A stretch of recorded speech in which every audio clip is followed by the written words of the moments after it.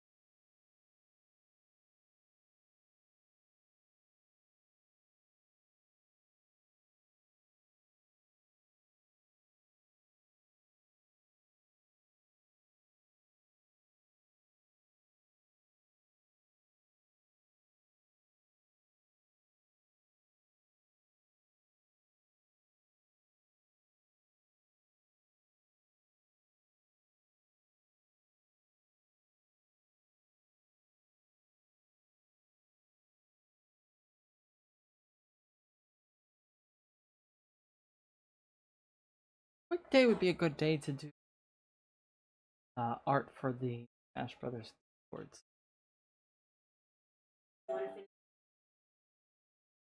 Hmm? I don't know how long it will take, but if I was to dedicate a day, maybe what do we got going on?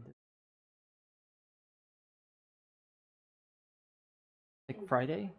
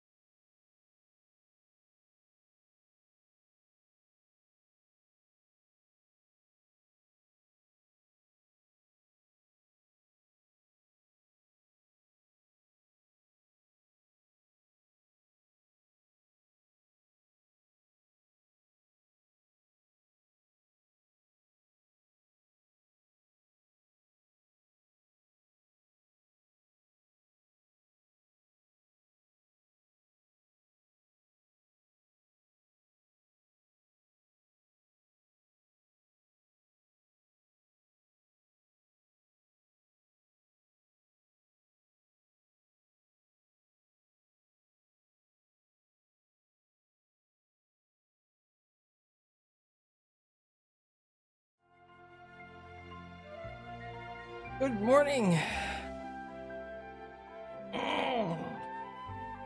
Really need to get you a microphone. Yes. Because things are set up to where I'm only caught by this microphone, just so that the fans of multiple filters and stuff don't get picked up. But yeah, getting you a microphone would be good. Well, good morning, Scipio. How are you?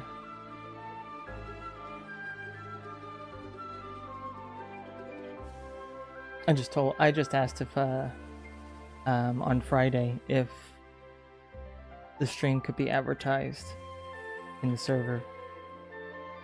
I'm telling my wife.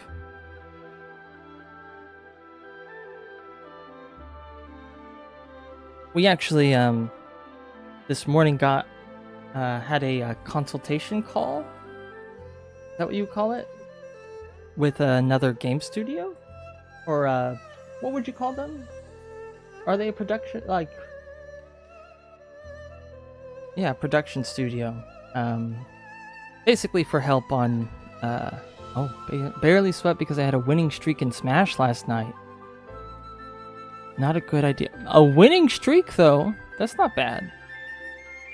Like winning. Was it like at a tournament, or were you doing For Glory, or playing with friends?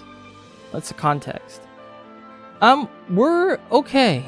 Some good, some bad. We had a great consultation with a game studio, or production studio, that gave us some pointers and sent us in some directions so that we can get some help with marketing and whatnot for our game studio, like a publisher for marketing for our game studio. On the less good side, still looking for a job. Unemployment has now officially run out. I'm gonna try and in grind servers that beat me before. Nice. I haven't played Smash like semi-seriously in a while. I'm trying to save my hands from developing carpal tunnel. Every time I play Smash, I feel pain in my my wrists. Oh, hold on.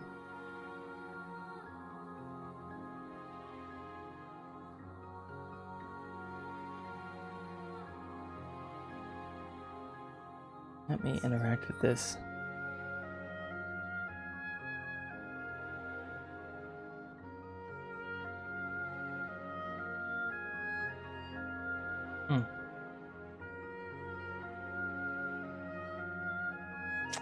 I see.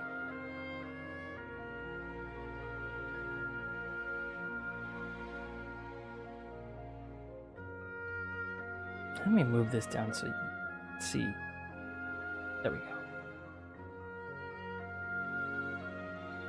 That DK? Oh yeah. You beat him in a 5-1. Hand stretches? Yes. I have.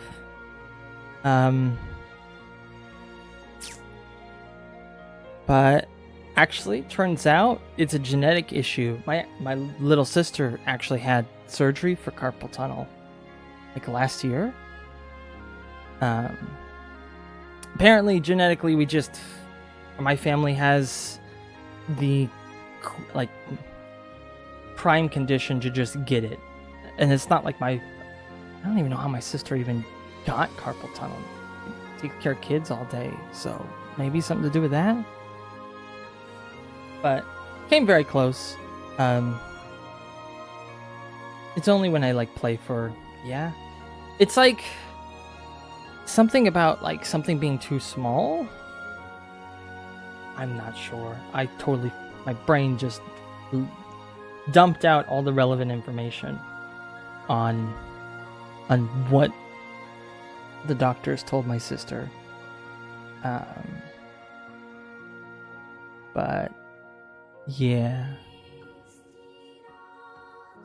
But so far I haven't. Like, it hasn't gotten too bad. I think the worst that I did was my, like, 3-month streak of trying to get Pyra and Mithra trained up by playing randoms online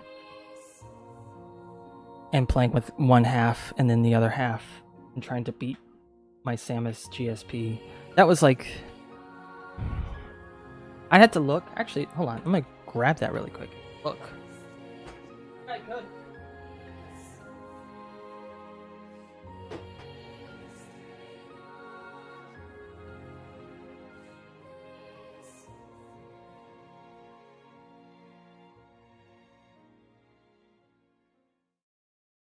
I'm just gonna look and see, because I play with Samus a lot, but I was playing when they released Pyra and Mythra. I was playing so hard that I could learn them that I dwarfed my playtime.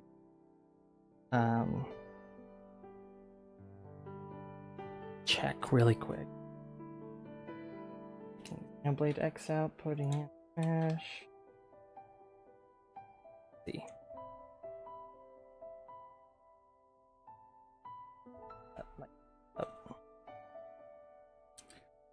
But yeah, the consultation went great. Last night got a letter saying that I ran out of employment, so I have to like apply again, and it might not get it anymore. Been really trying my best to reach out to people to get like interviews, places. That's not been going that great. Oh, I don't need for this.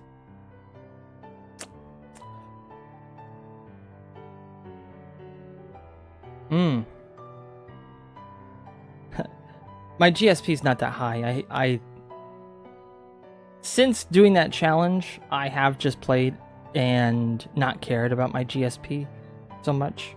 I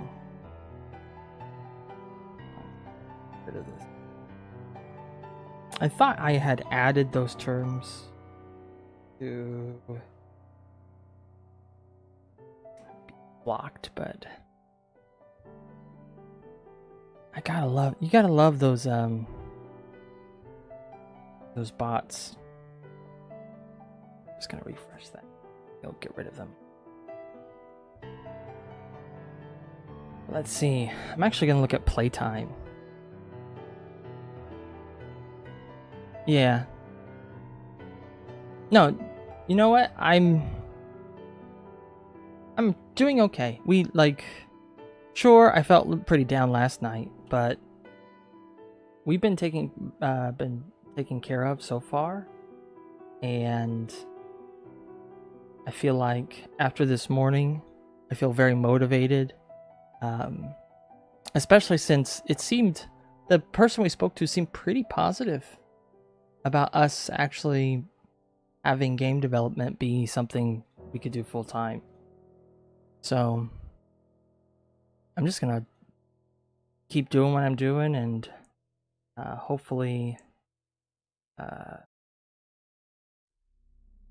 things will pan out. But let me just check. So keep in mind, I did more battles in Smash 4, but let's just change to this.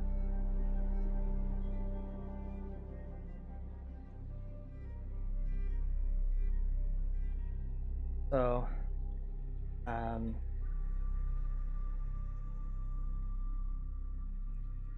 like, this is just for like online. I played so much. All of this was done like within the first 3 months of them releasing. Like the average like time I invested into. Look at battles. How many battles? Okay, so like my 4 glory or Elite Smash, I guess it's actually Elite Smash battles online. It's like 683 for Samus, but then 3,705 for Pyra Mythra. Oh, and why did it do that? So I played a ton, and that that messed up my my wrists just a tad. That was a lot. That was a bit much.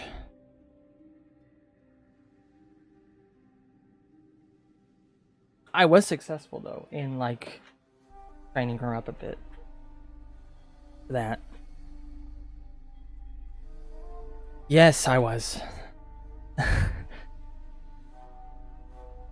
And like my philosophy was when I played with Samus on Smash 4, like I played for Glory. I played over 10,000 battles online. And Really? yeah. And Mithra combos can be taxing on the hands. You know what I was really good at with Mithra? Because like online, especially with randoms, like relying on her speed to help you is awful. Like you couldn't rely on being consistent online with combos. Because lag was always can nab you. I got really good at gimping with Mithra. Because with Pyra, oh, I'm speaking too loud. No, like just read it out. But with Pyra, it's really easy to just take advantage of her reach and disjoints. So getting Pyra over Samus's GSP that I had, because that was like my benchmark. It took a while, but it didn't take too long. It maybe took like a couple weeks. Mithra though took me forever. Like most of that time was just with Mithra solo. And I even had to like go back to Pyra for a bit because it had taken so long with Mithra that I had lost the feel of Pyra, and I wanted to keep both of them sharp. Pyra gets up there really quick because power plus reach is kind of broken online. But Mithra was really difficult. And I discovered how to just really take advantage of her up B off stage, and I think there was one thing, and I did post this after the final balance patch. I discovered something with Mithra's neutral special that no one had found out before, and it was very niche. I mean, maybe not that niche. So you've dabbled with the Aegis, right? So you know that like Mithra's neutral B grounded, she can kind of shift side to side, right? Like while she's charging up Flame Nova, you can kind of go side to side.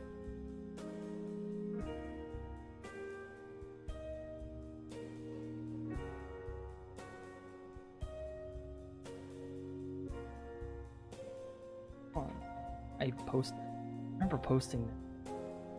With Mithra though, like her neutral special is grounded. In fact, Sakurai himself even said she can't move side to side. Like that is something that is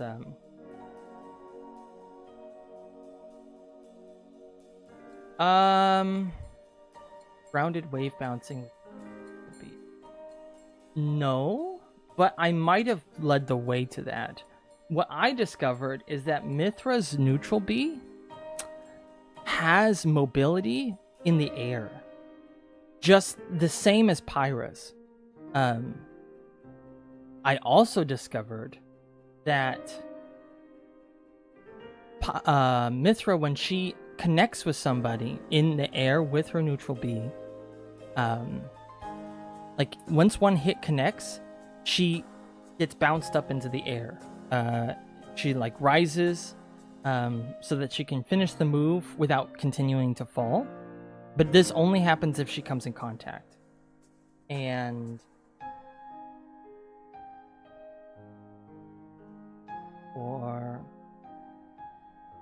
from me, as video. Did I post? I did not post it.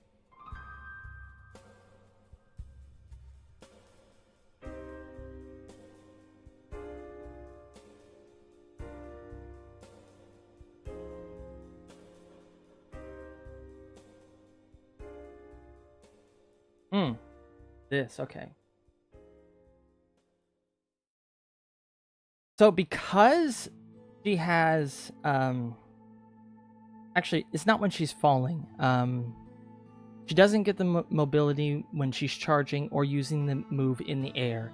But if she comes in contact with somebody while the move is activated, like while she's swinging, she does get Pyra's mobility, which allowed me, and I use this a ton online, to, I'm gonna send you the clip. You'll see it pop up on Discord. You'll see my, like, at the time I was streaming to my friends over Discord, but when you pop on the shield or hit somebody, you can move forward and backward,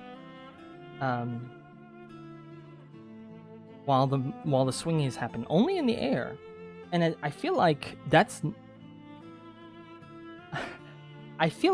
not what was intended, because Sakurai specifically stated she shouldn't be able to move. But maybe that's just left over. So I could use that. Yeah, I could use that to guarantee myself to be out of, like, it was safe on shield for everybody. And it's like a multi-hit too. So I would use that to back away from people while applying shield pressure.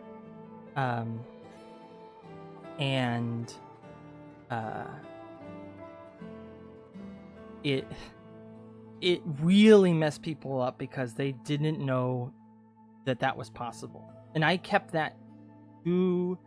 Oh, it does shield poke. It's a small thing. Like, it is such a tiny thing. But it did so much. And people are more used to, like, Pyra being out and Mithra not, like, Mithra comboing you, and that would pretty much be it. So I didn't play, like, I still don't play like other Pyra, just because I locked myself into each side. But I apply a ton of shield pressure with Mithra, and it's great for messing with people, because you can, like, normally just turn it around. While you're charging one direction, you can release it the other direction. Really not, like, that's, like, you don't have to do a turnaround or a B reversal to do that. It's just baked in. So even if you were facing the opposite direction, you could fall while facing behind somebody, and they're shielding, they'll see you're facing the wrong way. Either they'll keep their shield on, or they'll let go and they'll get hit by the move anyway. But regardless, it was safe. And Lightning Buster being a multi-hit and being able to kill, extremely useful. Only thing that made it not so useful was the fact that you were locked in place on the ground. But if you use it in the air, you're not locked in. It sucks people into the move if they're behind you, and the more it's charged. Yeah, you know what? I think it's only broken because Samus's multi-hit up B or up A or up smash doesn't work. I think everybody else's multi-hit moves has successful suck-ins, and the only reason I feel like it feels broken is because Samus's has never been fixed, no matter how many times they've tried to fix it. It just does not work. It's a bad move. Which sucks, because up smash for Samus is so strong. But then everybody still falls out of it, no matter how many times.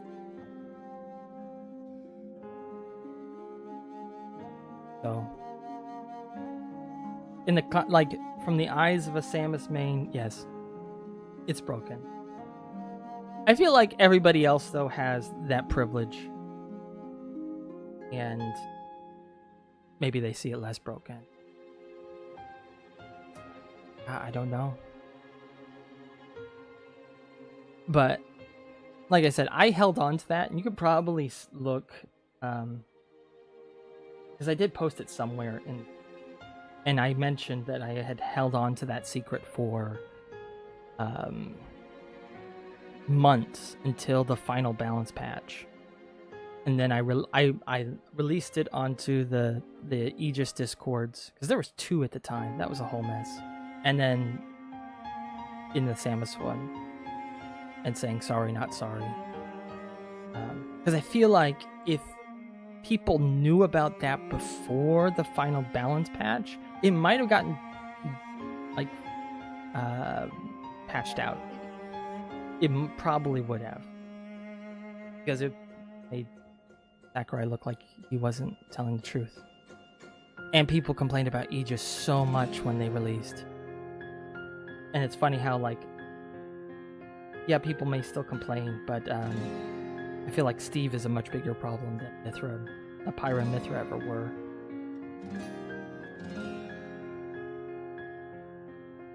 But yeah, so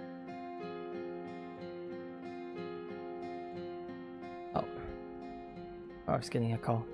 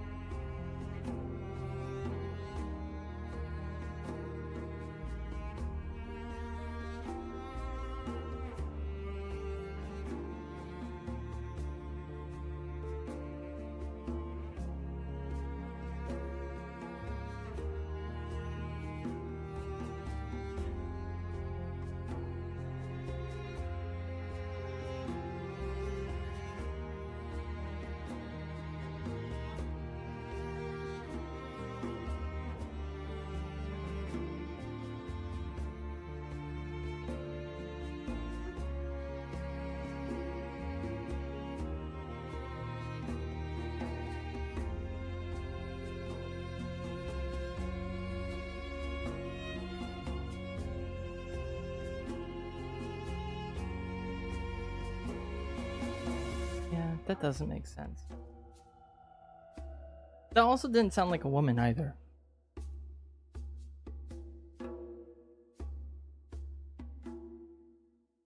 It sounded like a man to me.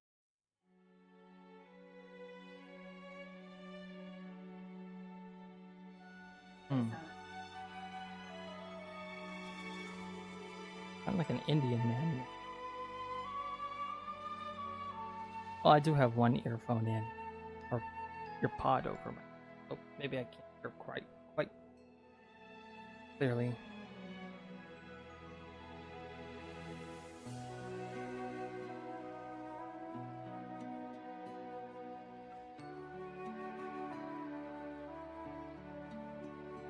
Hmm.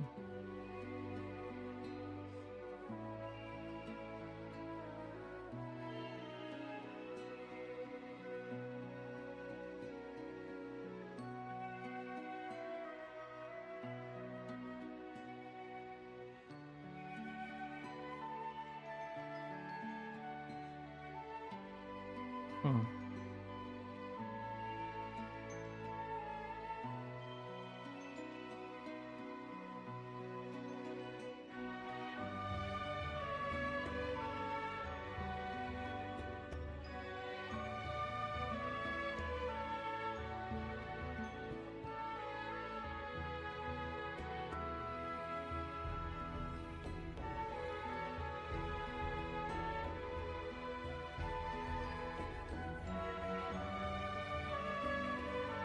Oh, the YouTube stream wasn't working?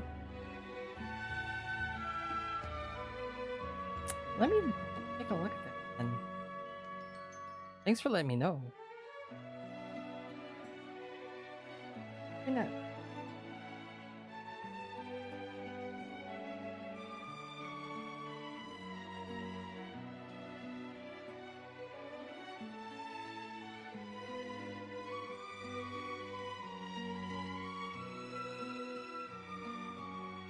But it shouldn't be. It shows up like... Okay, that's weird. I got it restarted. Sorry about that. Also, hi.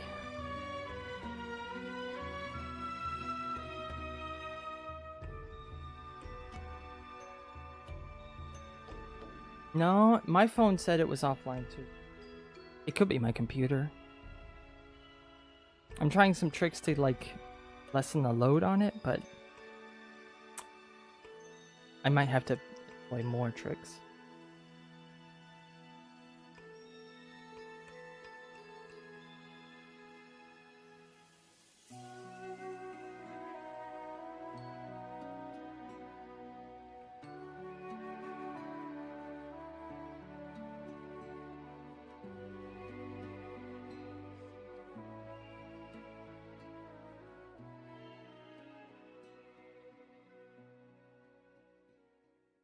Messages on my phone. First time using Twitch. Oh, Twitch isn't bad. I think the thing that like bugs me is that you can't rewind unless you pay for it, or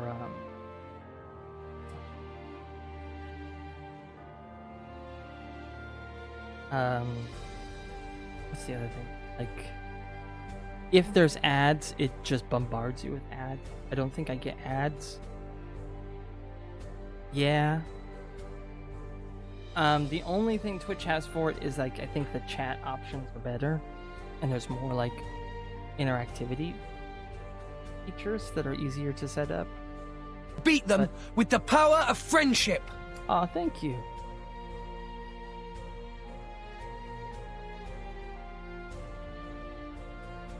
I'm gonna set something up for YouTube like that, but I don't know.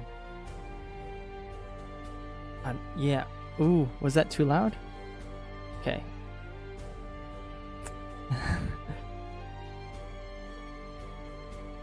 I'll like turn it down. I mean, do I want to bombard people with Rex? But maybe not hurt them.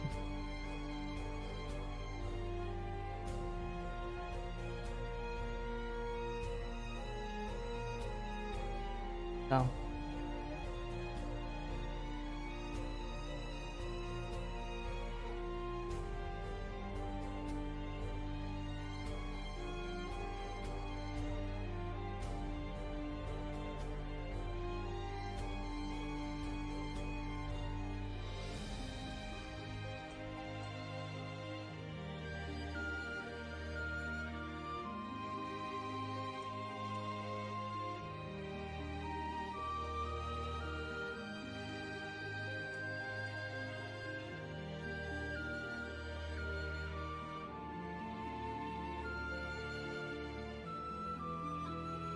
I'm doing okay.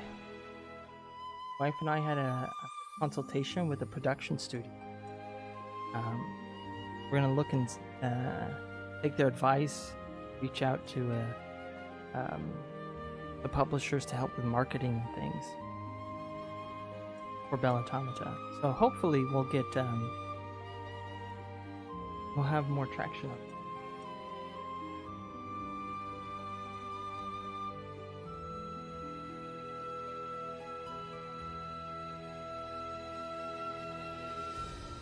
Yeah. I will do the. How about I do the physical art?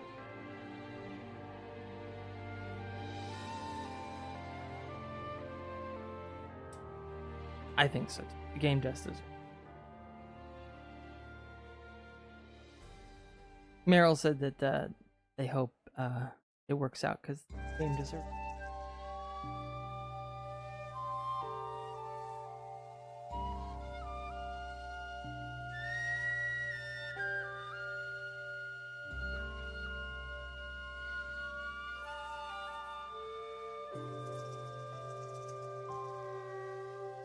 She says hi.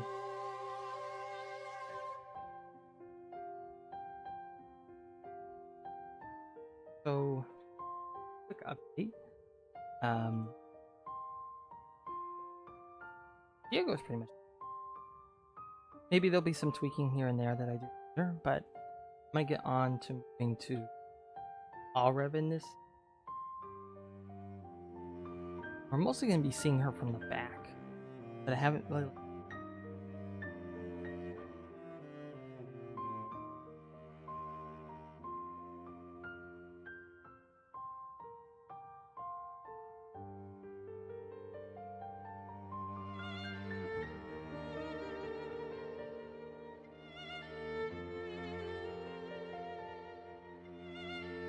Guess Mocha Cam is.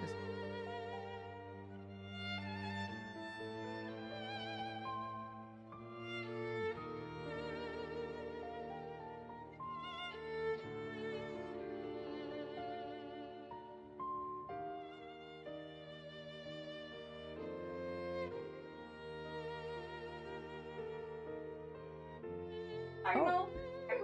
I'm so sorry, lady. I'm so sorry.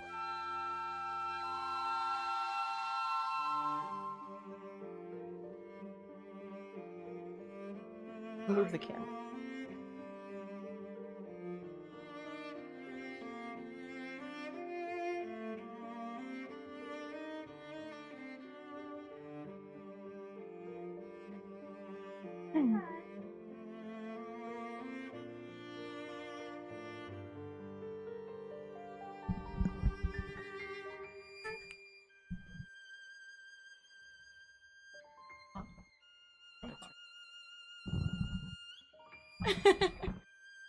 Oh, there we go. Okay. You want a snacky? Huh? Yes. Good kiss. Oh. Good paw.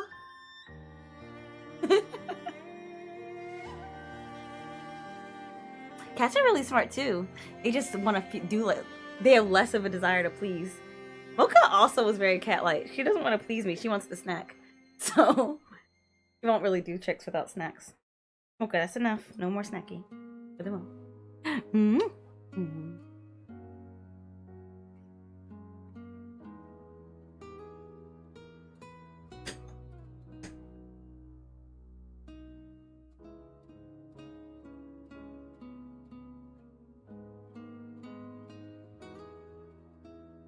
Like. Sorry. You put this back.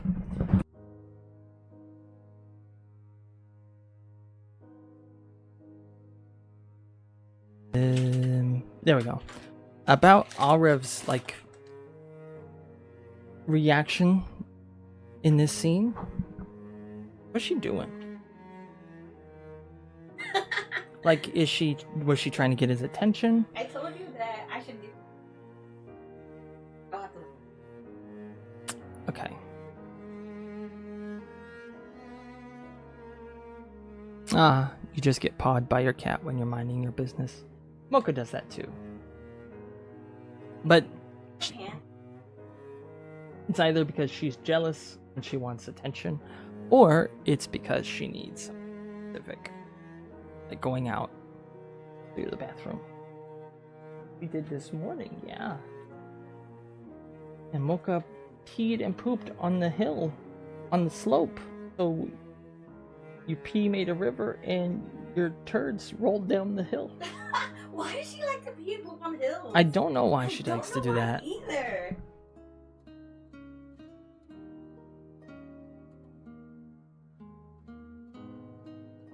Grumpy little ragamuffin.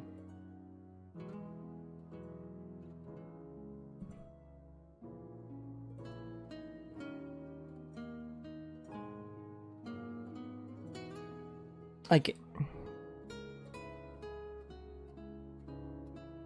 is she startled? Oh, I guess I'll have to wait. Then what do I do? That's outdoor. Yeah. She's very well potty trained. She was pretty much potty trained when we got her, which was a surprise. But she's very good. We live in an apartment upstairs, so it's not like she can just go out into the backyard to go to the bathroom. We have to take her on a walk, and we don't really have a yard either, so find wherever, carry around poo bags, and make sure we clean up after ourselves, because that's the worst thing when you're walking through a yard and then step into somebody else's dog's mess.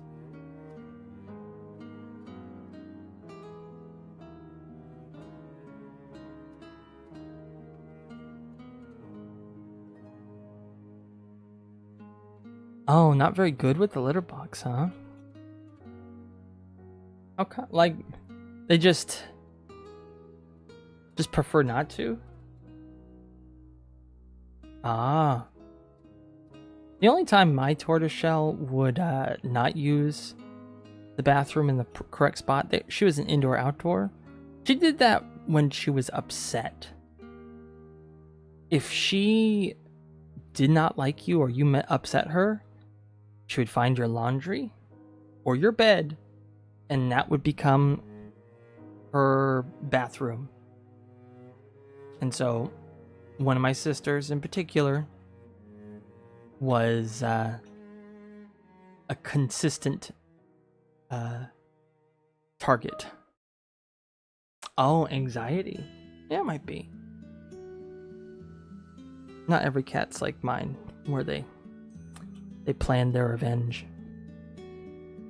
Yeah, soft things.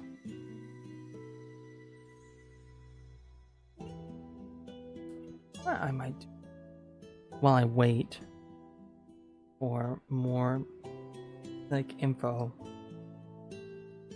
There's one thing that I did.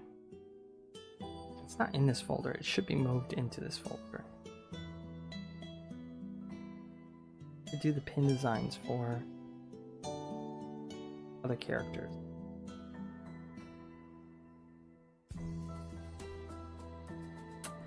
Yeah, okay. Do it. Oh.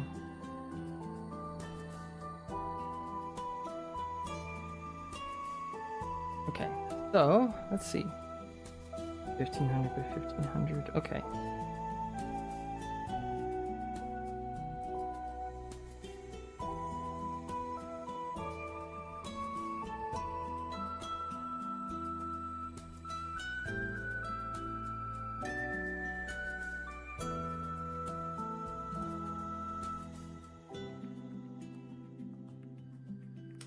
Yeah. I'm actually wearing the pin we made right now from that. Throw it off. Oh.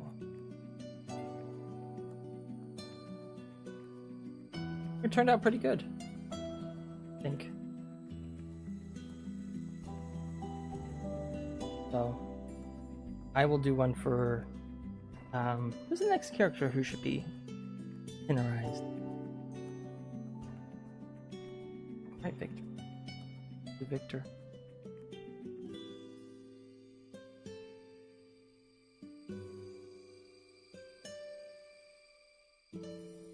A heart next to his forehead?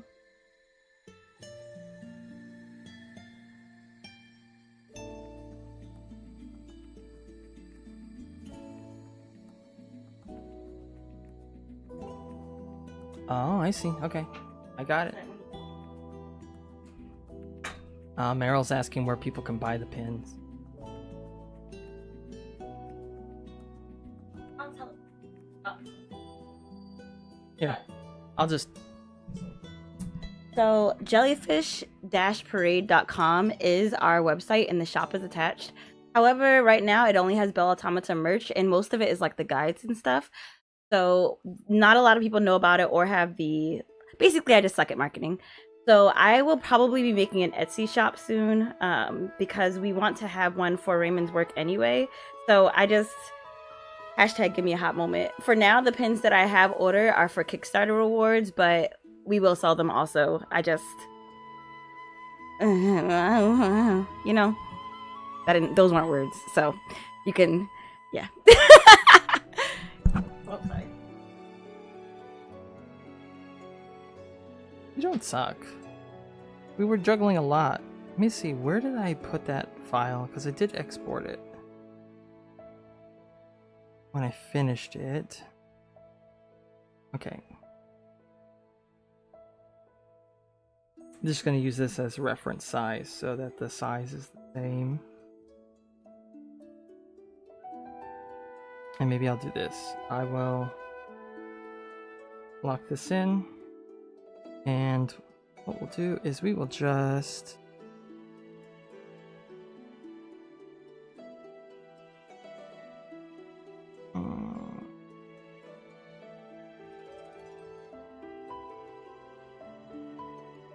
Alright, she says she'll wait for the Etsy then.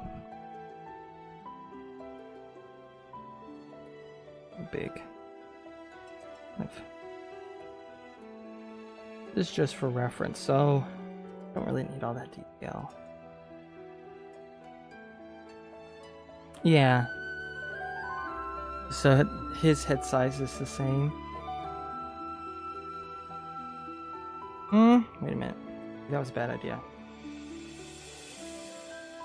Yeah, I don't need to do all that. I'm getting ahead of myself. So Victor, right. Adar. Oh. I'm forgetting about my other camera. Oh, and the focus is locked. Okay, hold on.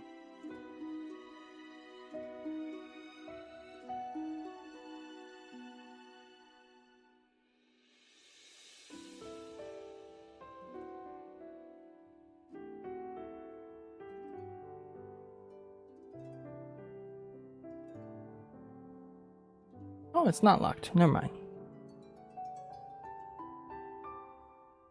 Alright, so... I can barely see it. Oh, a little big.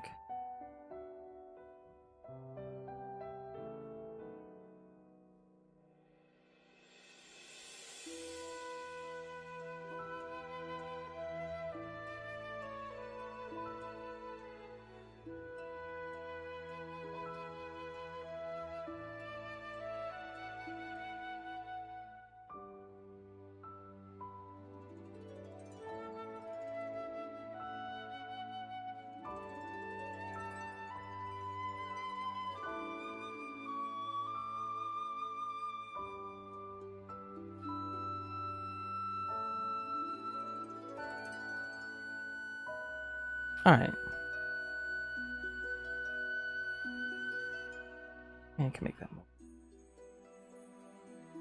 Yeah.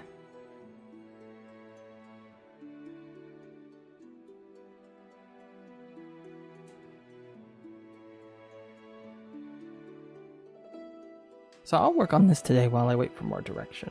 This will be fun. I might be able to, like, because I think before the pin took a while I was trying to find a way to get the colors right. Right? Yeah, because I need a Pantone color chart. And simple things tend to be pretty cute. Like Kirby, for instance. Kirby's not much different. If you like look at Kirby here. He's a very simple character. He's a ball with puff arms, like puff feet, eyes and a mouth. He's very simple. He's not much different than this. In fact, if we were to make this into Kirby, all we would need to do is like... Oh, hold on. If I were to make a Kirby out of this. Oh. Oh.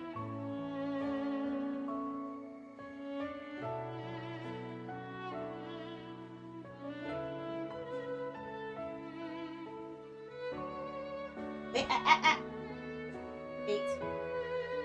Hmm.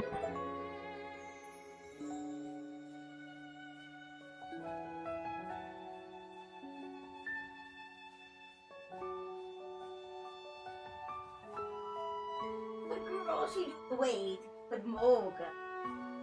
So that's Kirby's really simple.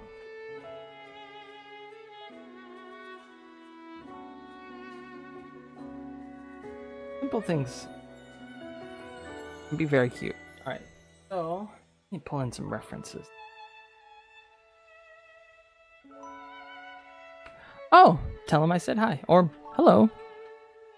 I can just tell you myself. Let's see, I've got this, which is already a chibi version of him. But I don't want just that. Let me see. Let's pull in another reference here. I want to see... Where's his actual...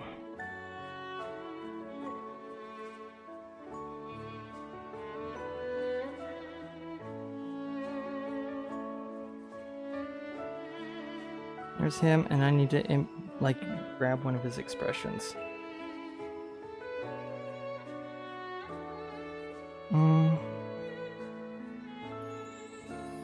No, not that one. Not that one either. No, people want him frowning, right? You said?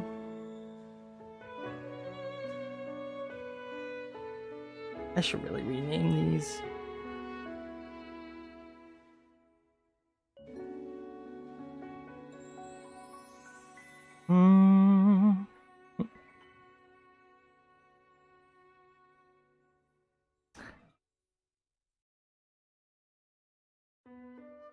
All right.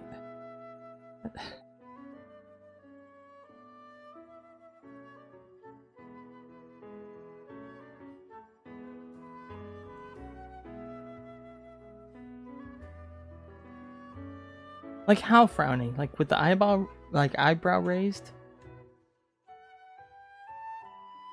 Does? Oh. Yes, this does. Does?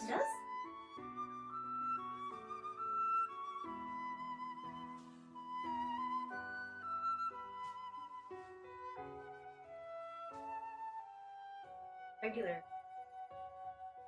Flat expression. Is this his flat expression here? No, he's smiling. Steve. Oh, no, that's not. Yes, that is his deep. Okay. Just merge that.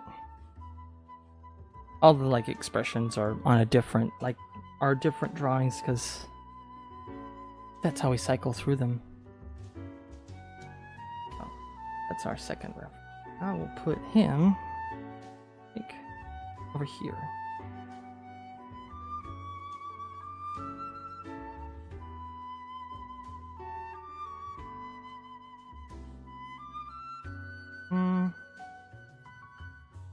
How about instead I just pick you up?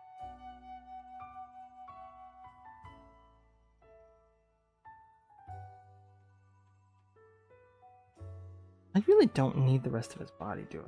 No, I don't. Hold on. Do this instead. Give me your head. Heard it. Clear away everything else. Perfect. There we go. Okay. Let's see.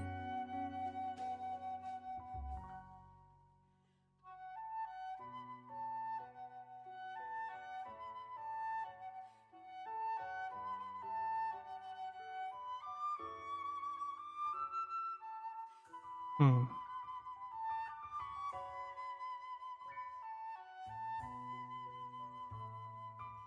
The imagery back for a bit.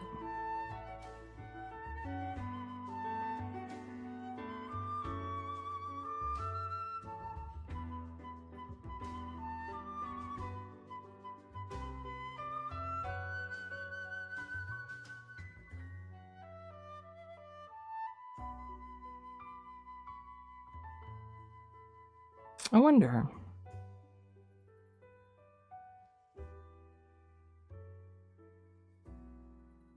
Hmm.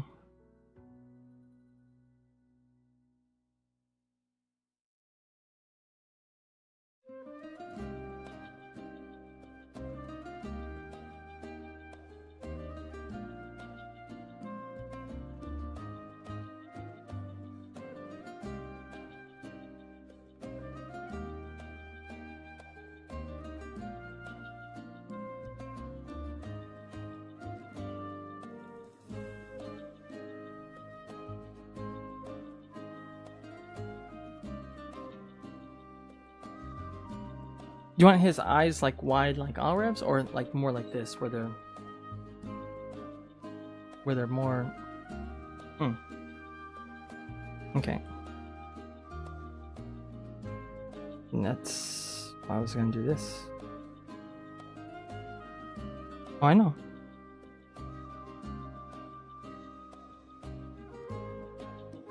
I saved that Pantone color chart.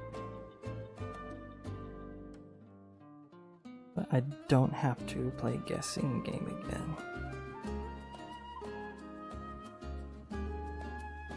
Okay.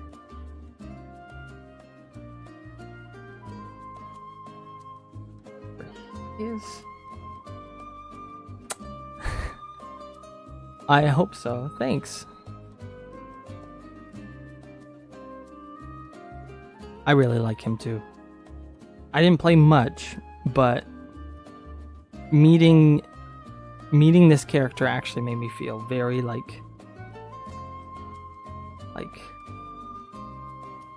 is relieved the right word? Maybe. A lot of the writers that I grew up around wrote in a style that I do not enjoy. And so when a friend told me that my wife makes video games before we start dating, I was like, okay, well, if she, and told me they were a writer. Okay, either go great, or maybe it'll be something that I'll learn to love, you know. But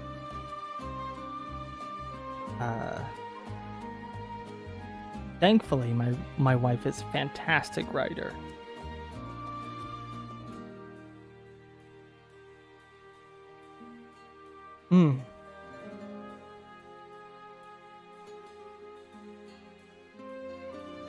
Would you call Victor mean, or would you just call him very...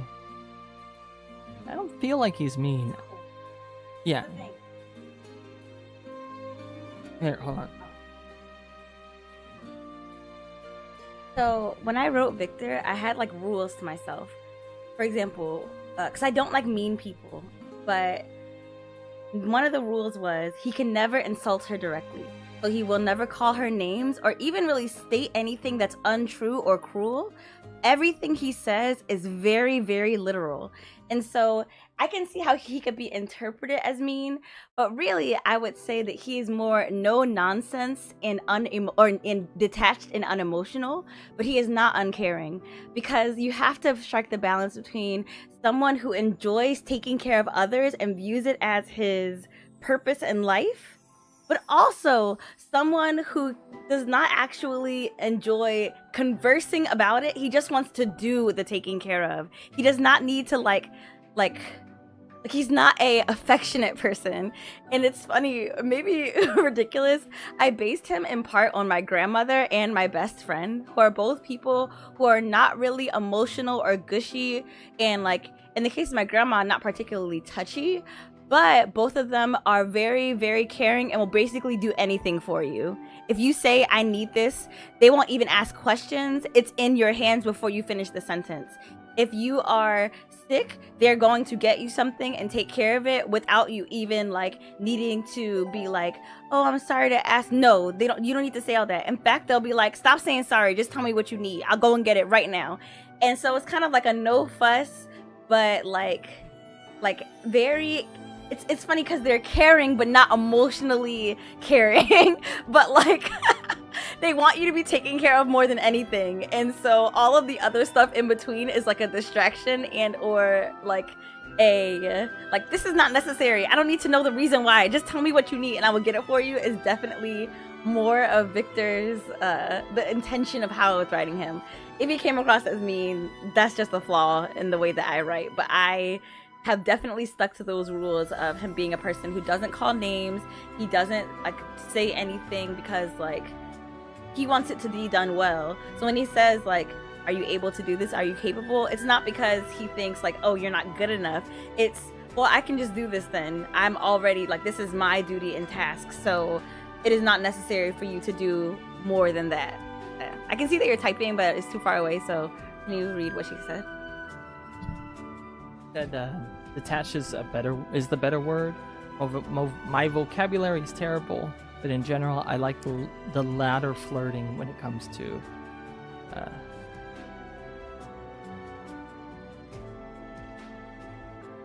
the LLS or L. Oh, okay. I have a lot of catching. Yeah, that emoji is ugly.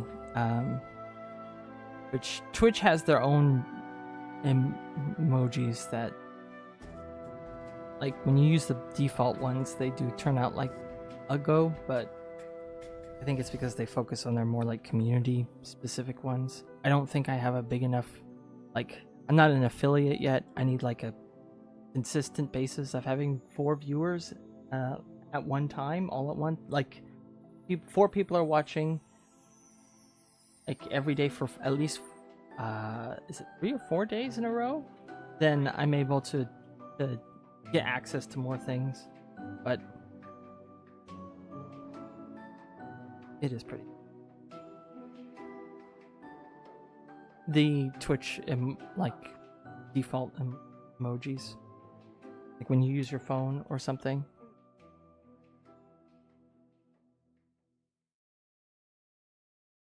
As you described it well.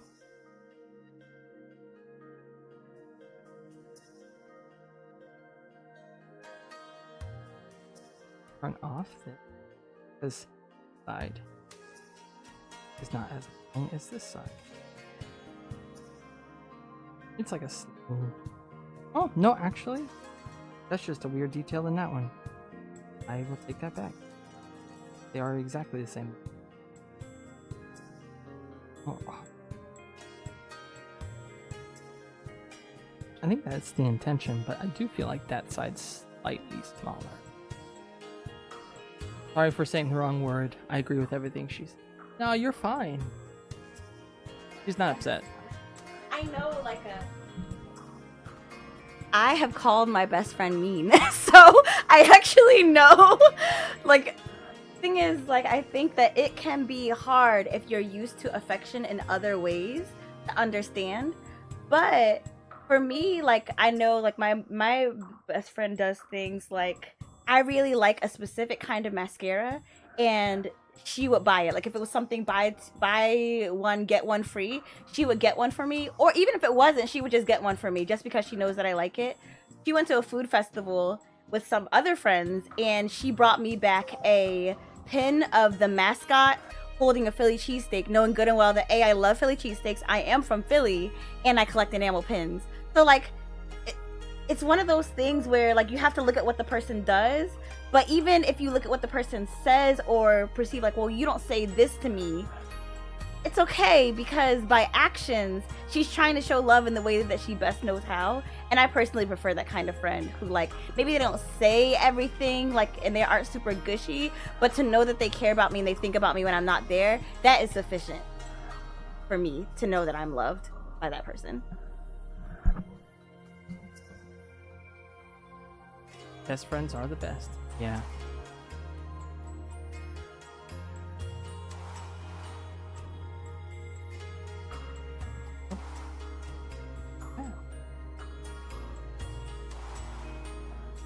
Honestly, I feel like I'm gonna breeze through these because it's so much easier than the other stuff. Yeah.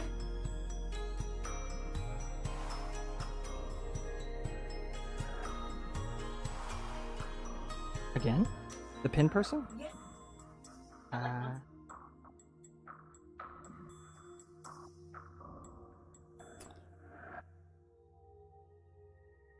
Pin slack.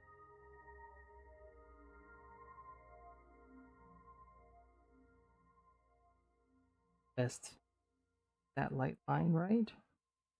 In this, it goes past that eye line, but it doesn't actually in the sprite. So I'm gonna go with this instead of the chibi version.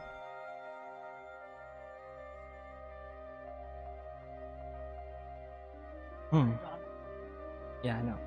Or the chibi. Wait.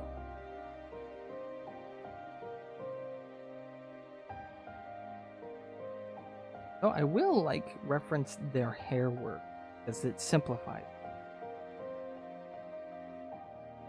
They're on a different.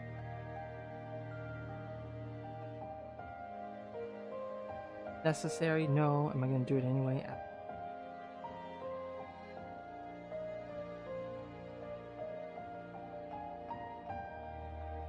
So,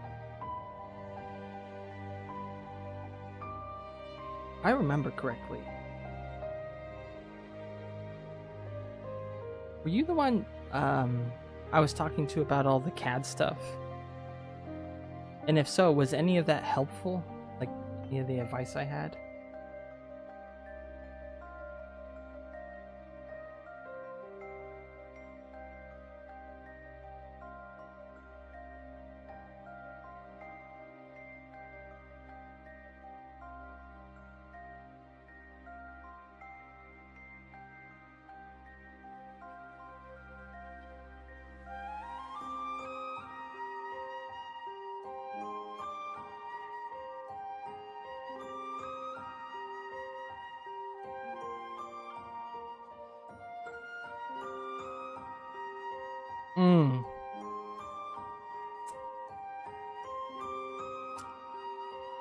Yeah. How big one thing, I have a question. How big are your CAD files? Like your AutoCAD files? The Thursday was Revit Paint. I'm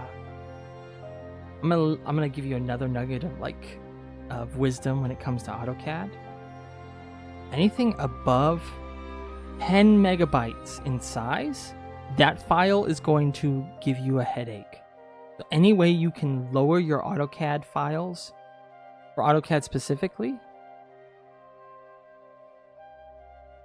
like, I think you can get away with it like being 15, but anything like approaching 20 is a problem. Any way you can like trim down unnecessary information that you don't need so that you can get at or under 10 will save you so much headache.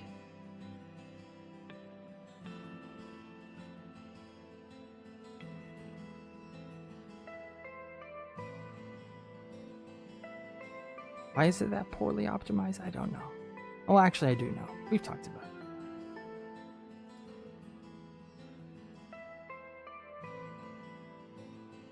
I just don't agree. I learned to overlay references, not attach. Ah. Yeah. Oh. Oh. That's something else. You have XRefs?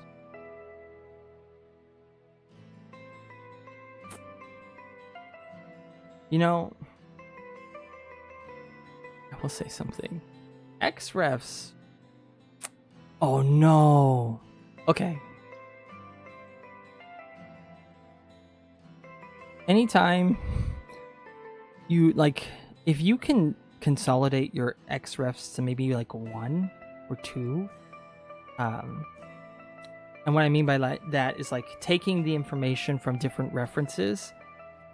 Yeah, that, oh no. What I would do is like if I had like a reference file, like maybe for some architecturals that I was going to add a ceiling into. What I would do is I would take the reference file, I would clean it up, I would like scrub all the unnecessary information, do an audit on that, and then copy all the lines with a Control-C and paste it into another file as a block. So I do a Control-Shift-D, and I believe that pastes it as a block. And what that does basically gives you all the same stuff, but it's simpler. And one thing I know with XRefs is that the more you have, the worse AutoCAD runs, because it's pulling all that information. And remember how I told you, like, if you have random ghost data or errors, those things will pop up and cause problems. When you link a file, it does all of that with the other file too. So even though your file might be smaller,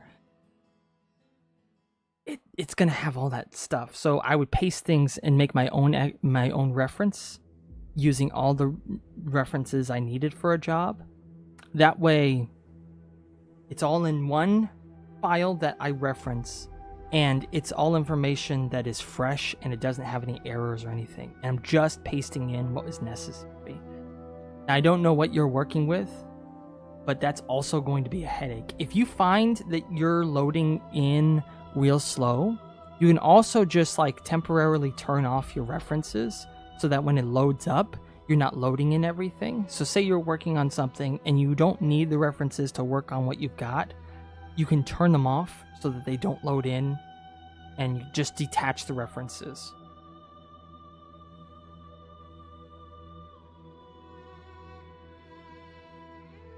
No, it would not have the updates. So I see now. You link to stuff that could be updated.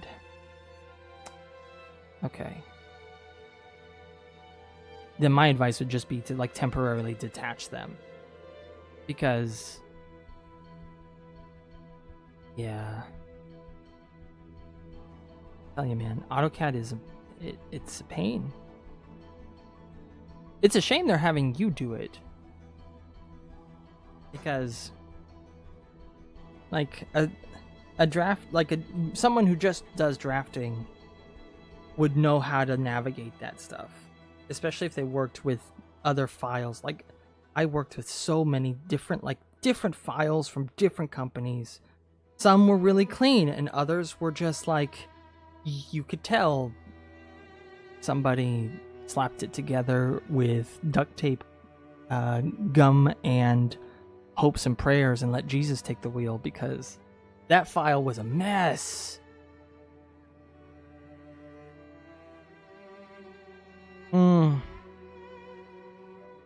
Yeah. Yeah. Unfortunately, I can't do more than like I would give more advice, but I have no idea. Like each thing is like a unique mess, and so without actually seeing it myself, I have no idea what to do to help. And oftentimes at my old job, I was the person you went to when you could not get your file to work. So I was constantly pulled into either like a Teams meeting, or I was called in to somebody's desk, and I would work with someone else for hours, helping them, trying to fix things. I'm glad. Glad it's helpful. It's the pain, and I feel for you. Oh man. Why did Autodesk do that? Why did they make something so bad?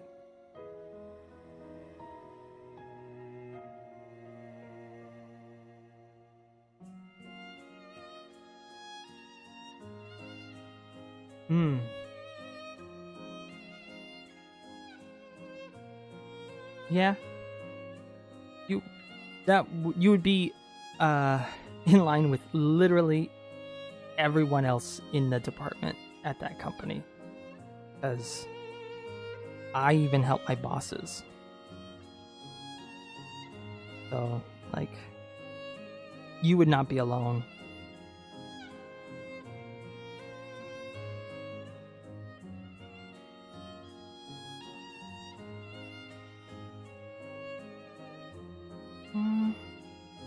Maybe make this smaller. Not that small.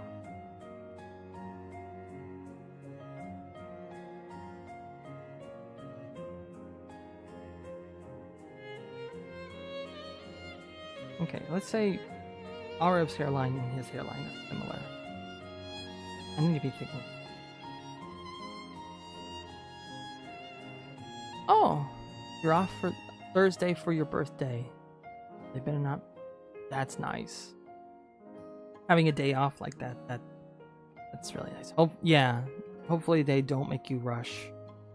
That would suck. Rush on the day before their day off. I've had days where I've had to rush right before a day off. Hated those.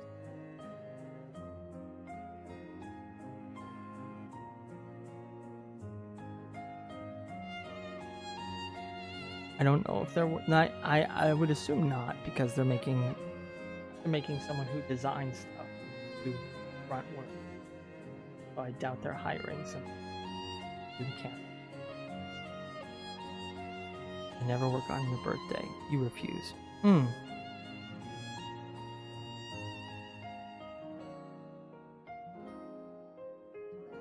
So, do you have any plans for Thursday, or is it just like a day off, just to have a day off?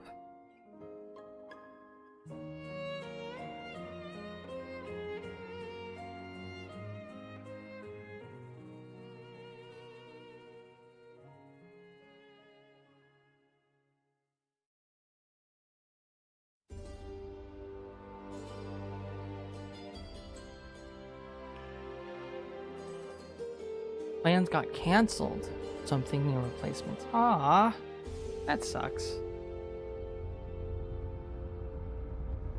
Sorry to hear that. Hopefully the replacements are just as good.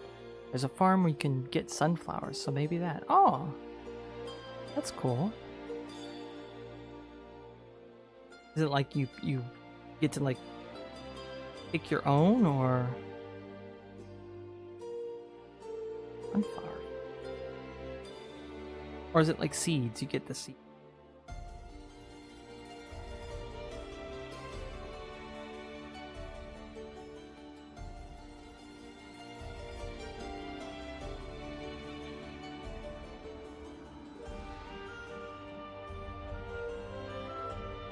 Pick your own. If they last with me. No good with plants. We're not that good either. Nope. I will take that back. I'm not that good with plants. My wife has been propagating a tomato plant, and actually little cherry tomatoes that started growing. She's doing very well with that plant. Very, very excited that hasn't died yet. That's great. She's transferred it to 2 pots. And it's not like we have a yard, so everything has to be done in a pot. And it's turning out great.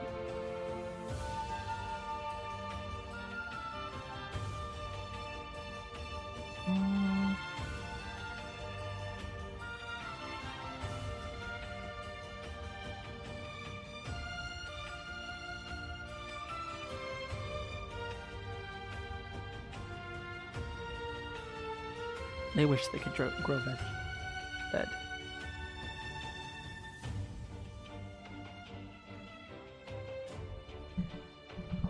So we have a resident Karen. She's our downstairs neighbor, but she's a Karen for like good, because yes, she did definitely yell at us for parking in front of her apartment door, but she like always like she gives us fresh tomatoes that she grows.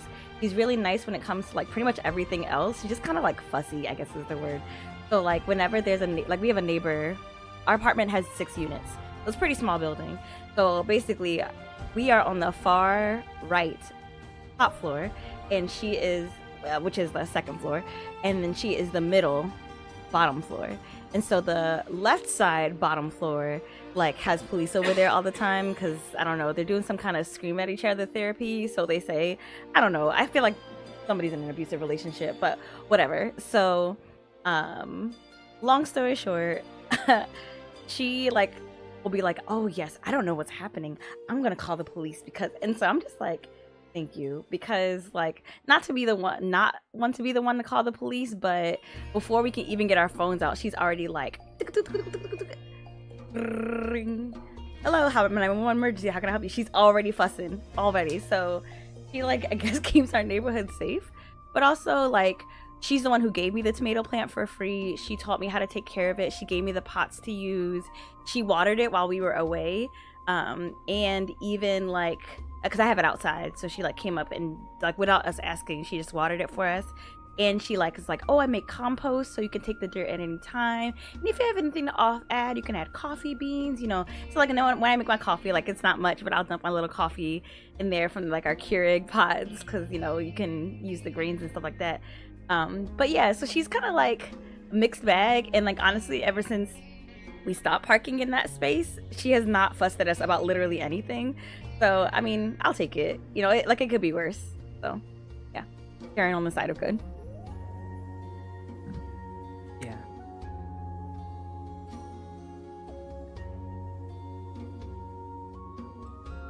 Some people are horrible people. More reasons to come to the East Coast. Yes. Some people are horrible people, but good to plants and animals. I feel like not horrible. You're just like sometimes grouchy, sometimes fussy.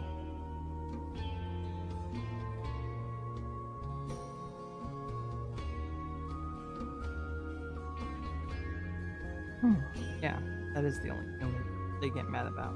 It's just somebody parking in front. Is it because that the light shines off of somebody's windshield right into their window where they don't use their blinds? Yes. Oh no! You could totally prevent that yourself, but you know. But I won't bust it in.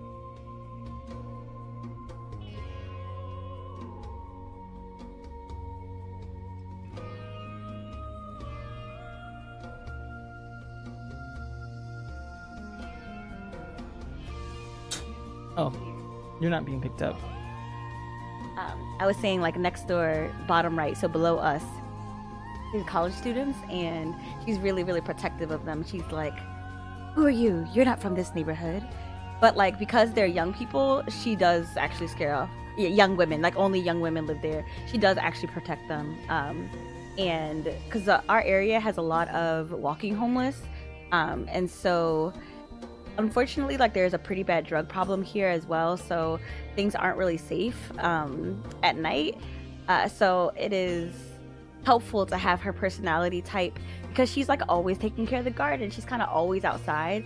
Now she's not like, and she's not a racist. I think that helps a lot. So maybe calling her a Karen would be not quite right, because she isn't prejudiced. She fusses at Raymond just as much as me, and about the same exact thing, and she doesn't fuss about anything else. But like we chat like all the time, and she asks me how I'm doing, and she'll be like, oh, you know, I've grown some new mints, you can take whatever mint you want. So I feel like she's more like territorial than anything else, but I think she's the best kind of Karen. Like if you're gonna have somebody who's gonna be fussy, like to follow the one singular rule of don't park in front of my house. Like sure, I could like fight for my right to park there, but in reality we don't have assigned parking spaces. Most people in our building don't have cars because, like, you know, Oh yeah, I guess that's not true. Before, most people didn't have cars, so it didn't really matter like where you parked anyway, because there was always available parking. But now, like, there's still always available parking, but usually it's like only one free space after everyone's parked here instead of like four.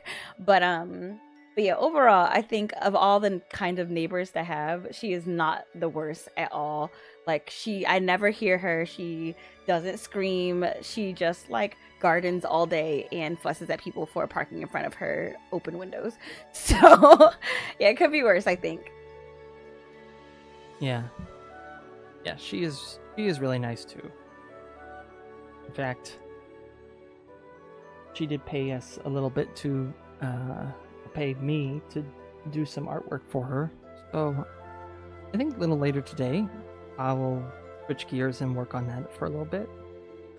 I was going to work on that yesterday, but I was having trouble with my camera. Except the face camera wanted to turn me into a ghost.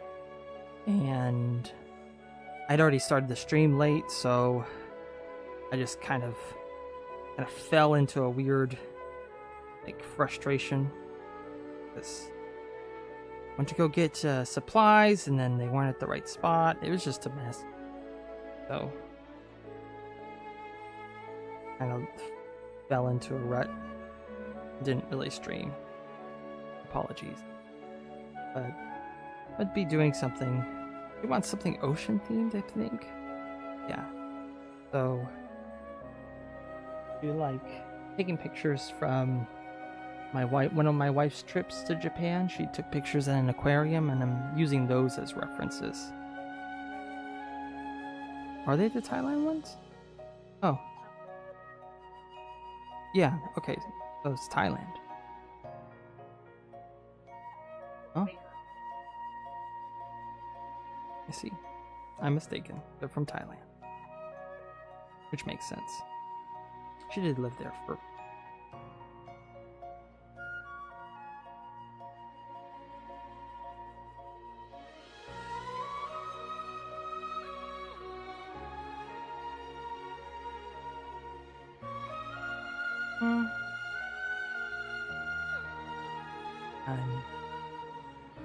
Ah. Oh. After today, I might bother you guys Friday, if not next week. Alright. Friday, I think... So, Friday, I believe... if all goes well, I'm going to be doing some art for... one of the Smash Brothers communities I'm a part of. They're having their 10-year anniversary, so I'm going to be doing some art for them. They're going to advertise it, so hopefully we get more viewers to the stream. And that will boost some things.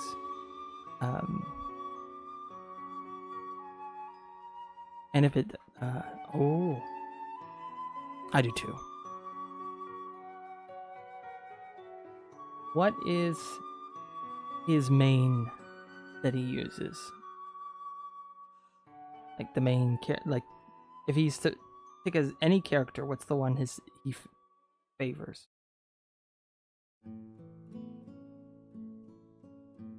Not to put a bot or anything.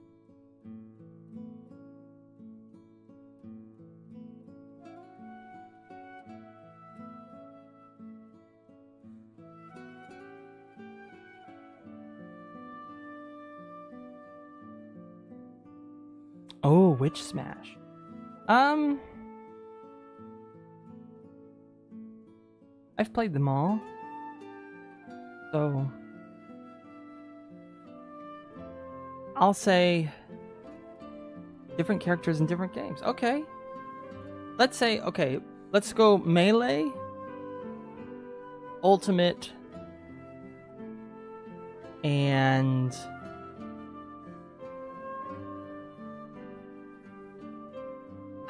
would I go Wii U? Wii U is different, but I think Brawl is more different than... Like, Wii U and Ultimate are different, but pretty similar. Smash 64's roster is really small. I don't know. Like, okay. Out of Ultimate, let's start there. The most recent one.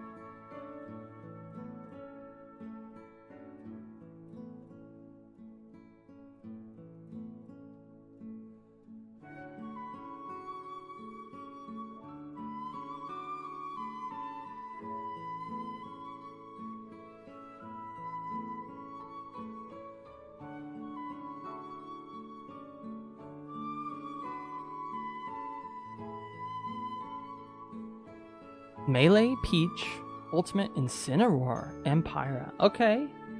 Okay. I like one of those choices for Ultimate. And if, like... but then,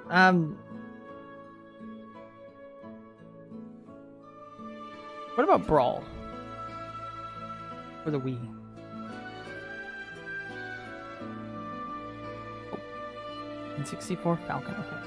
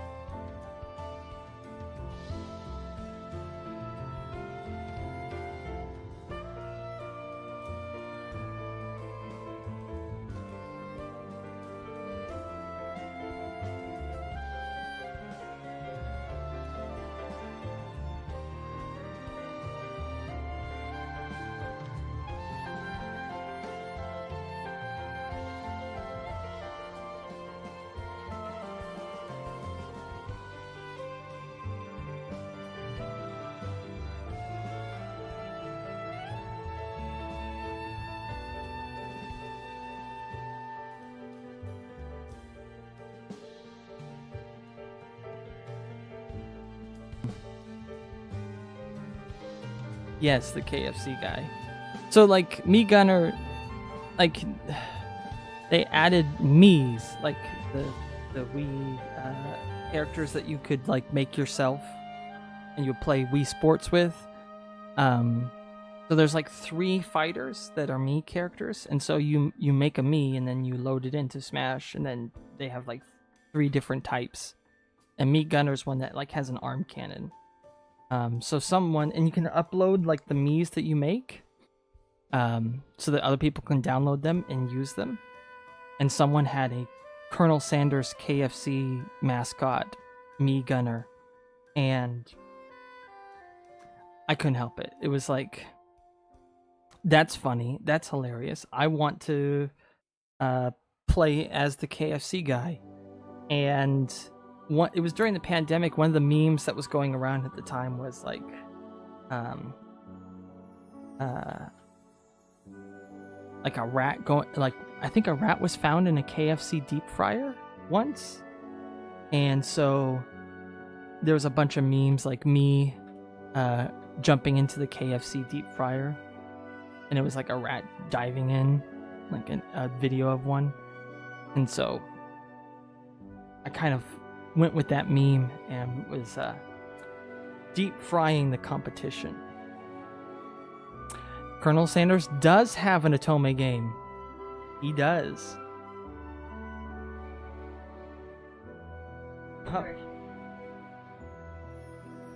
My wife says she hasn't played it either. She doesn't know if it's a parody or a straightforward one. I think he even had a Hallmark's original series too, like a romance TV show or movie. I think it was a movie, like a Hallmark movie, but it was Colonel Sanders.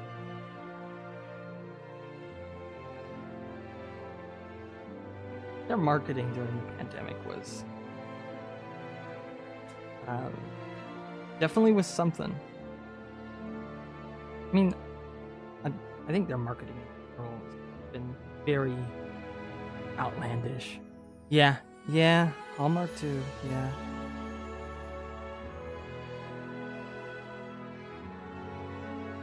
There for a while, they almost released a KFC console, like a gaming console, and used the excess heat from the CPU and graphics card to keep your chicken warm.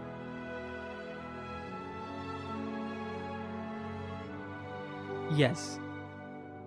Yeah, you're free to Google that. They did have a mock of it. It did exist. Did they release it to the public? Of course not. Do I feel slighted that they didn't? Yes. Was it just a fancy gaming PC with a chicken rack inside? Yeah. But like, low-key, I kind of want one. I mean, like, I worry about, I think it was designed in such a way that kept grease from getting to like your components, so that's good. I mean, if you're gonna be generating a bunch of heat, might as well be using it for something, right?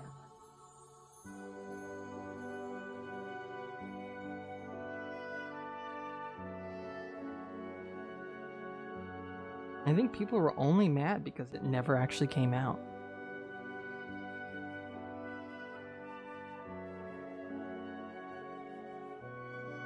We're actually legit excited. Yeah. KFC had to keep up with like Wendy's and their snarky tweets. Or Taco Bell and their just ridiculous menu options. So they went like full blown like, let's just do random stuff.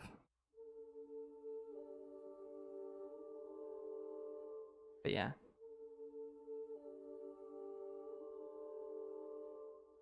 So in honor of those wacky times, I do play as the KFC guy sometimes.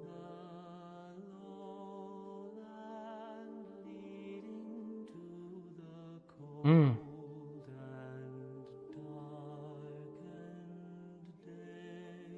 think I must.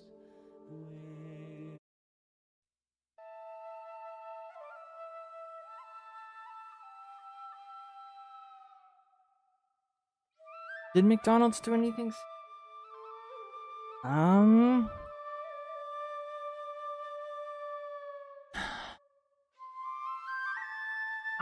don't think so. Maybe a couple times they may have tried, but McDonald's has been sued way too many times. I think they're too gun shy because of lawsuits they've had. Anything fun?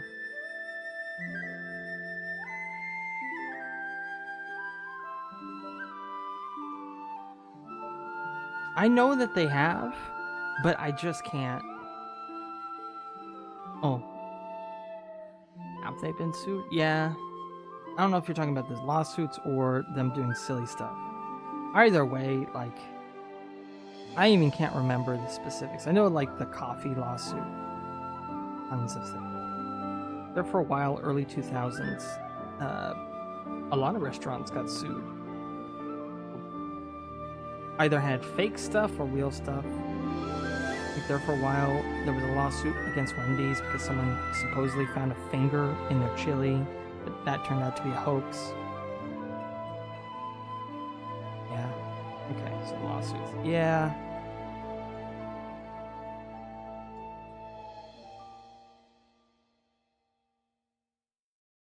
Like, that's the reason why, like, McDonald's Happy Meals have, like, milk and apple slices, and the French fries that the kids get are really tiny because people sued McDonald's because their kids were fat. And my thought is, that's not McDonald's fault.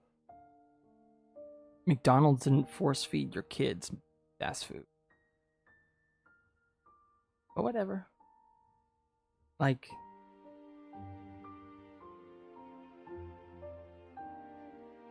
McDonald's is just a big target.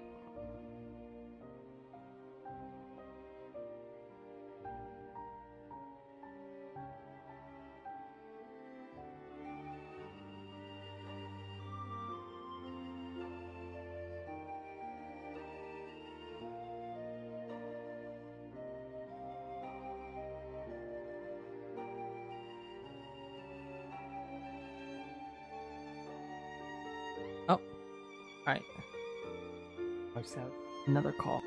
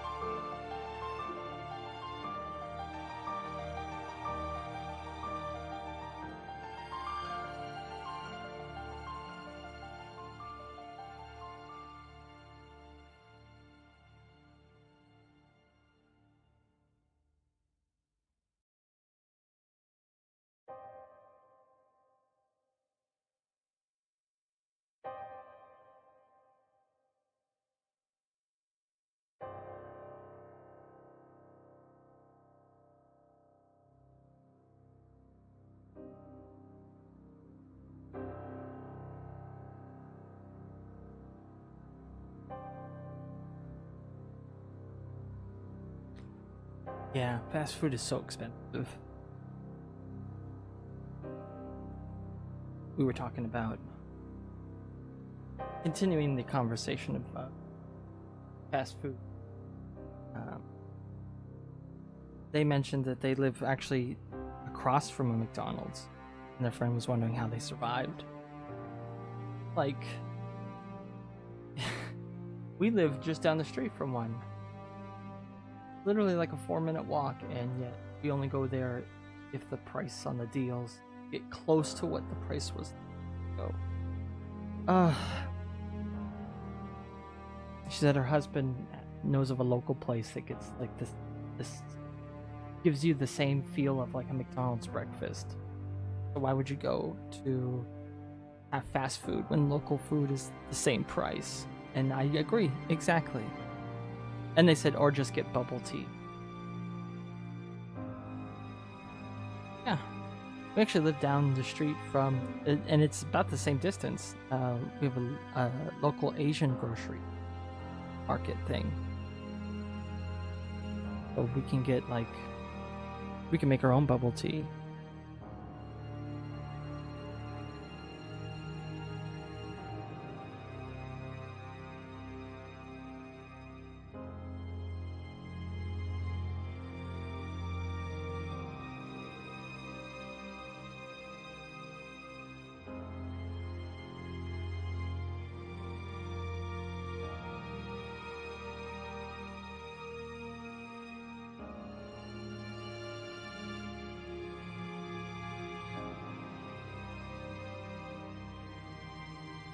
The Asian supermarkets in Virginia are interesting. Almost all I went to has a small food court. Wow. My wife says that it's like that in Philly. Haven't seen that in New York City except for maybe 2 in Flushing. Hmm. Is the Asian supermarket an H Mart? Is that what you said?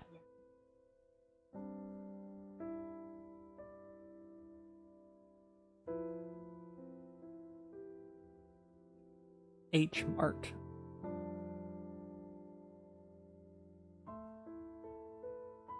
They haven't responded yet.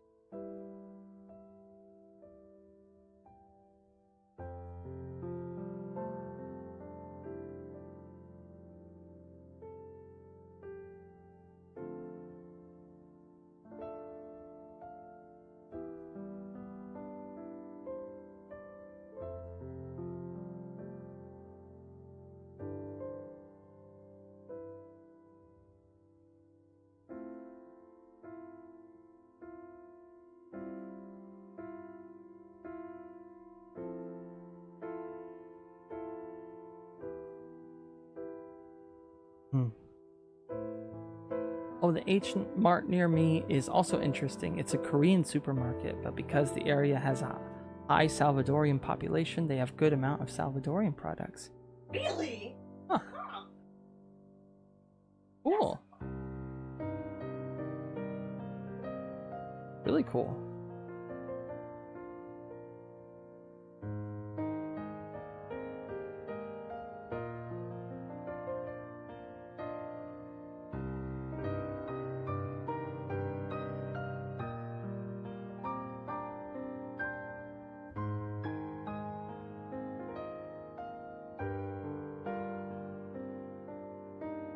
Yep, my husband is Salvadorian, so it makes things easy. Huh. That's very convenient. Very cool.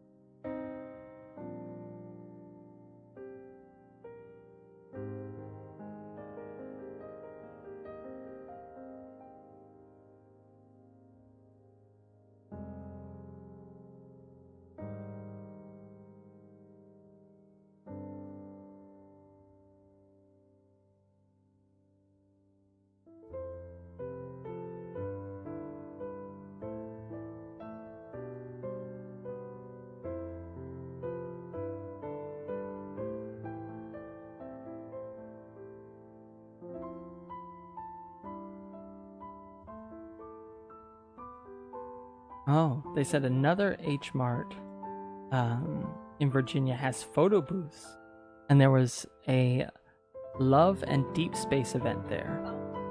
God. That was it. I didn't say anything else. Don't push the mic towards me. I'll make it gallery come. Well, they can't hardly hear you. We really need to get another mic. I'll look and see. Put it on a wish list. Hmm.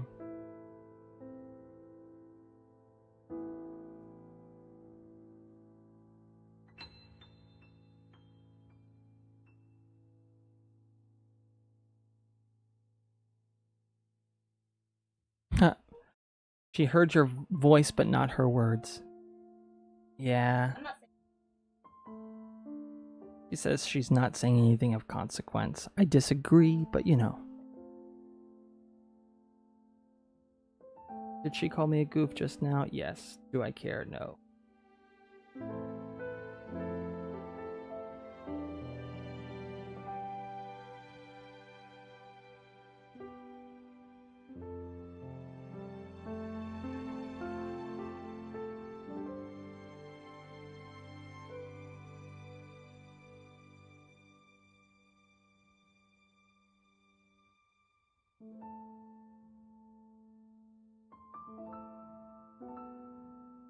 Yeah, it hasn't rained in a while, so whatever pollen's out there is... Oh, you think so? Thanks. She said that the pin's coming out adorable.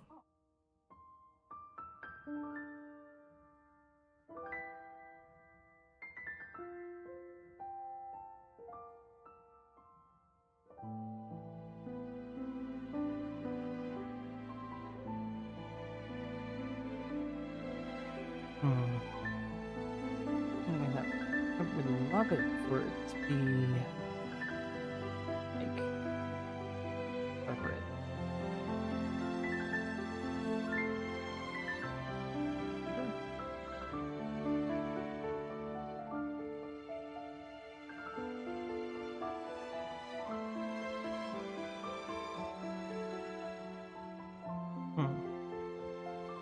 How about his ears are thinner at the top?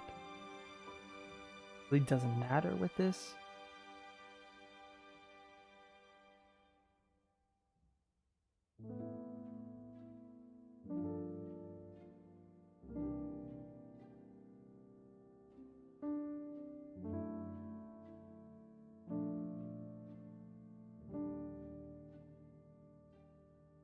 Am I going too?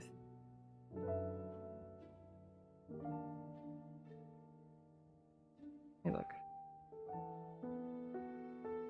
What are the lines here? Okay. I mean, it varies.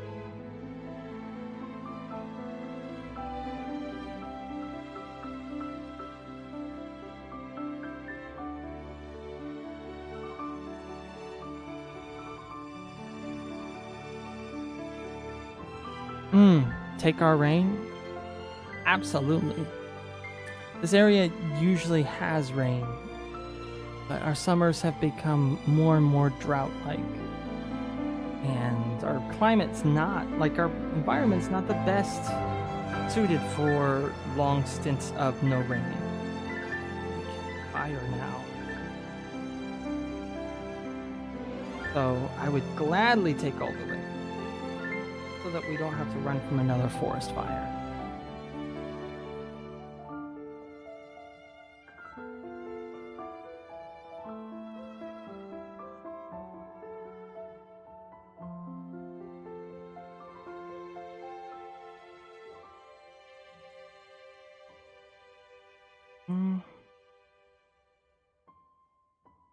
I catch.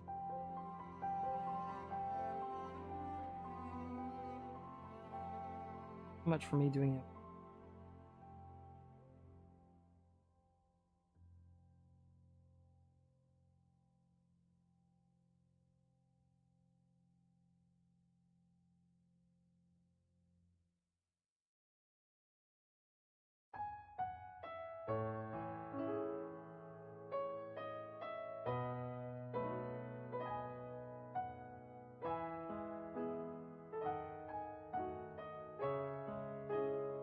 the amount of rain isn't normal. Yeah.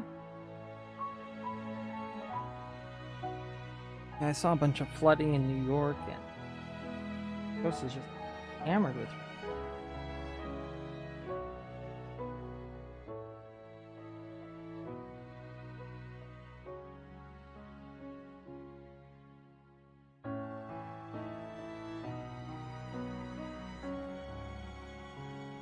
Things are not the norm.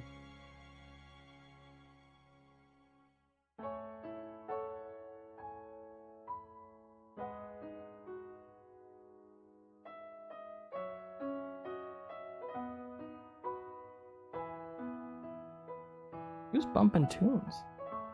You hear that?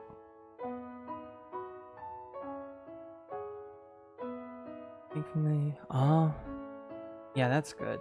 No one was affected by any of the flooding that you know.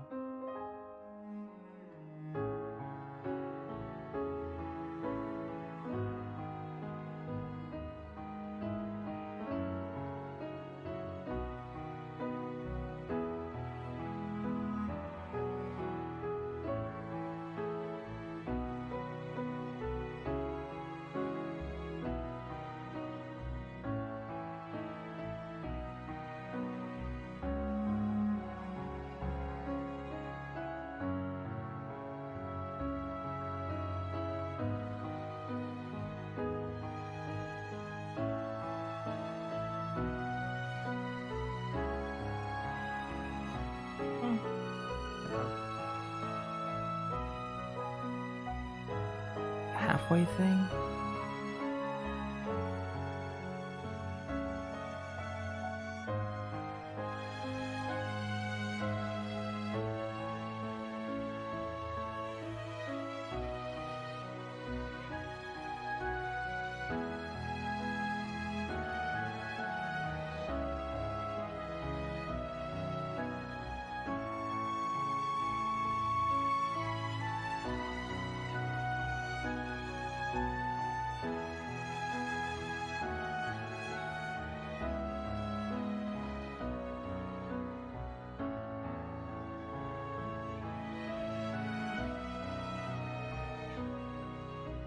Oh.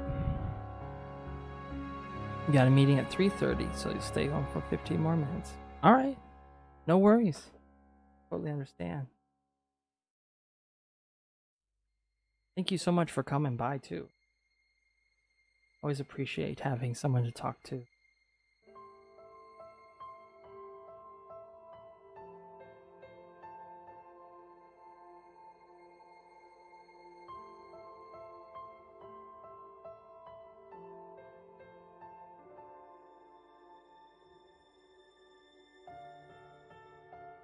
Ah.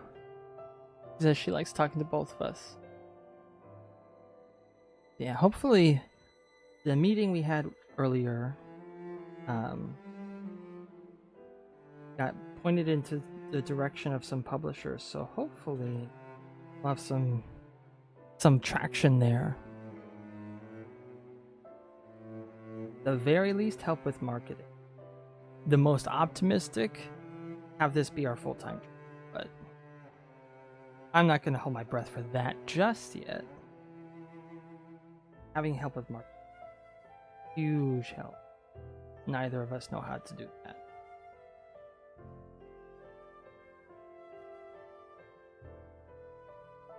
I took pretty good note. Oh.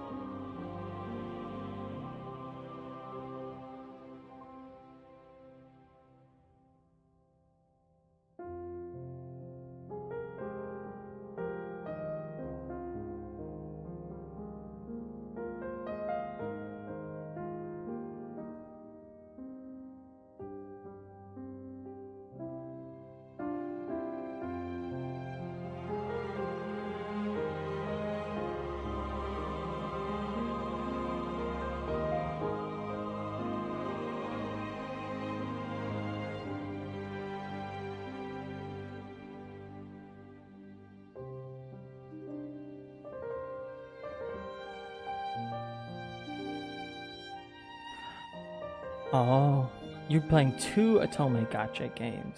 Be ready for the 3rd. Yeah, it doesn't Fire Emblem Heroes. It's not so much. It doesn't have nearly the Otome version. Like the gameplay is still very much like it's centered around the strategy. And when I say like chibi versions of the characters like hanging out, it's very simple, but they do have a lot of fan service versions of the characters. Like I've got a version of Dedue in a swim trunks and no shirt. It does have auto battle. And I do use the auto battle a lot for like a lot of the easier stuff. But the game does get very difficult in the harder version, like harder levels, and auto battle is not an option to beat those, but it is always available to you. And they even have like things you can customize.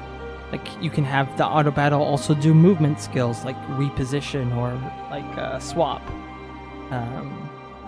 But you can also have that turned off if you don't like how the AI uses those skills. So, yeah.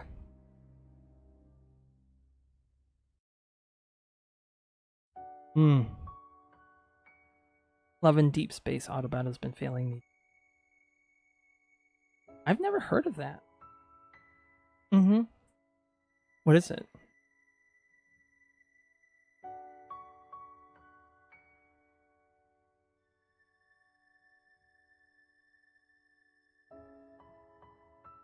Like, is it I take it it's a gacha. You just said it was a gacha, but a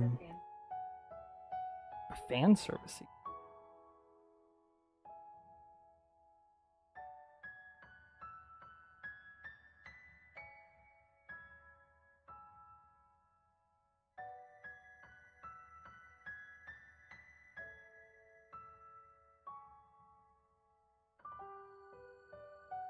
Oh, I see.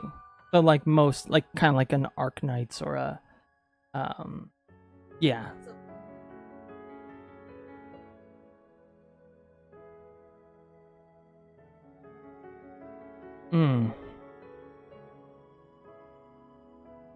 I see.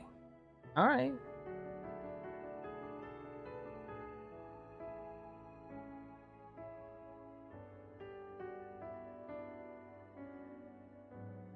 But yeah, it's voice acted. Fire Emblem Heroes has voice actors, and it'll credit the different artists they use, the voice actors they use. Currently, I'm playing like without the voice lines because it does take up a lot of space, and I think I do a lot of auto battling. I've been playing it for a long time, and yeah. Like so much so that I have too many characters that I don't even have time to like fully develop. Here's a Themis has a Phoenix Wright type story. Love interests are okay. Ah.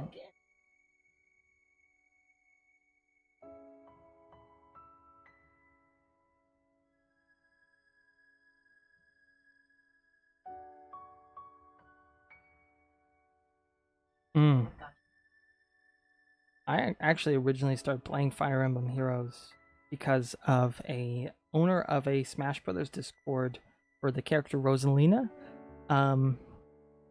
wanted me to try it because they thought I would like the art there, and they were addicted to it, and they hated me because I had really good free-to-play luck, so I always got like the banner characters, and they were spending money and not getting the ones they wanted.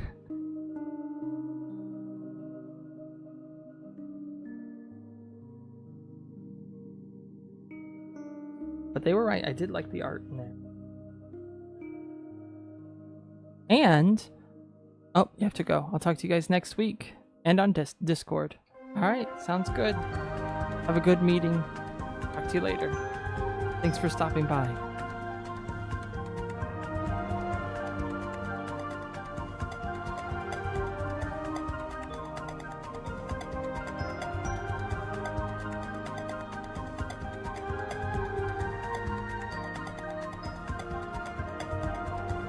Hope you guys have a good week.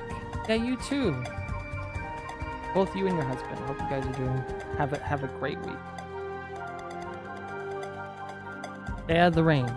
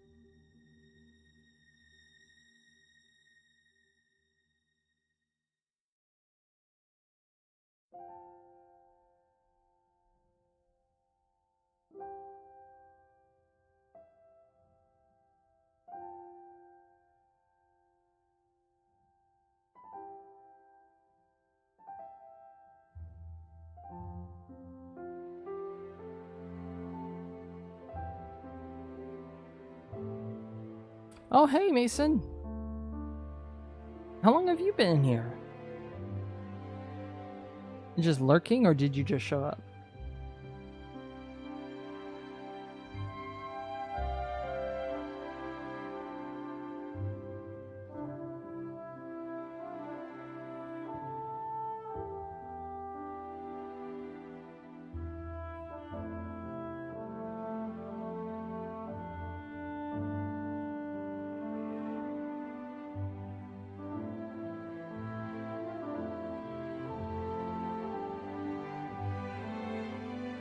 Just eating cherries, and packing stuff up for moving. Moving? Where you moving to?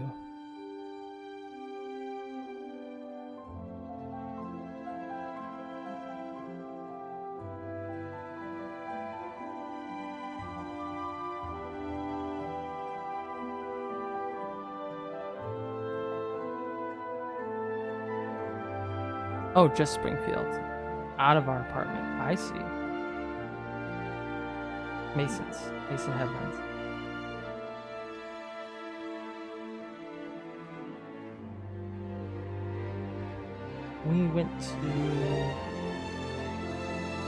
Mason cooked the steaks in his apartment. Oh, you said meat, like not like the meat, like actual meat, not a meat up. Oh, yeah. I gotcha. So, where are you guys headed? They're going from Eugene to Springfield. Did you guys' rent go up, or what happened? Find a better place?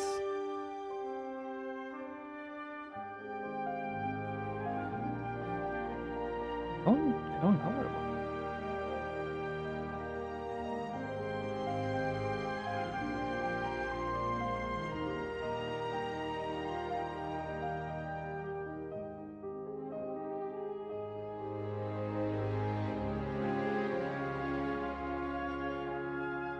Yeah, just since I'm not working, just moving somewhere cheap. I gotcha. Where's cheaper at?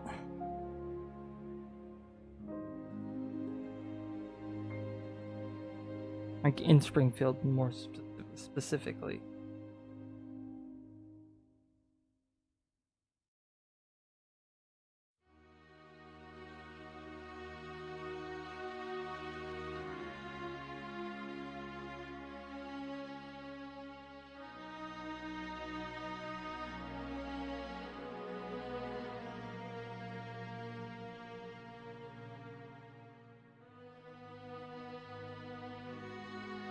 Oh, hello.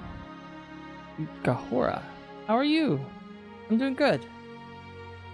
Sorry I didn't see you there.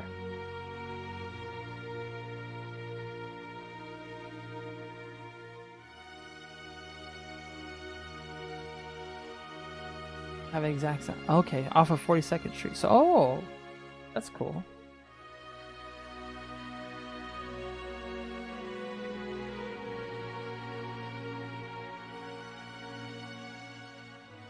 It's good you guys got a place. Oh, the music's a little loud? Okay. Sorry about that. How's that? Is that better?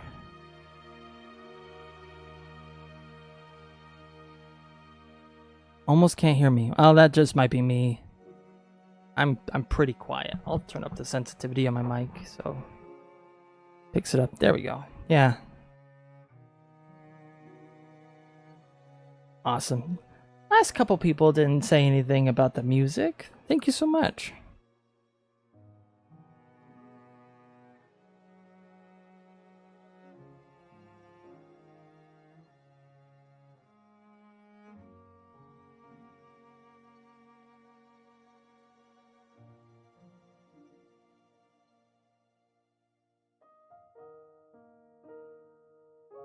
Yeah, it's different from my ears, so sometimes I can't tell. Yeah, I actually do. I stream Monday through Friday, around like 9 to 10 a.m. to about like 5 to 6 p.m. Pacific Standard Time. Typically, do my best to at least.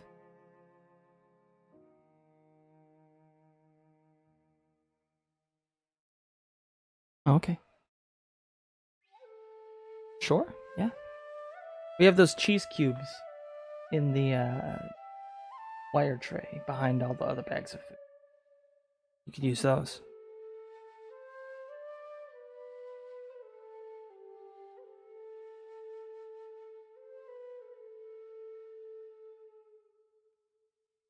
But yeah, I try to stream pretty frequently. Well, thanks. Yeah, I'll hope to see you here too. It helps. I'm currently working on some pin art for some pins for the game my wife made. We're working on part 2 of it. And let me see. I'll just move this up here. This pin here I designed for the main character of the game. I can get a better angle. And I'm making one of all the different characters. Because right now we're doing art for different parts. Yeah, she makes a lot of games actually. She has her own indie studio called Jellyfish Parade, and she's had it since before we met. And her current project is for a game called Belle Automata. Yeah. Thanks you. It's an otome game, so like a visual novel with different like branching routes that, like based on your choices, different things happen. And so right now we're working on the second part, which is adding more routes to the game with more characters. And the original artist for the game, yes, she does code. She does. The game's coded in Python currently, but we might be moving over to, or we will be moving over to, I think, Unreal, or in the future to put the game on the on a Nintendo eShop and other platforms. Currently, it's on Steam. The first part is out already. Yeah, I quite enjoyed it. Her writing is fantastic. She's a writer, and so she programs, she writes, comes up with the stories. She also makes the music herself. But the artist for the game originally was Russian and lived in Russia, and when the war with Ukraine broke out, she couldn't pay them. And so she had to hire a different artist for some of the scenes, but then they weren't as high of quality. It was all she could afford at the time. And then she met me, and yeah, we live in the US. Yeah.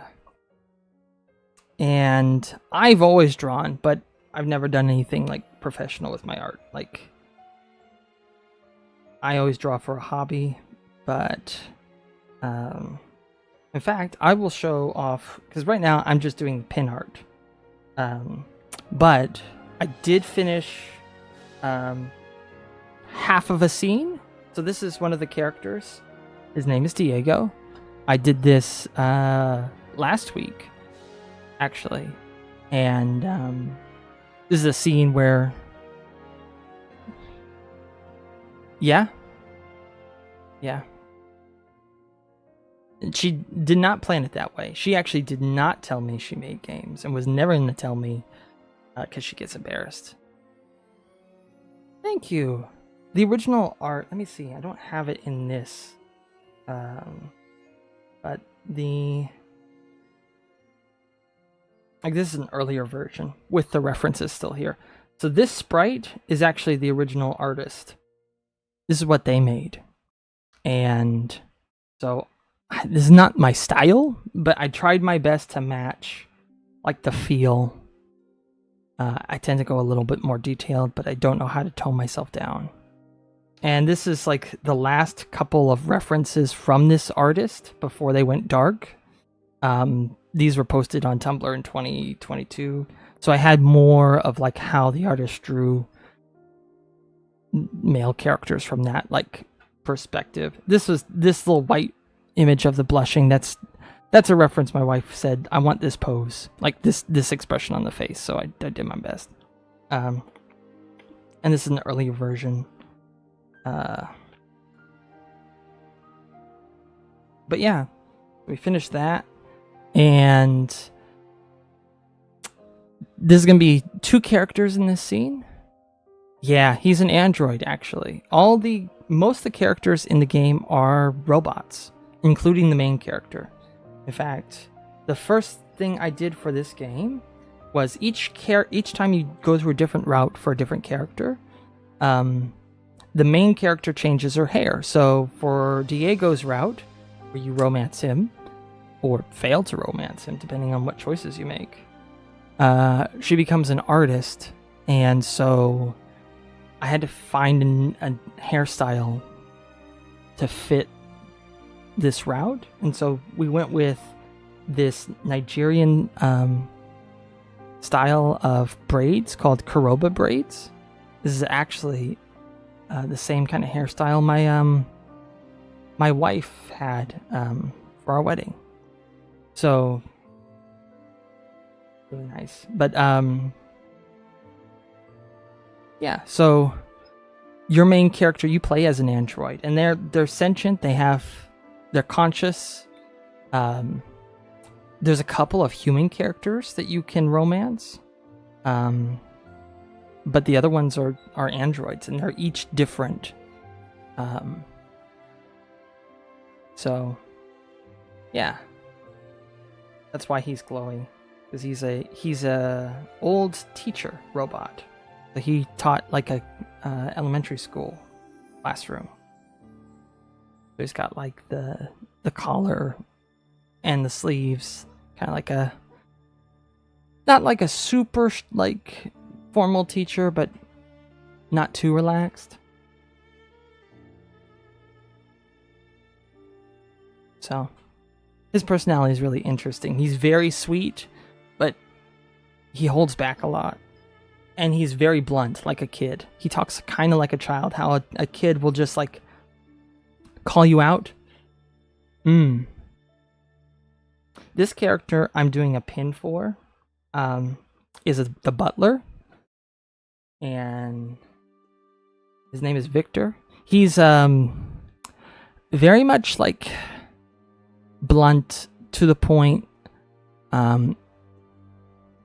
tactless, in that he's not mean so much, but he won't shy away from telling you. Yeah, it is. So there's like stickers that they had made, my wife had made, or got commissioned for each of the characters too. This is his chibi version. I'm using both as a reference for his pin, because I've got the original pin down here. I just turn off these layers. This is the pin I designed for the main character in her original hair, which is twin braids. And I did them like the original, like how the original braids look. I mean, like, actually, I could pull them up. So if I were to, like, go, we can pull up. Here's the original sprite. You can see this is what the hair looks like. How she looks like originally when you start the game. I kind of matched it as best I could.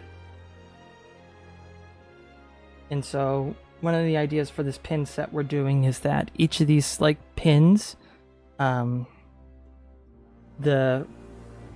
main pin for Arev, the main character, her name is Arev. She is just like, it's just her, but each of them, the other pins, this was the vibe we were going for. Like the male pins would have a heart next to it because you pair them up. So like whatever pairing you like, you'll go and just like put them together. And so it's like your favorite couple pairing you can have in pin form.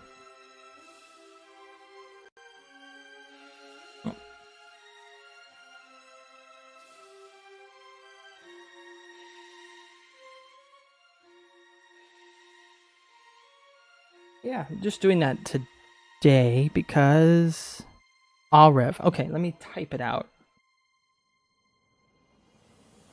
Let me go on phone here and join the chat really quick. It is Arev. An A.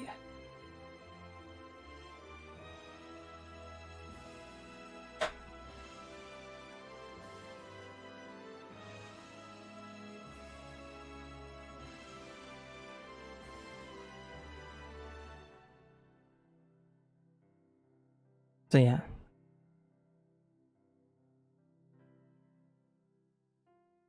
Yeah.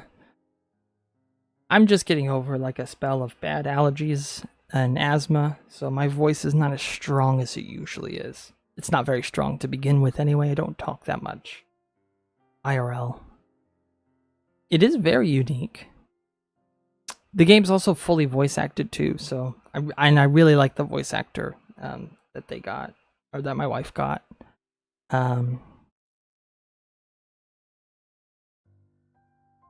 So it's on Steam, so if you want you can get the. No, not sick.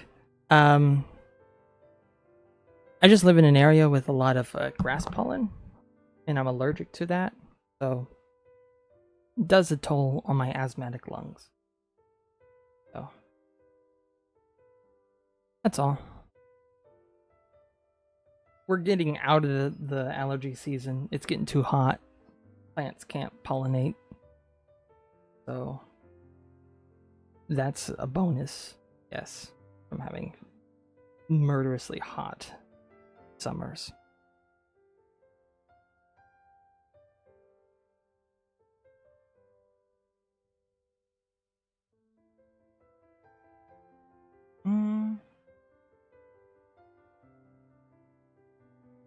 Yeah. Yeah, the studio's called Jellyfish Parade, and right now it's just me and my wife. She brought me in, and I am doing my best. I was very nervous, like joining and being used, because I've never sold my art. I've never, always just done it just for fun. And, you know, imposter syndrome can be a heck of a thing to deal with.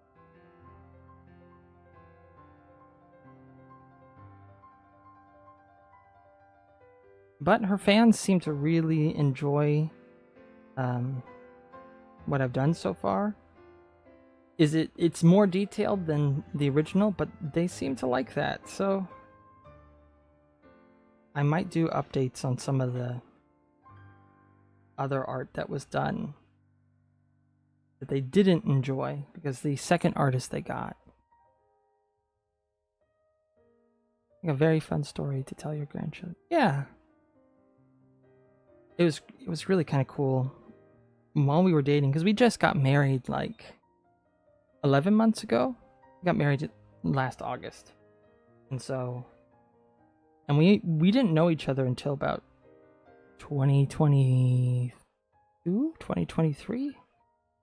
And at the time, she was working on this game, and I would go over to her place, and sometimes she would have like meetings with her voice actors, so I'd get to listen in as she directed them.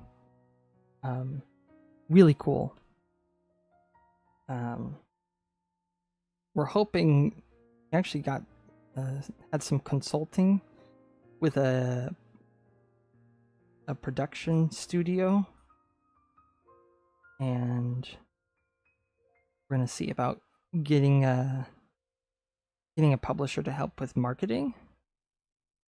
And if things play out right, then we could do a lot more, and we could quit her job, and we could just do this full time.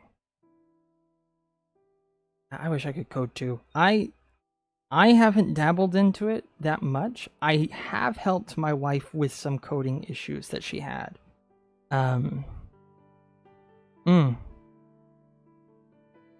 Yeah. I don't know if it would stick with me. I think stuff with like that, if I don't use it, it will go away. My previous job, which I actually got laid off this year before a honeymoon, which really sucked, but my previous job, I worked on blueprints, and that's really tedious. Kind of like coding. Coding's very tedious. Blueprint's really tedious. And for blueprint like making, I got this mouse with all these buttons on it. This is like a gaming mouse for like real-time strategy games like StarCraft and whatnot. And I used it a ton because I would just like assign different commands to each button, and it helped out so much. So when we were programming the voice lines in, it's really tedious because you have to like name the file, and each file's unique, and there's thousands upon thousands of voice lines. And I've hated it because she couldn't just like copy paste it. She had to like change each time. And I thought there's an easier way to do that. And long story short, I was able to pull all the names of a file, put it in a spreadsheet, and then tie a bunch of commands to a single button. She pressed the button and it put the right voice line in and kept track for her. So I may not know programming, but I know how to like make shortcuts. That was my expertise. I might not be an expert in the program I'm making shortcuts for, but if there's a tedious problem, I know how to solve it. Just give me like a day and I'll figure it out. So right now she's programming the different expressions in Diego's route. And I did set up on her tablet a screen with all the different expressions so she can swipe through and pick the right one. Yeah. She said it saved her like 3 or 4 months worth of time in just one day. We did a whole lot. Because you're not just like putting the lines in, you're also listening to them, because there's some like several different takes. Like some with more emotion, some with less, some said differently. Some of them are errors, but all of them are like, all of them are there, and you're picking the right ones for that fit. And we did that at the same time. So we were listening in and then picking the correct one. And it that little sequence that I created for her mouse was super helpful. And I did something similar with her phone and her tablet, so that when she's going through the script and the code, she can see what the characters' faces look like before and looking at the different scene and be like, okay, maybe this expression works better than what I had originally planned. So just taps on it and it does a sequence and puts in the code for that expression specifically, which has helped a lot too. Because sometimes when you're just looking at like, oh, this means he's grinning, this means he's smiling, this means he's laughing, sometimes it doesn't quite exactly match the vibe of the scene, but having a visual like indicator of what it actually looks like, and then you just tap it and punches in the code you need, that's super helpful. Yeah. In the future, I would like to do more coding help because my brain works like that. I think about different things to make things easier on you. So all the tedious stuff would be a piece of cake. But there's a lot of art that needs to be done. So until that is done, this is what I'm doing. Oh, thank you.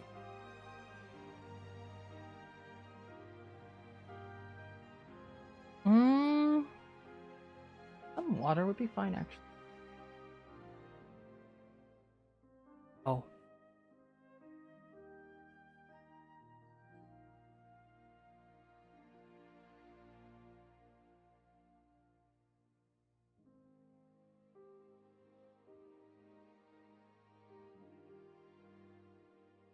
Now, like,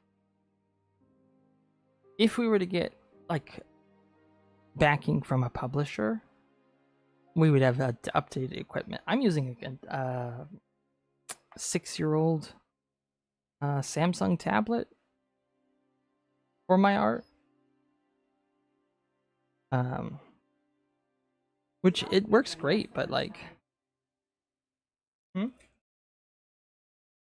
our dog, you mean? Oh, right here. Oh. A little bit of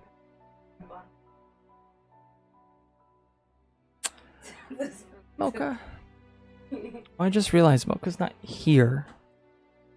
So just get rid of that for him. Yeah. We have a camera for our dog, but she's eating, so I need to remember to like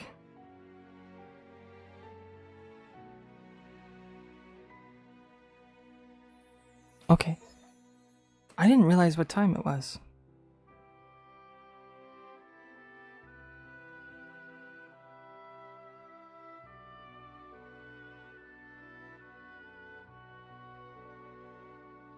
So, I'm curious, how did you come across the stream? Because usually the people that like hop in and say hello are either from her community or communities I'm a part of. It's Pacific Standard Time, so West Coast, like LA, it's 12:57 p.m. for us right now.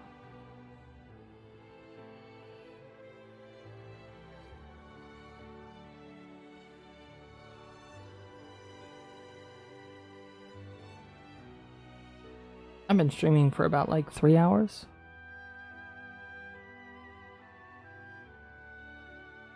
And we have an office where when both of us were working, we would like work side by side. She works off to my left, but she's in customer service, so sometimes I have to mute because she has a work call. So I set up this little thing for when she's talking to customers and dealing with payment information that should not be caught on the microphone.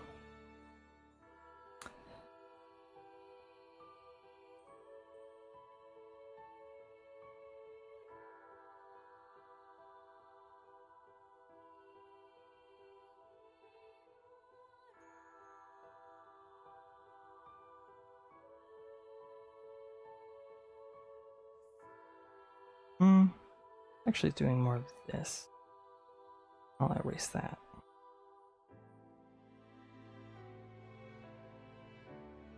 What about you? Where are you from? Oh, typing drawing live stream. Huh. Guess YouTube is better for finding new people. Yeah, I should do that more. I've done that on Twitch, but it's like if you don't have a lot of viewers, you're sent to the bottom. So I filter like the Twitch live streams from least amount of viewers to most. So I see the ones that don't have a lot of people, and I stop and say hi. I should do that for YouTube too. Do you draw yourself?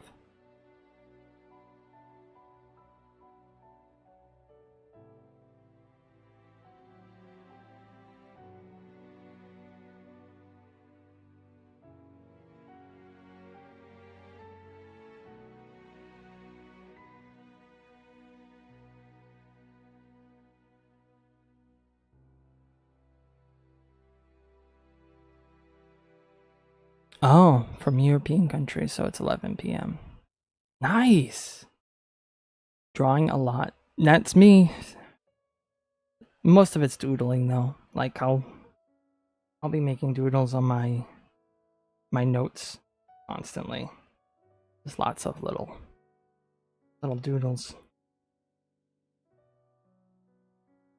For me, it's like even if it's like a simple doodle, it's best to always draw. Keeps your skills sharp.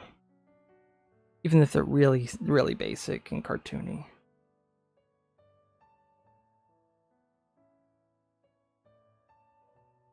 Oh. And usually when people like there's always someone when you're the friend that draws, there's always people that are like, oh, I wish I could draw like that. I just don't have the talent. And you're like, well, you could if you just put the time in. Anyone can do it. You just gotta draw. You just gotta do it every day. Ah. Yeah. I've got sketchbooks. My biggest issue is that I don't finish them. That's a good example.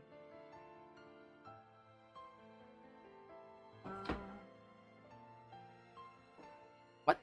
I was looking for this forever. I wouldn't say a lot of my non-friends. They're just not interested. Ah. My non-drawing friends are interested in what I can draw for them. And their excuse is, I could never. I'm like, okay, sure. And like, I never finish a sketchbook. This was like for October. The Inktober thing that sometimes happens. It was back in 2018, I think. Finish 7 sketchbooks? Yeah, that is something to be proud of. Growing up, I had so many sketchbooks. But one thing I didn't know I had is I had ADHD and I didn't know it. I wasn't hyper, I just struggled in a different way.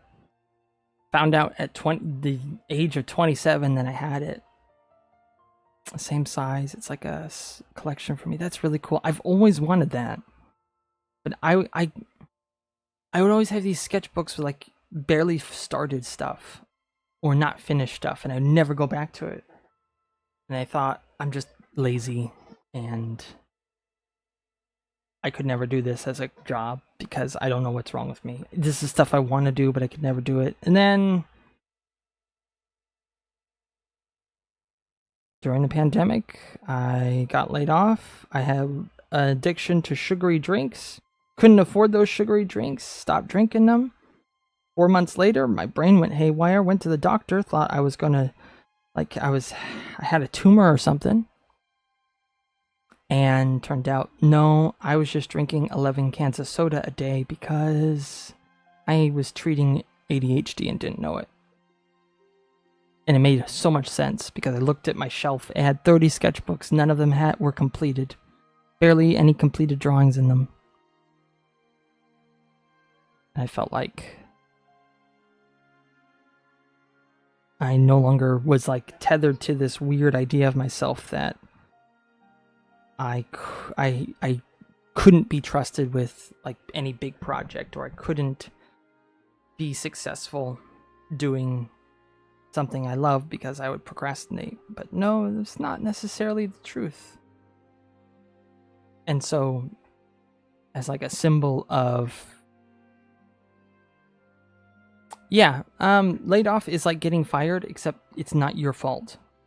So when you're fired, the term fired typically, or at least in the United States, means that you were problematic, that you were being disciplined by your job as being removed from you. It is a negative thing. If you get fired, that means that's bad. Being laid off means, through no fault of your own, you could no longer work where you were working. So around that time, it was the pandemic. I was working at the airport, and no one was flying. And I worked in a parking booth. Actually, I have pictures from that.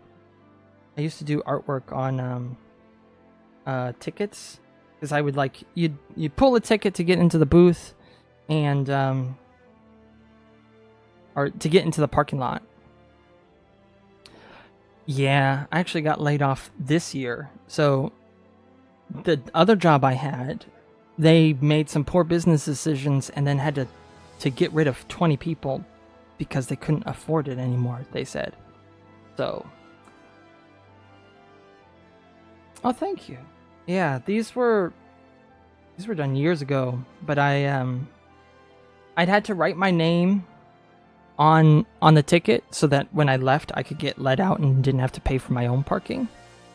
And I would get really bored because I was like, there'd be nights where you're sitting there 3 hours and nothing's happening because I was in the booth that people like went through when they paid for parking from a trip. So if no one parked their car on that flight, then you got nobody coming through.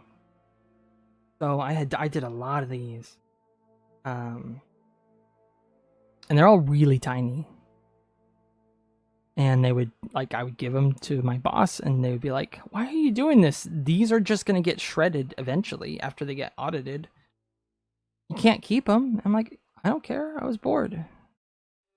And I used Copic markers. You can see them like at the bottom. Yeah, doing nothing is exhausting. And I was told I could do whatever I wanted as long as I stayed awake because I had night shifts. So, like, that's a little bit of what I did years ago. It was really fun. I still have all these markers too. They're like right here. I've been collecting them. They're expensive, but I've been collecting them for years. So, ever since I was 14. So I've got a bunch now. But yeah.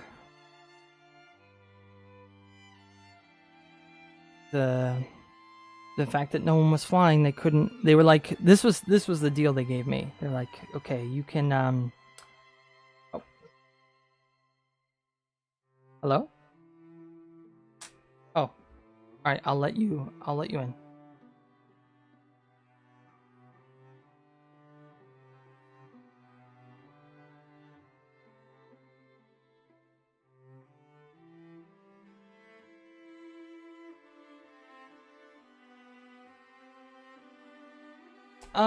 So typically, like, they were shredded. They said they'd be shredded because all the tickets afterward would be like checked to make sure that people like paid the right amount and we weren't missing money. And that was done by someone else in the company. And they would be put in a warehouse, and eventually you couldn't keep all that paper, so they would just be shredded and recycled. So, because I was not a part of that process, I have no idea what happened to those. They could be destroyed. They could not be. I have no idea. Maybe someone has them. Maybe someone kept them. I hope so. But maybe not. Oh, not yet. Yeah, on the back of the tickets, yeah. Because I had to write my name on the back of them anyway. And so one day I was like, what if I added a little drawing next to my name? And I got more and more elaborate till I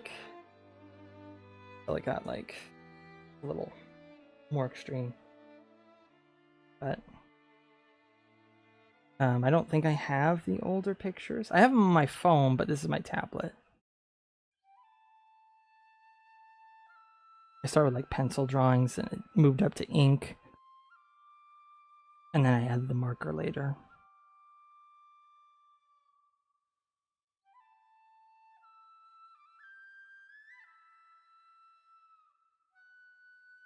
But yeah, so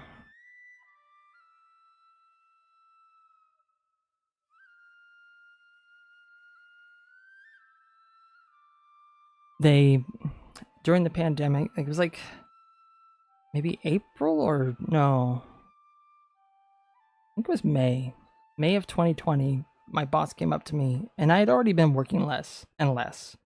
They're like, could you come in for 12 hours a week, but 2 different days?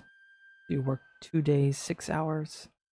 And I had to drive 30 minutes to get to the airport, which meant for the wage I was working, I would only be working to pay for the gas to get there. And I said, do you need me, or is it just because like you're trying to give me work? And they were just trying to keep me working. I said, well, what's the other option? And they said, well, the other option is we just lay you off and you collect unemployment and find another job later. Yeah. And I said, just lay me off. I didn't want to work at the airport during that time anyway. Because I didn't want to get sick. I was being careful, but people who were flying internationally and across the country during the beginning of COVID, they were not caring. They didn't wear masks. They coughed. Like, there were some people that tried to cough at you. Is it hard to get a job in the US? Yes. Normally no, but right now, unusually so. Like, after the pandemic, I got vaccinated. I looked for a job. I got one in a month of looking, which was great. It's been 6 months since I got let go. At my... Oh yeah, I guess... No, it's been 6.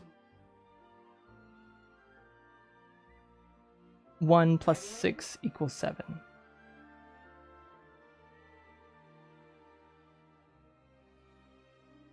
Hmm? Yes, that's 6. Yeah. Right now, like, I've maybe put in hundreds of applications. At least 200. At least. The jobs. Not just in my area, but across the country. And I was very good at my job. But I have not gotten even an interview. I even got rejected because I couldn't drive a semi-truck. And keep in mind, I'm looking for a job where I'm working from home on a computer,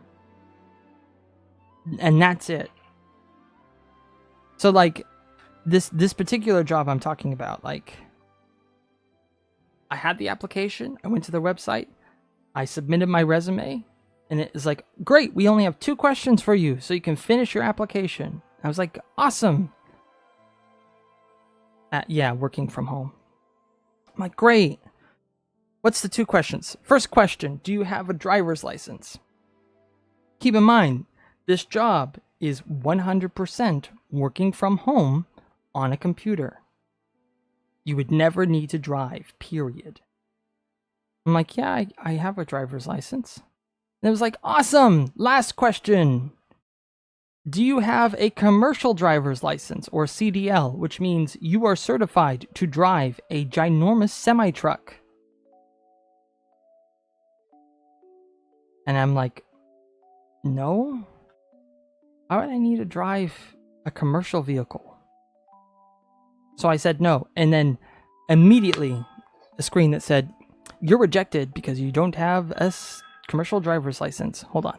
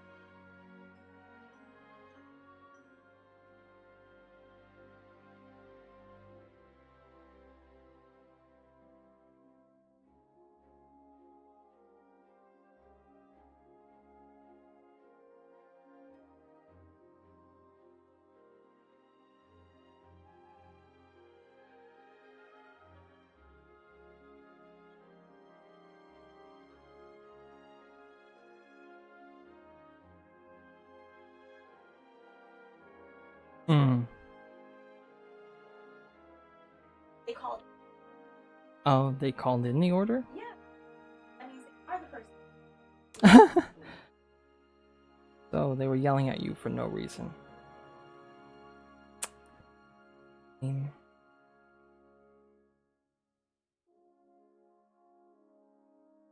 my wife's job, she works for customer service for a biotech company. She gets yelled at quite a bit.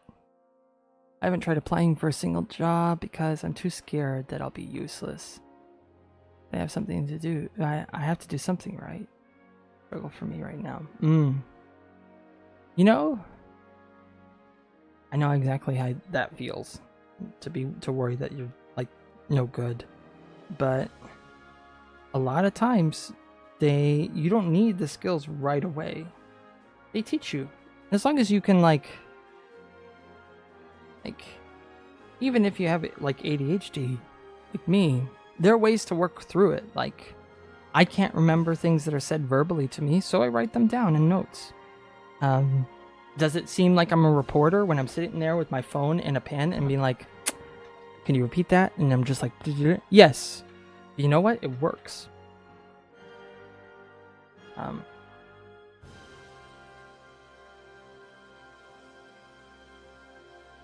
And there are plenty of jobs out there. I feel like either, I don't know. I should take my own advice and go out and look for work that's outside my field. But I feel like I would be taking a downgrade in pay, and it's really hard to afford things. So I worry that doing that will spell trouble. Now, why did I do all that? I didn't have my symmetry tool on. I'm gonna redo that. But one thing I'm finding is that even though like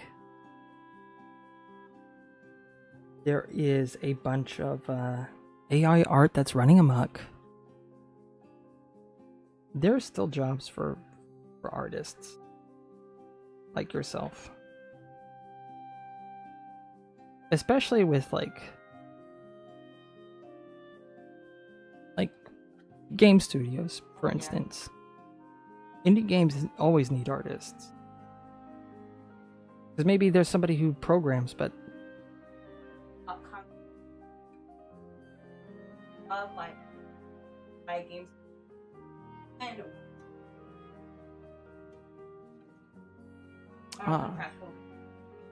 so this person found me because they searched on YouTube drawing live stream. They said they're worried about their appearance too. Like the way I look, it's just not enough to work with people. It feels like no one will like me just because of how I look for some weird reason. That's just some... You know, honestly, I understand that feeling too. But one thing you find in the job, like when you're working a job, I had a coworker who he used to be like a in a motorcycle gang. So he had tattoos, he had I should say they now. They had big gold gauge earrings. They were like in their 60s. And they couldn't wear their earrings, so they just wrapped their ear holes around their ear. But people didn't mind them. Yeah, I think with appearance, it depends on where you're going. And if you're not customer facing, a lot of times no one cares. But it does depend on the market. You want to yeah, my wife. But also, you don't really want to work for someone that will judge you by appearance. I know, like, I've had that feeling because, like, I'm black and am a woman, and applying for jobs, sometimes you get rejected, like, by the name that you have and things like that. And I always think, like, if I were to make my name different and have, like, a fake LinkedIn where I gave the idea that I look like someone else who has a more, let's say, marketable appearance by Western beauty standards, I feel that likely it's true. I would get more outreach. I've seen, like, I don't even need to do it because, like, I've read so many posts, like, sure, they're anecdotal, but like of people doing that and then being hurt when they find out that the person, like, being hurt that their fake LinkedIn gets more attention. And when I think about that, I think, do I really want to be proved that people won't hire me for a shallow reason? No, I'd rather just like, I'd rather not be offered a job or work for someone who is going to be so shallow, because even if I were able to quote unquote trick them into hiring me, they find a reason to let me go if they're that determined to not have someone who looks like me on the team.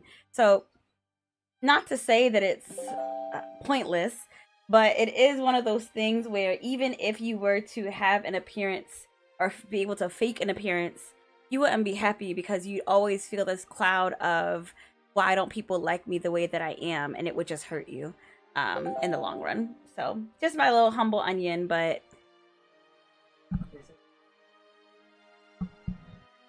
Yeah.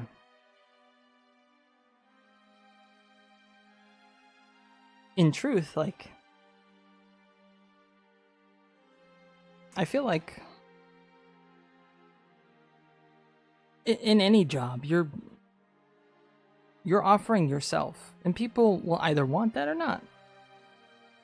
But you shouldn't worry about whether they're not going to want you or not. To them, it's their loss. If they judge you on that, then they're missing out. And honestly, like, if you feel like you have ADHD and you finish, like, how many? You said you finished 6 sketchbooks all the way through? That, for someone who struggles, is amazing. That at the very least means that you will follow through with anything you're given. It says a lot. Low-key jealous, but not really. There are qualities you have.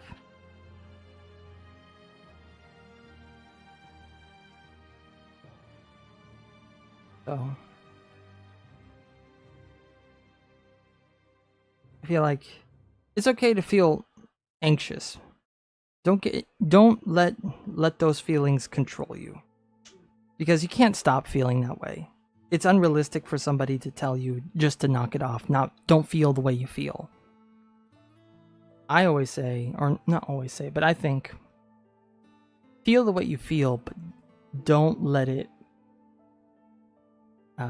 what's the word I'm thinking of? Don't let it belittle you, or don't let it take away.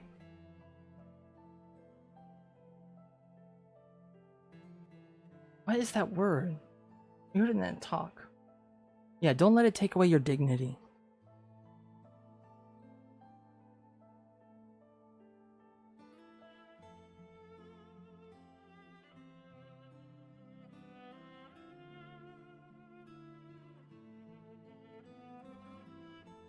Because only you can give those thoughts power. Those feelings have power when you let it control you. I can fake my appearance just by putting a lot of makeup on, and I just know that I don't want to be put it on all the time. So I'd rather show myself the way I am, not the way people expect me to be. oh yeah, definitely. Not only, I too am a makeup wearer. If it's a makeup thing where, like, you feel, and like, if you have perceived that you're treated better when you wear makeup versus where you don't, like when you don't, same. But B, honestly, that's another thing. Makeup is not free, and also I feel like because you're able to focus on concealing the things that you don't really like for example, I get hyperpigmentation really bad. So like, not like, if I get a pimple and I pop it and then like I don't let it heal completely and I kind of pick at it, it'll make it darker on my face, and it takes a long time to heal from those. And so, like, I can cover them with foundation, no one will be able to see them. But then when I remove them, I feel like after a while, if you get used to the way you look with makeup, you start to notice your flaws more as flaws rather than just being like, oh man, I have a pimple, it was here. You know, so like I know like for me, I don't tend to wear makeup every day. Makeup is a if I feel like it, I'll do it. And sometimes I feel like it a bunch of times, like I'll feel like it a couple months in a row. But sometimes I don't. And what I found like is the best thing for me is the things that I have the most like stigma or worry about are the things that I try to focus on the least. So like I like to do eyeshadow. And I used to feel like, oh, if I don't do like like foundation and stuff like that, then doing eyeshadow, like it won't look good together because like, you know, my skin will be, you know, like not perfectly like all one shade or whatever. Like it won't be uniform. Bruh, I had enough occasions where I was late, either do the eyeshadow I want and not finish the rest but be on time, or do the whole makeup late and look and be late. And I was just like, you know what, I'll just kind of like spot treat or whatever. Um oh yeah. Oh, okay, yeah. So like I found like the things like hyperpigmentation is my biggest insecurity. So what I started just doing is like I look at my face and like I lotion my face and like look at it and kind of just like my skin is fine. Like I it's not like for all intents and purposes, the other issues I have, like dry skin, I don't really care about that as much. But since the hyperpigmentation is something I care about, I'll lotion my face and then do my eyeshadow, and I'll feel good just from that. Or I'll wear a little lip gloss or lipstick. There's little things that you can do to make your relationship with makeup healthy, and that is something that I think is hard. But viewing it as art will help a lot. Like I don't think of makeup as something like where I'm trying to improve my appearance, because in reality, even if you contour, your base face is your face. So if you look good with makeup, by and far, it's very likely that you're not unattractive, because like in truth, you can't like invent features. People might say like, "Oh, my nose looks a little bit thinner," but in reality, they have a nice nose. Like the things that uh are alterable are usually things that need surgery for. If it's really going to be something like that where the person really dislikes themselves, a little bit of makeup is not going to fix their insecurities. That's why they need to go under the knife, or feel they need to go under the knife. So like the things that you feel less like secure about, if makeup can conceal them, they tend to be things that you can learn to love about yourself.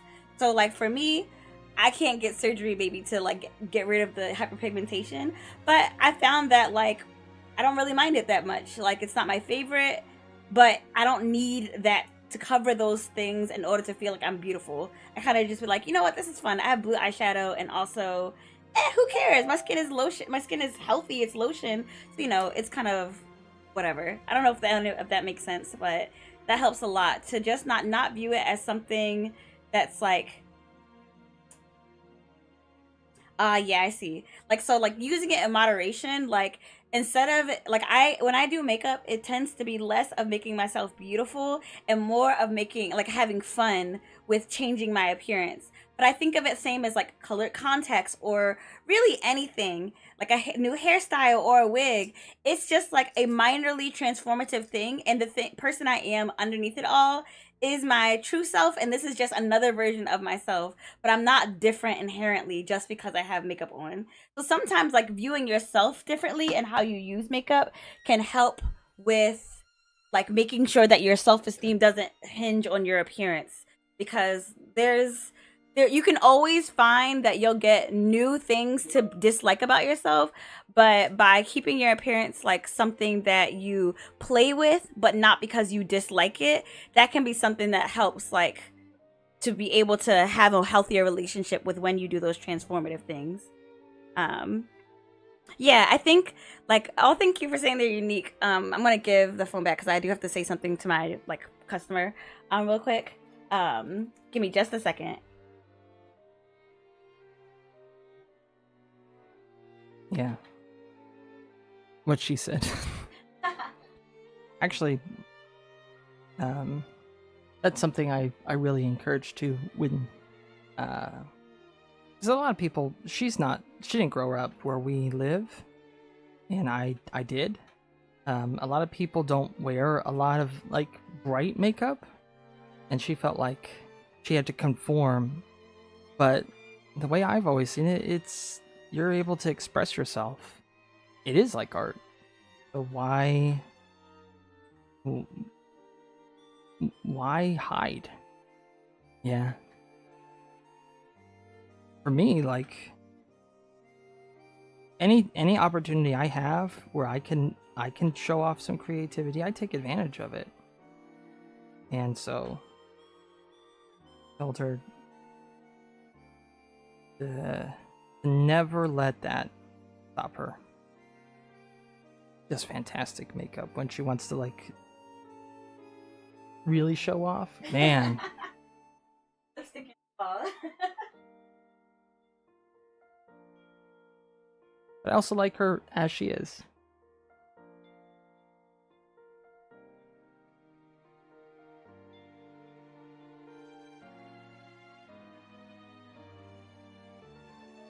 Yeah.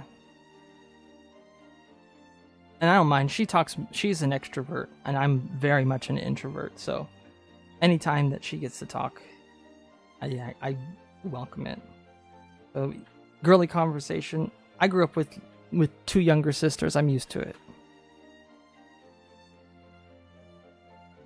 In fact, in the future, we will have her mic'd up. So even though she's working, she'll be able to like chime in, and I'll have like a way for her to like read.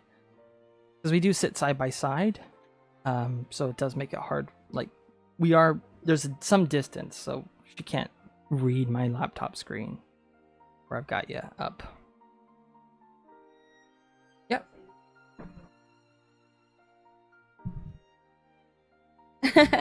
I was just gonna say the last thing about with like my relationship with makeup. It helps that I didn't want to wear makeup for a long time because I had no interest. So my interest in makeup was very organic. It was kind of like I wanted to, and that's when I started wearing it. And I think I was like 21 the first time I really like got into makeup. And I think like when I was younger, I wasn't really like, it wasn't like they said like you're not allowed to wear makeup, but like I didn't have my own money, and so I didn't buy it. But hold on, let me see. No, they said that they understand.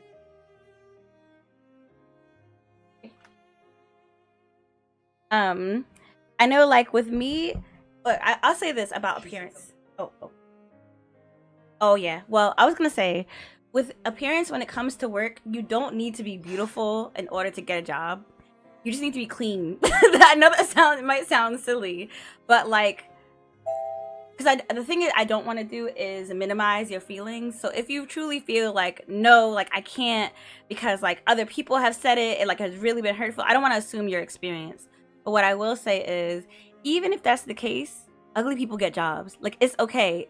You know, I think like, I mean, like that might sound funny or silly, and I'm not calling you ugly. Obviously, hopefully you know that, know that as well. But what I'm saying is, even if that's something that you feel like, and there's not really anything encouraging that I can say, you can get work, and your appearance is not a part of your job. I have met many people who are externally very beautiful, but because they are awful people, they just become ugly. Like, I wish I could explain it. I feel like that's a common thing, because when people are nasty, it's really hard to conceal that. Like I just feel like sometimes people give too much weight to beauty because they think like, oh, well, like if you're beautiful then, and they make an assumption on the kind of person you are based off of that. But in reality, it doesn't really reflect the truth, because people are not always like, their insides don't only match their outsides. But yeah, if it's just personal insecurities, I think like looking at your face, and maybe you can do something that will give you like a way to take care of yourself without it being makeup. Like some of my friends are really into skincare and stuff like that. Not because like they feel like it gets rid of their insecurities, but sometimes taking care of yourself makes you like yourself more. So like maybe like buying like a special face lotion or something that makes you feel like you're giving attention to yourself can sometimes help a little bit with getting used to your appearance, and like being able to associate the things you like about your face with positive things and not just looking at your face only to criticize it. I feel like when you look at your face and you like, you're inspecting to see, do I have acne or do I have this or do I have that? And you pay only attention to yourself to look for flaws, you'll find those flaws, but you won't be able to look at the stuff that like you do like about yourself. Another thing, like I know like this helped me a lot. Don't ever call yourself ugly or anything like that, because I know like for me, when you start to joke about stuff, like people kind of have like memes where they may joke about something and then start joking it like unironically. So like they might say something silly, but then unironically start saying it seriously, and then they're like, oh my goodness, I can't believe I really say yippee-ki-yay in my everyday, but it became a part of their language. The same thing can happen with your self-esteem. Like when you joke a lot about like being ugly or whatever, sometimes it starts like you start to really think of yourself as the blank person, and that's not really good for like your mind. So like whenever I'm bothered by my appearance or anything like that, I refuse to call myself ugly. I try to use accurate words like my hair is messy or I feel disheveled, because those are temporary things. Ugliness is not really something you can get away from, But if you're just like, oh man, like my skin's just like not in really good condition today, that's different from I'm ugly. Does that make sense? Yeah. You know what? Yeah, I can understand. Like I found like one thing that has helped me with that is the idea that your face may not be your own taste. That is something that like has helped me a lot, because sometimes like you look at someone and they're not ugly, but they're not really in your taste, and like that's okay. Like not every person can be attractive to you personally, as long as you're not going to the person and being like, yeah, no, you're hideous, But what I mean by that is sometimes you might not think that you're attractive, but or you might like, yeah, you might think that, but then someone else thinks you're really attractive and you won't believe them when that time comes, because like you've already internalized the idea of you not being attractive. Or worse, the first person that calls you attractive you cling to, because like they're the first person to say it, but actually that's not really great. But sometimes it's not really that you're unattractive, but just the people that you find attractive aren't really similar to you, so you feel like, oh, I'm not cute, but in reality you're just not your own taste, and like that's okay. But because of that, using that kind of language is better than using simplified language like, oh, I'm just ugly, when really you mean, oh, my appearance is messy or I look disheveled. And making like being more specific, I think is really helpful for like having a more accurate view of yourself, because it's hard to dislike yourself for like one day you woke up and your shirt wasn't wrinkled and so your appearance is not really put together. Okay, but if you had more time and you did put your appearances together, you would look nice. Nothing has really changed between the two. So yeah. Hey Sin. I don't think I know Sin. Or do I? My bad if I do. But yeah, I think like beauty language is one of those things that you have to fight the whole world and also your own brain, and that's not always an easy battle. So do what you can to help yourself, like whether that's be using more accurate language or working harder to like look for parts of your appearance that you like. Like I like my eyes, and I don't really like my mouth. My sister, I always thought her mouth was really beautiful, so I wanted to have like really full natural lips like she does, and I don't. And like that didn't mean my mouth was ugly, like but it took me a long time to realize, oh, actually my mouth's not that bad. It's not my favorite part of my face, but that's okay. That doesn't mean that uniformly I'm unattractive. So no, I feel like I've talked a lot, but yeah, long story short, I think it's really good to try to have a accurate kind of like mentally step back and look, that you can not overly criticize yourself and enjoy your own like self and what you have, because the stuff that you can't change, you may as well like it. Like it's with you, so what can you find about it that you do like? And then once you like the stuff that you have, then you won't feel too worried about changing your appearance or like doing things really differently. So yeah, like there was one other thing I wanted. What was it? Just like, what was it?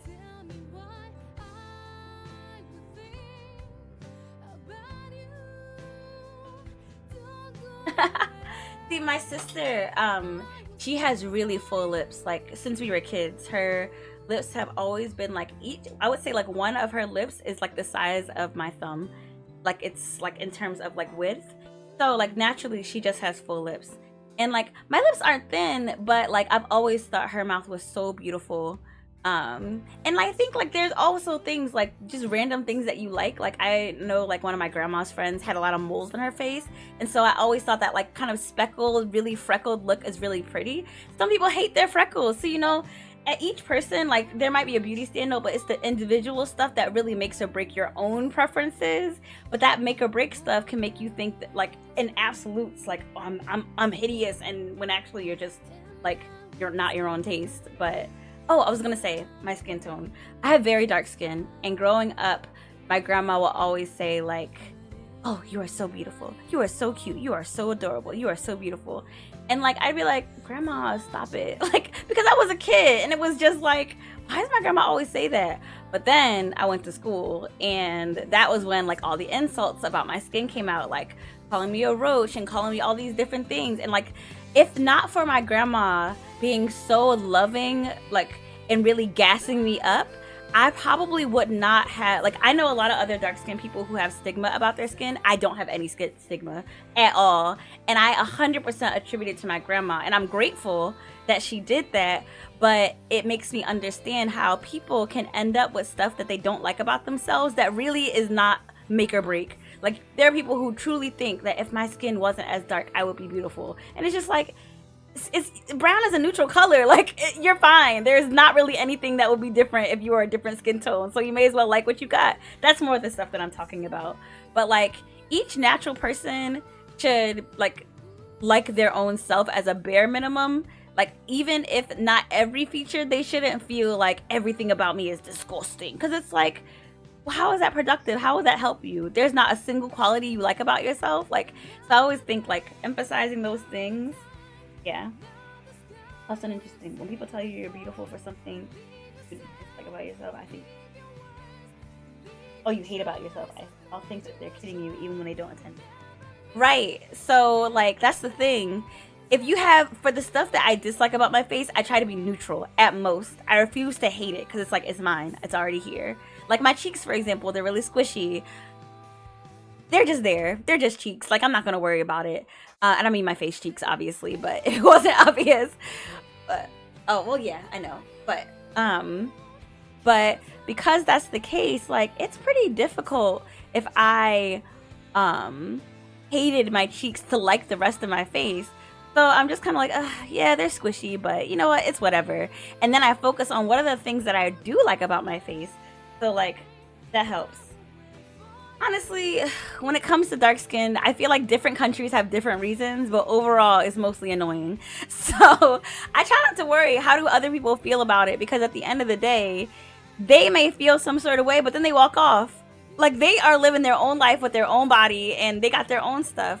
I'm the one who's stuck with the features that other people don't like. So I may as well only worry about how I feel about them. I feel like that is harder to do because when everybody's telling you, hey, this is terrible, you have to be like, no, you're wrong. And that can be hard with like society in general, but it is possible to do, to kind of just be like, you know what? People may say this, but they're wrong. They're wrong. And like, I'm married to Raymond. I think he's super handsome. He grew up thinking that he wasn't handsome. And I'm just like, that's crazy. Everybody I know from where I'm from is like, ooh, and he's a good looking. You guys are a good looking couple. And I'm like, because I think so too. But, you know, it is just one of those things where you have to be an individual when it comes to beauty standards. You can't follow the crowd because they will have you thinking you look like a foot when in reality you go to another country and you're their exact ideal body standard. Like that's just it. So it's like one of those things where it takes a lot of work to start to like yourself, like physically.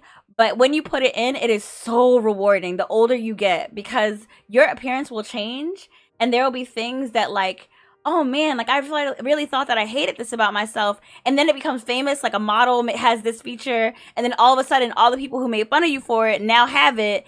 I mean, now want it. And you're sitting there like, man, and I grew up hating this feature on myself, you know? Oh, thank you. And I think like where I live now with my husband, there's not a ton of people who have dark skin that I've seen, just because we live in an area that like historically is pretty far away from like where a lot of black people are populated. And okay, hashtag back when Oregon became a state, it was against the law for black people to move here. So, you know, there's that. But that aside, historically speaking, in modern day, there's just not many people who have lived here for very long. So, because of that, I don't really see that many people who look like me, like out and about. And I feel like it kind of goes either way. Either people are kind of like, I'm suspicious of you and you probably steal. Or they're like, wow, you're really beautiful. Your hair is pretty. Your shoes are pretty. You know, it's kind of like, it's either way. I don't know. But I don't take it personally. I think that for me, all I want is all of the insecurities, all this stuff that people say about you. That stuff can be outside your house, but it can't be in your head. Otherwise, you'll never have peace because it's endless, the list of things people can dislike about you potentially. All right, I'm gonna get off my soapbox. I'm sorry, Raymond. I talk way too much, but yeah. Thanks for joining the chat and everything. I really do need to get a mic so I can talk while I'm working at the same time. Yeah. But yeah, you can do it. Like I know that you can do it. Like, getting over personal insecurities is hard, but it's not impossible. So your homework is look at your face objectively and look for the things you like the most about yourself. And if you're having trouble doing that, look at a picture of you with makeup, and the thing that you think is the prettiest, look at that part of you without makeup, because that part is already beautiful, and that's why it looks even better when you have makeup. So that's just my my little 2 cents practice.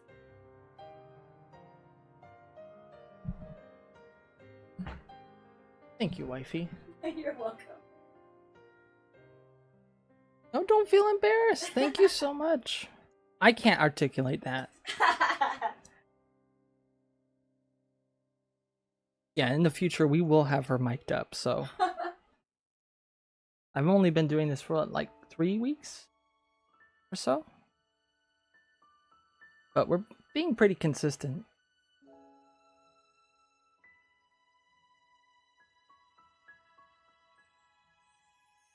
And maybe in the future she'll be up to being on camera, but right now she's not. Unless I can just like turn it off on a button. I could set that up to where you could turn it off with a button. Alright. So stick around for the future where you'll be able to see my beautiful wife. They say you guys are so different, but so nice. Thank you so much. Different from other people or different from Yeah, different from other people or different from each other. Because both might be true. But we're also, like, even though we appear different in many different ways, there's a lot that's similar on the inside.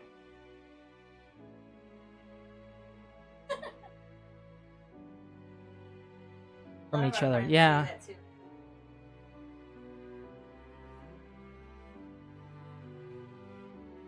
I wish they could have heard you saying that.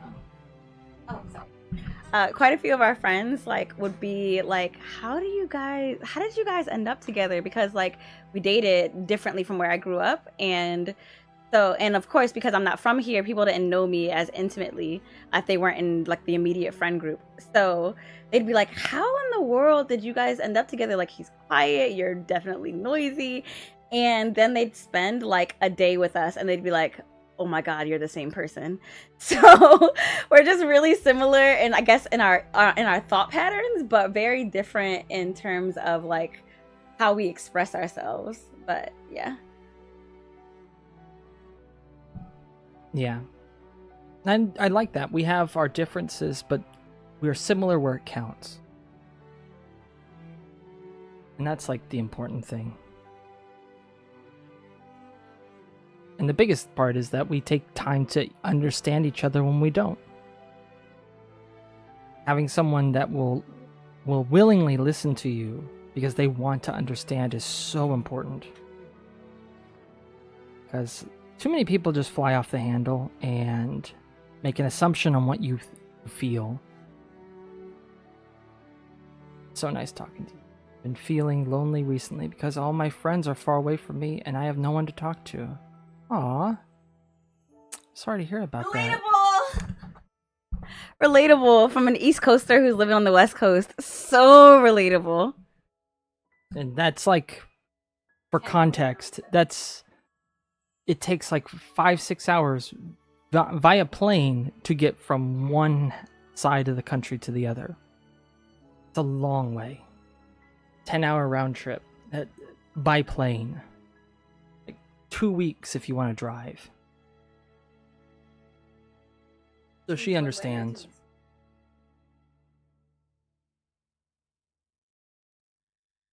Is it 2 weeks round trip?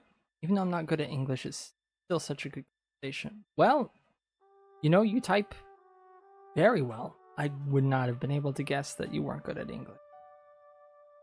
They said some European country, but they didn't say specifically. Where specifically are you from? If you don't mind sharing. My wife wants to know. She's traveled all over. Why am I... She started to protest, but I love bragging about her, so...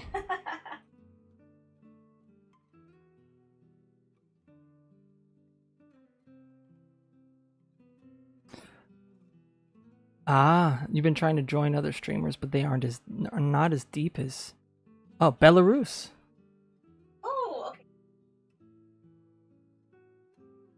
okay. Yeah. Yeah, we know where that's at.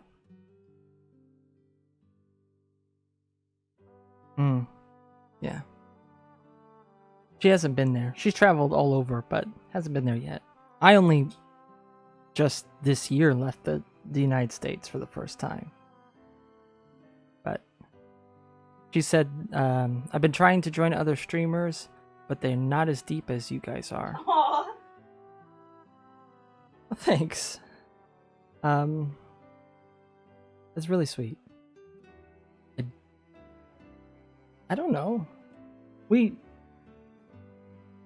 I just started doing this, to be perfectly honest, so that I would stay on task to do the art for the game, because everything was getting so distracting. Just newly married, but because I dated her, and she was working on her game before we met, guess who got in the way of all the progress?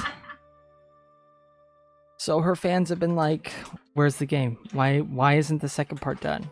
And she's like, I met a guy. So I figured, well, this will keep me on task. And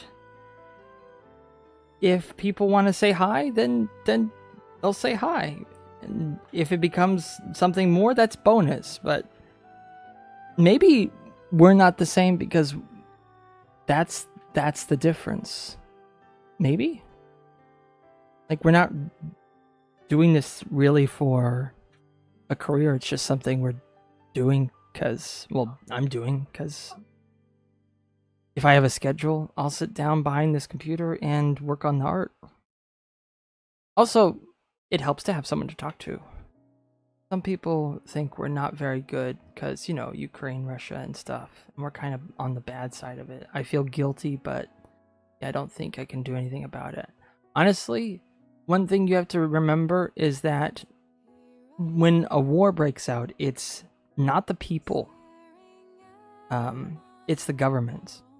It's the people in charge. They're the ones that are responsible for the conflict. Because there are plenty of Russians who didn't want any conflict at all. And that happens in this country too. When our country goes to war, there are a ton of people who don't like what's going on. So, I don't feel like you should feel guilty. But I get it, yeah. They wish people understood it.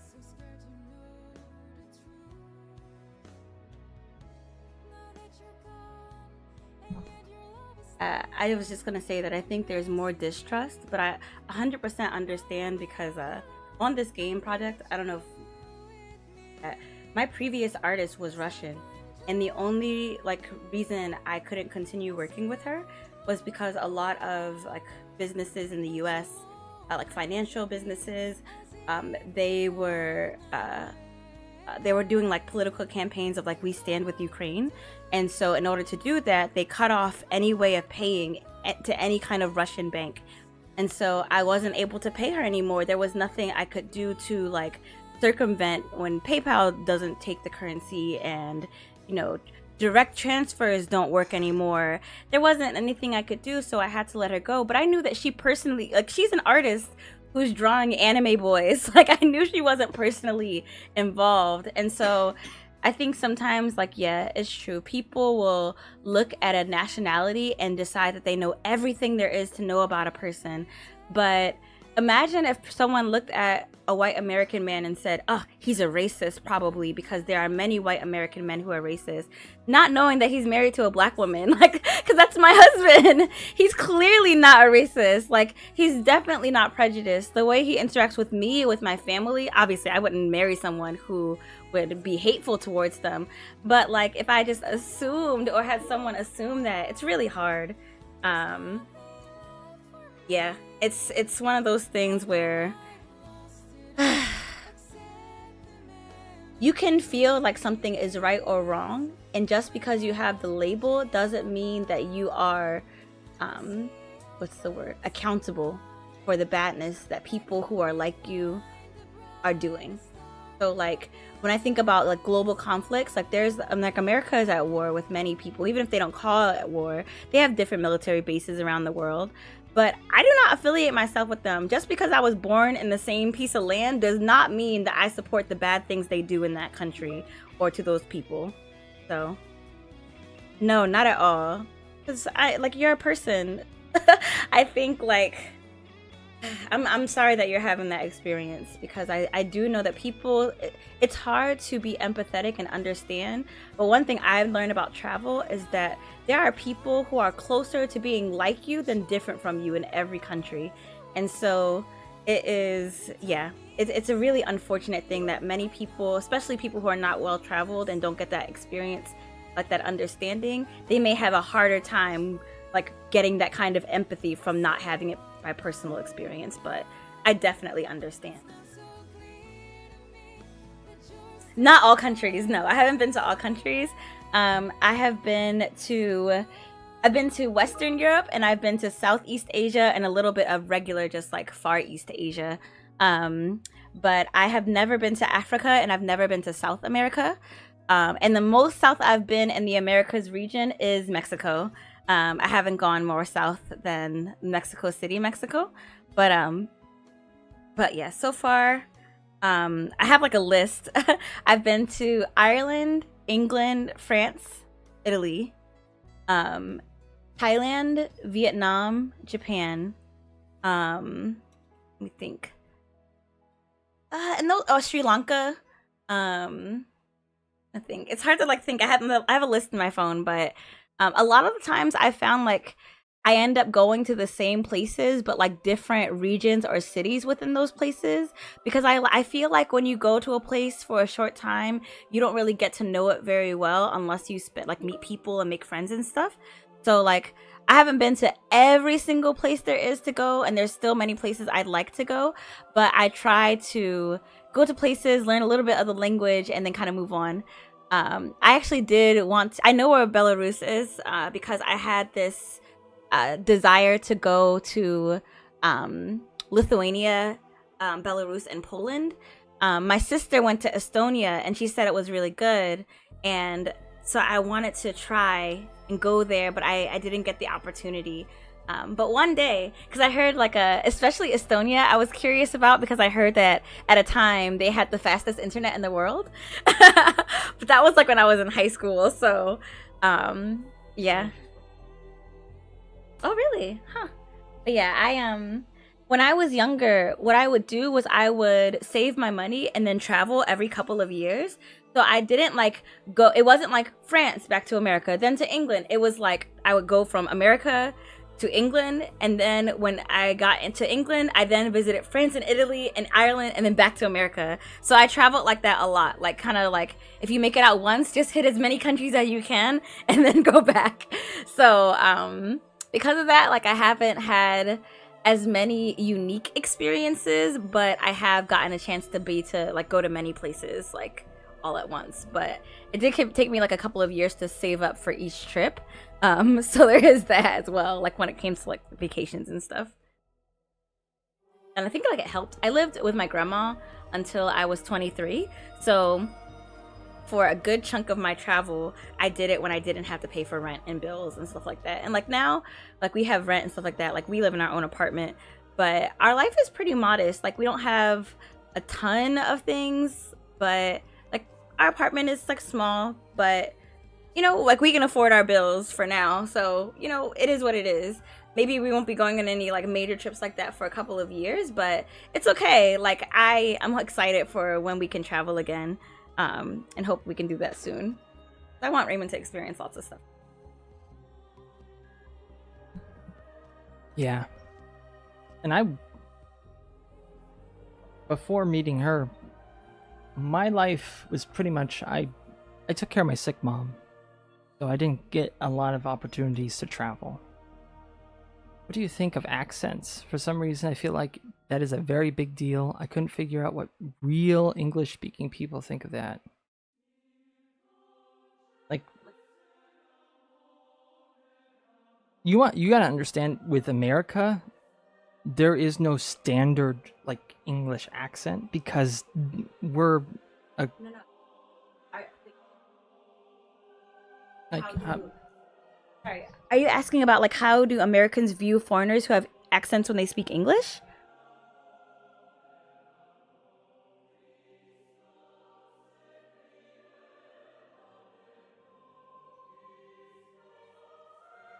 Yeah, you can mention that. Yeah.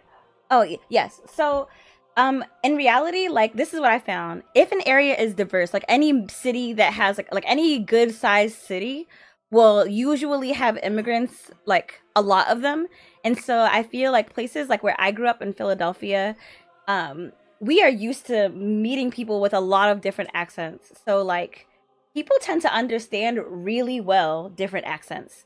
When it comes to like opinions, you might receive some prejudice, but it depends on the relationship between Americans and that country. So like for example, Spanish speakers may have an accent, and if like a person is pretty prejudiced against people who like come from like South America or things like that, they may have a lower opinion of a person with that accent. But generally speaking, when it comes to like speaking another language, unless people are prejudiced against the country or area itself, there doesn't tend to be much like hubbub. Like I feel like it's not really fair, but a lot of people from like Africa and Haiti speak other languages and thus have accents, and those are the ones who more face prejudice. Other places, not so much. I've got to mute.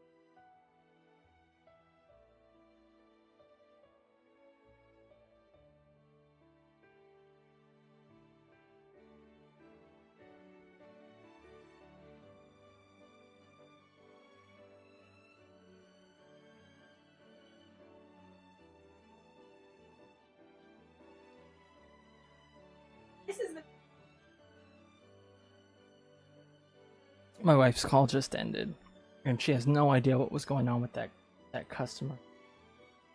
When you go to a public website, but normally it just says like, I can't forward with a search box. So what page was she on? Clearly, there's a flag in the top right corner, and then there's a little icon, my account. I would pay you money betting you that she is searching her university catalog and not on Abcam's actual website. Oh my gosh. Oh my god. Yeah.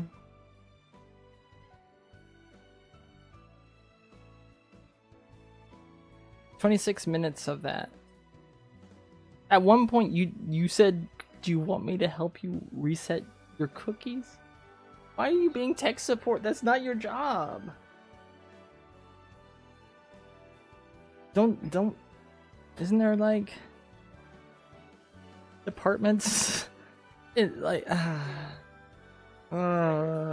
I meant, like, in their own... Like, they should call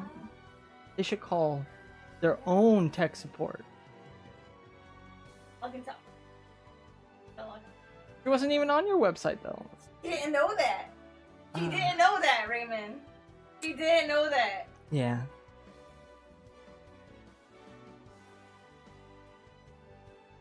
But yeah, what I was saying, there's nothing wrong with being interested in one culture for now. Like, your friends are interested in French culture, but you're interested in American culture. There's no shame in that. Like, just because, like, other people want to, like, take in multiple things at once, sometimes there's benefits to sticking to one thing until you've gotten your fill of that one subject. I tend to do that sometimes, where I will focus on one thing, and then once I'm satisfied with that one thing, my interests move. And maybe that's just the case, where you're interested in American culture, but then maybe you'll be interested in another one. There's nothing wrong with that. Why not? Not like, oh, French culture is not better than American. Not better than. She can't hear you. No. Oh. And here, if you want, like, to get up. Oh.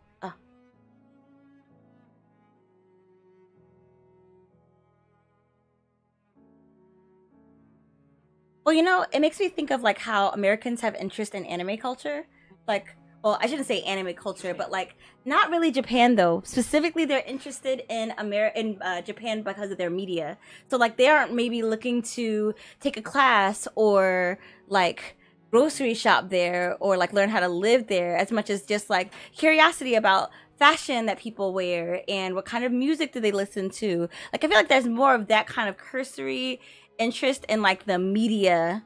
So that's what I mean. Like, so they're interested in like, you could say Japanese pop culture. So if you're interested in American pop culture and your friends are interested in French pop culture, like they're all different. And I think they're all fascinating in their own ways. And because one isn't better than the other, just different, it's like, yeah, have whatever interests you like. Just like the only thing you could ask your friends is that they don't look down on your interests, and like you on your part, like you could just not look down on theirs. Not saying that you do, but like that will help it to be something where the interest doesn't have any kind of emotion behind it, where it's not neutral or bad or good to have the interest inherently. It's just an interest.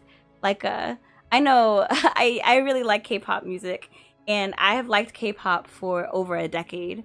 And people would start to kind of like try to pigeonhole me like, oh, you must want to marry a man from Korea or things. And it's like, I just like the music. Like, I don't know anybody from Korea. It's not like I'm fascinated with the people or that I think they're better than like American people or anything like that.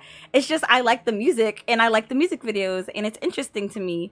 So like, if you can view culture as like a neutral thing to have interest in, then like, that's fine. Like, I don't think that there's any issue with that. As long as there's no feeling of the thing that I'm interested in regarding this culture makes me better or is better than my own or other cultures.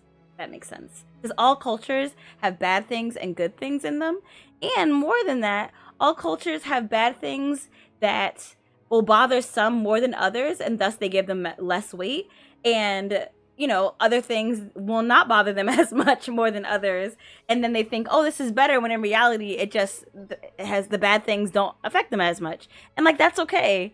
Yeah, I think sometimes there's kind of like a superiority complex that makes it worse when you have an interest, but there's nothing really wrong regardless. Hmm. I actually didn't really have an interest in like a. Oh, sorry. I don't really have like an interest in like a lot of like I'm not really particularly only into one thing. Like growing up, my aunts really liked Bollywood films, which is like the Indian films that have like they're really long and they're dramatic, and they also have like lots of beautiful costumes and beautiful music and stuff like that. And then there's fun dances. Like they always liked that growing up, so that was something that I thought was cool when I was like a kid. Like I'm talking like 7 or 8. And then like when I got older, I was really into like rock bands. And so like I would start like listening to like Tokyo Hotel, and like that was like my little European rock music phase, and like it was fun. All of them were fun. I look back and I'm like, wow, I had a lot of fun, and it made it so that I think like it made me want to travel. It made me have curiosity about other places, and I think like it is good to have an interest in something. And like sure, I think like there's good in liking like your own culture too, but both are okay. Like I think the freedom of choice is really what's the most important thing, that you should be able to be like, oh, this is really cool and I want to learn about it, and then be able to be like, that was fun, I want to learn about something else, and like there not really be any kind of like weight really, or like heaviness. So. And just because like I was saying, because you don't have an interest in something else right now, there's no shame in that. There are plenty of people who become experts in something because they're really passionate about their one interest. There's no shame in that. In fact, a lot of those people are able to make careers out of their own interests. So, like, who's to judge? Who really is judging? Because there is no set rule book of how you should live, like when it comes to that kind of thing. When it comes to media that you enjoy or interests you have, no one really has a standard. As long as you're enjoying yourself and it's something you like, that's what's important. This is all entertainment, really.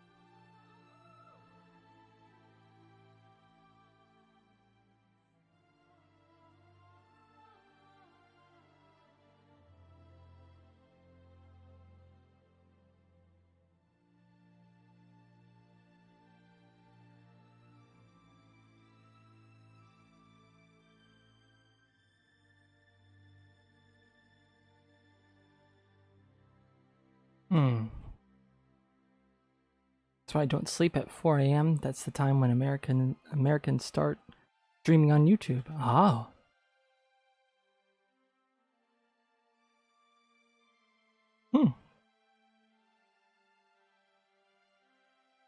Well, I'm trying to think. Did I ever do something like that? Stay up for the release of something?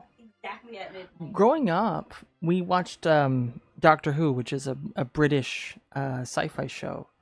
And there would be times where my family and I would wait, and we would stay up to the hour that it would release so we could watch a new episode together.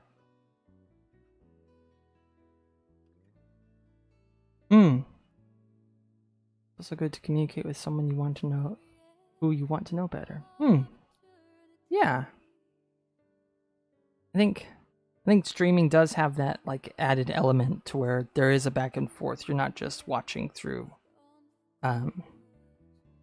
one-way glass. Yeah, it's interactive.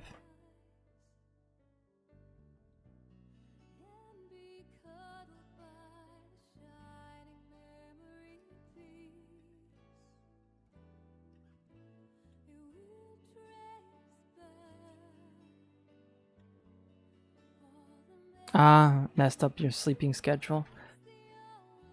Yeah, I know that's like. When I worked at the airport, that's my sleeping schedule was messed up. There were some shifts I had where I started at 10 o'clock in the evening and I got off at 6 in the morning. So I would not sleep the whole night. But it was only one shift, and the other shifts I would get off at 3 a.m.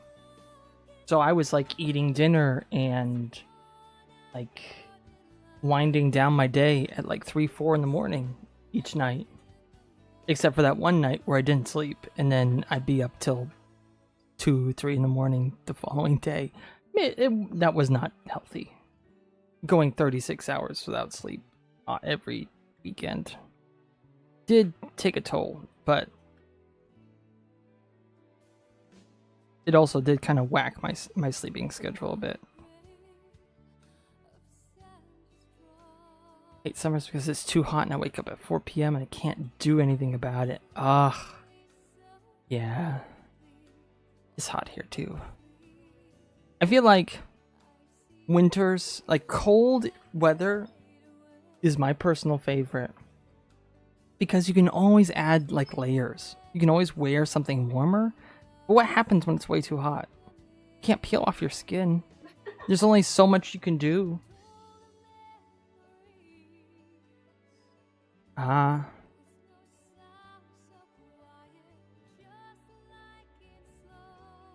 to wake up early, but no, it's not working.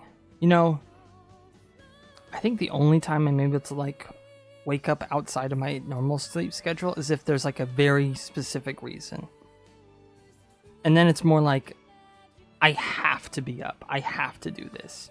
But if I'm just trying to do it because I feel like I should wake up at like earlier, no, it doesn't work. Like I have no actual reason to be up that early. So it doesn't happen. The bed's too comfy. So, like, feel like as long as it's not something that's really negatively impacting your life, there's no, like, your sleep schedule is your sleep schedule. It is what it is. Yeah, you definitely can't. Not in a pleasant way. You can't get rid of your skin. I don't even know the context. But basically they were agreeing with what I was saying about like there's only so much you can strip down when it's too hot.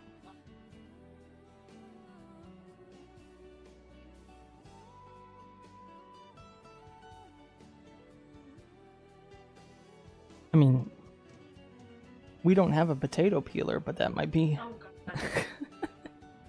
No, that's a bad image I put in my own head. Ugh.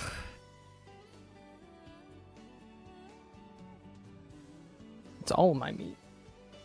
My wife said down to the white meat, but that's all of me.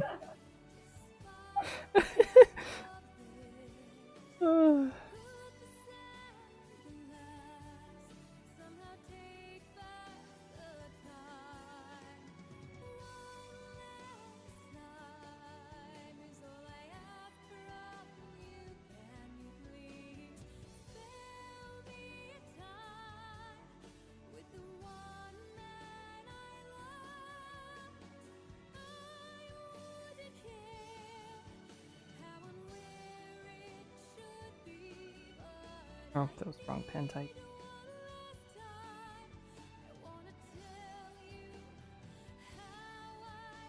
We have a thing called central heat that comes in winters.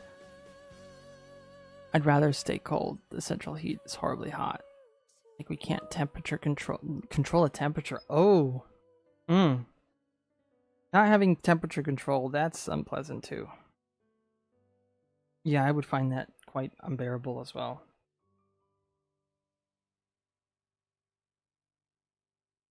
Um,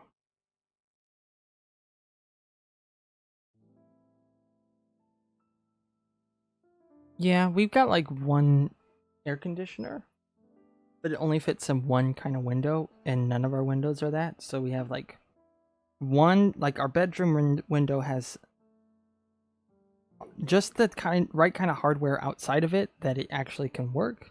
Otherwise, we wouldn't be able to use our air conditioner. But that also means only the bedroom gets cold, and the rest of the house gets hot.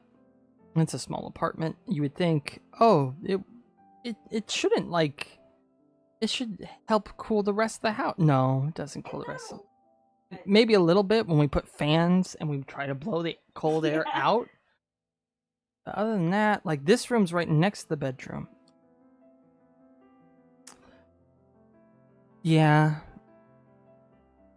The air conditioner unit was a gift and it wasn't made for this building. So if we weren't given a free one, we would not have air conditioning. Yeah, we live in a small apartment. It's only got like 2 stories and we are on the 2nd floor. And there's like 6 units total. 3 on the bottom, 3 on the top.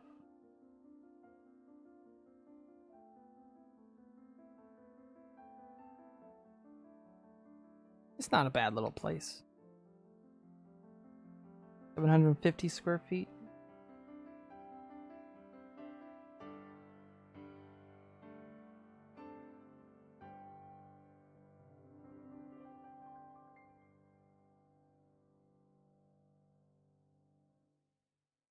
Two bedrooms, small kitchen, a living room, and a bathroom. We wanted 2 bedrooms because at the time we got married, we both were working from home and we needed an office space. Because one thing I learned when getting diagnosed with ADHD so late in life, having a dedicated workspace for work, for when you want to be productive, is very important.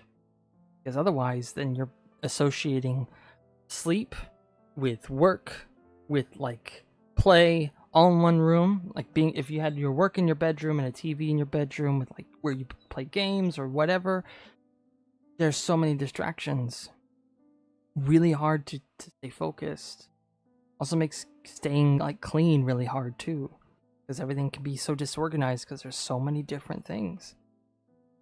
So it was very important for me, for us to find a place that had a 2nd bedroom that we could take advantage of for an office.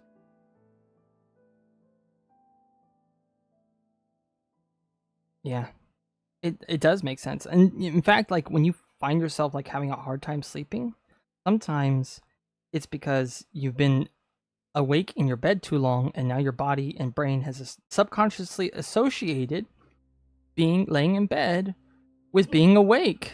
So you have to, like, if you want to get some sleep, sometimes it helps to leave your bed, go somewhere else entirely, and wait until you're tired, and then go back into bed, and you'll fall asleep. A little bit of like armchair psychology that I learned from a TED Talk one time. I do have a computer and a bed and a TV all in one place. Yeah. I grew up with just that. Like I had my TV, I had my computer, I had my work computer, and my all my gaming consoles. During the pandemic, that room became everything, my bedroom. And at the time I was living with my parents, so it's just like I even had a little miniature fridge in my bedroom. So I really didn't leave hardly ever. That could be. But also, if you just like leave your bedroom for like a little bit, or just like leave the bed and reorientate yourself, that could help with sleep. Just waiting till you sleep, get sleepy, and then immediately go back to bed. Sometimes I'll do that. I'll like lay on the couch for a bit or sit on the couch. And then once I get tired, go back into it. And it works. Seems so simple, but it does work. I think done with the outline of Victor here. That's the name of this character. And trying to make the lines really simple because they have to be manufactured. And thinking about like all the spots where the color goes in is actually going to be raised. And the color is like an enamel that fills. So all this black is going to be metal. Raised metal. So yeah, I did show off the pin I have. Trying to go to bed at 4 a.m., but I fall asleep at 6 or 7. Yeah. Sometimes it be like that. There are other things you could do, like chamomile tea helps. Mm.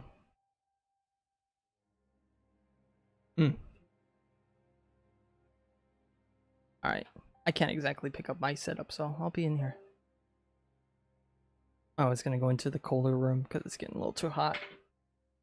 My laptop, which I'm running this on, is old. Like 11 years old. And thank you. I'm glad you like it.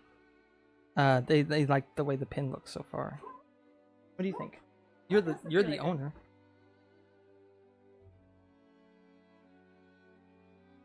Only your hand. You're not actually visible yet. Oh, okay.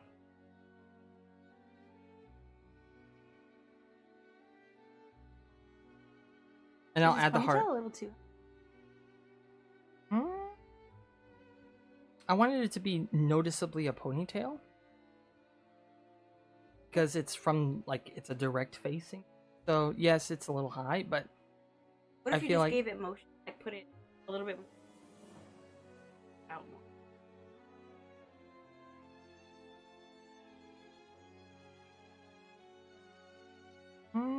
No. You prefer it like that. That's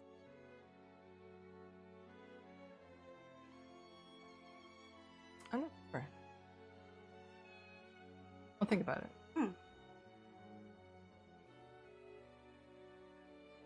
Yeah, I might adjust that. Okay. Yes, No, it's okay. And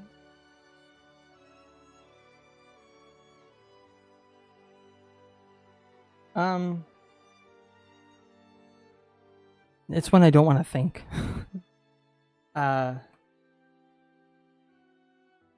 Honestly, sometimes. But even then, like, if you're referring to somebody else when you're talking to not that person, sometimes that's the appropriate word. I don't know. It varies. English has a lot of different ways you can say something. I honestly wasn't giving it that much thought. And I don't know how to pronounce your username. So maybe I have been avoiding and trying to use something more, what's the word? General, because I don't want to mispronounce it. The AC was off? Yeah. Ah, that makes sense.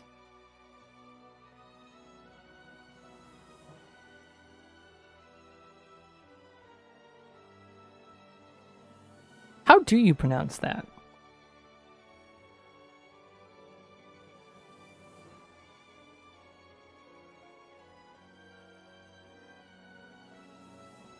I mean your username.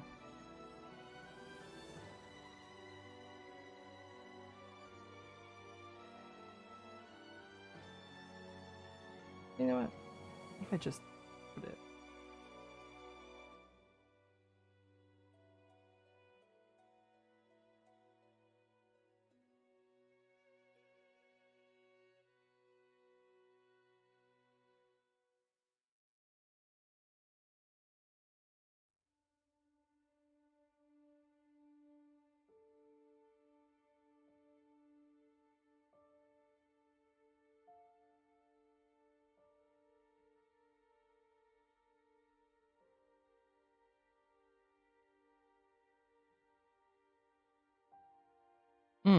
It's straightforward. I mean, you can try saying it if you want, and I'll tell you if.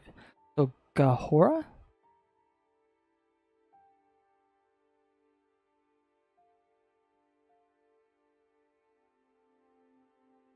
That's how I would. Like, that's the first way my brain says to say it. Gahora. Okay.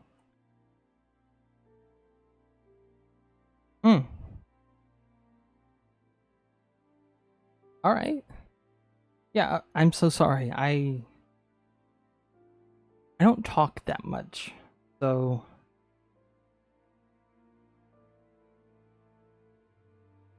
I'm not as eloquent as my wife. I mean, I guess I do talk a lot when it is something that I can talk about, but it rarely happens. So, alright. I can use your name now that I know how to pronounce it.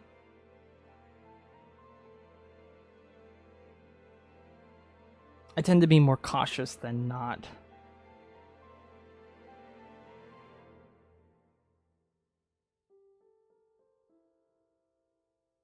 Maybe I'm just scared. I don't know. She was saying move this more middle and then have it loose.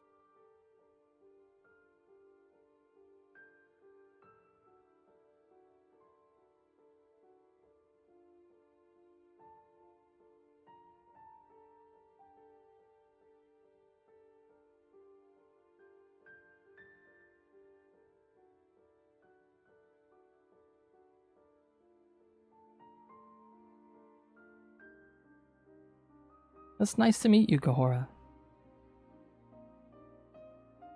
I'm really glad you came by.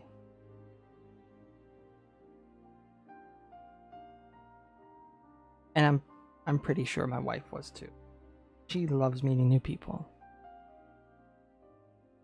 Me personally, I might not talk a lot, but I feel like I go crazy when I'm just in this stream by myself. And that's how it's been most days. Unless there's a friend that knows me personally that shows up, I don't. Or it's like one of her fans from her game that is part of the Discord where I'll post like a notification. Trying to figure out the way that you use pronounce, but because recently I've been running into assuming someone's pronouns and they were mad. Oh.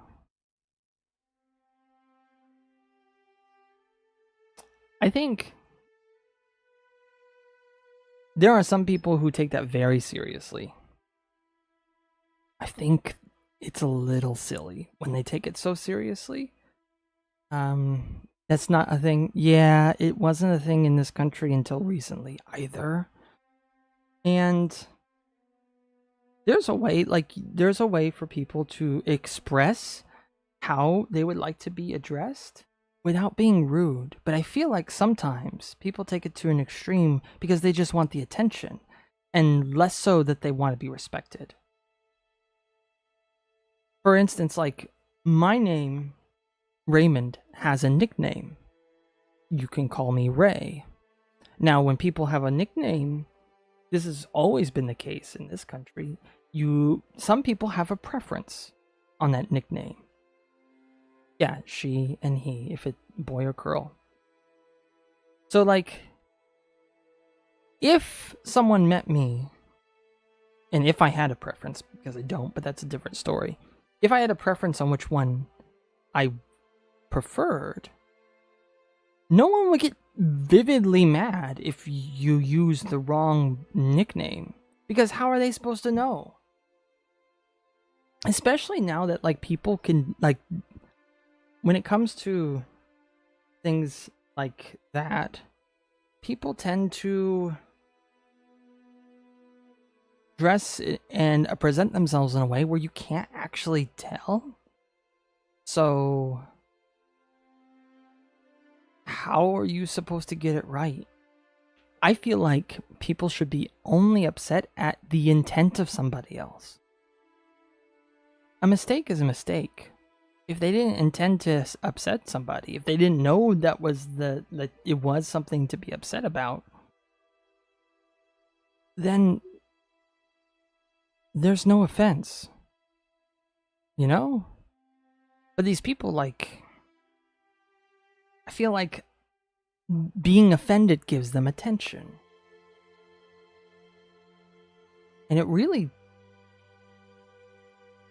dilutes the thing that they claim to be fighting for.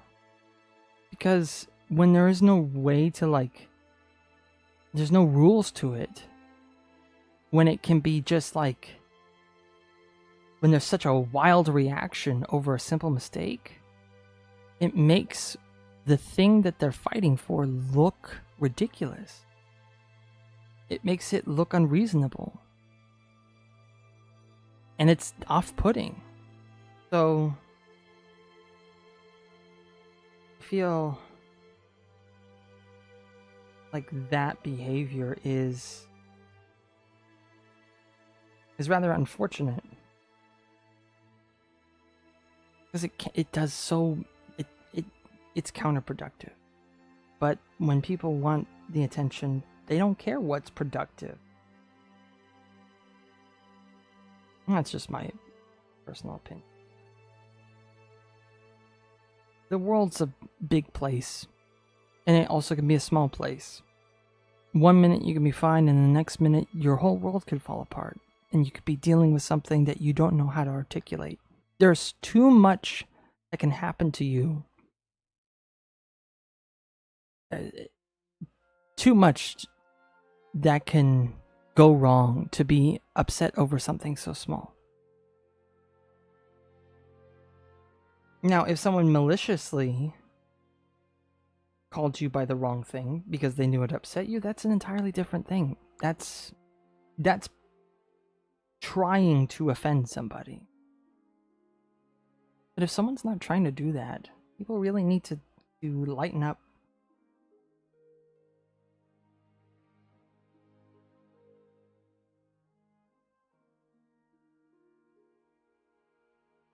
Yeah.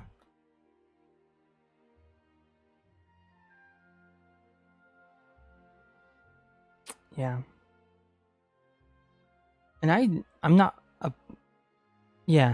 a political person either. I stay out of it. I'm very neutral. Extremely so.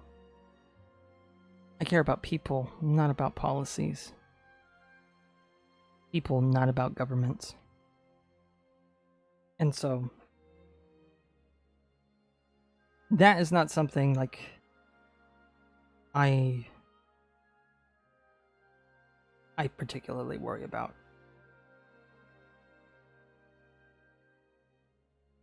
And I was only using they because I didn't know how to pronounce your name, and using she just kept slipping out of my mind. Because I actually didn't know your gender until you were talking to my wife. And I felt comfortable. But yeah, it was just because I would prefer to use someone's name. But it didn't have anything to do with that. Now there was I think I was talking about my coworker who was the biker in a biker gang, motorcycle gang. I did have to recorrect myself because they, at the time, they were a he, and then they decided they didn't want to be. Did I feel like they looked much better as a he? Yes. I don't know how his wife feels, or their wife felt, about having a transition that late, but that was their choice. And I do my best to respect people's choices, even if it's not something I would personally agree with. Aesthetically, I feel like they didn't make a very pretty woman, but I always treated them with as much respect as possible.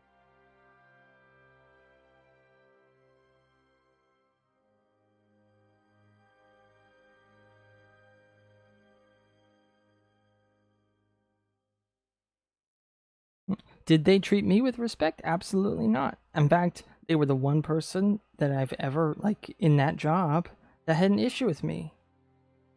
Until I worked very hard to, um, be a better person. And then they ended up fighting for me when I almost got assaulted by somebody.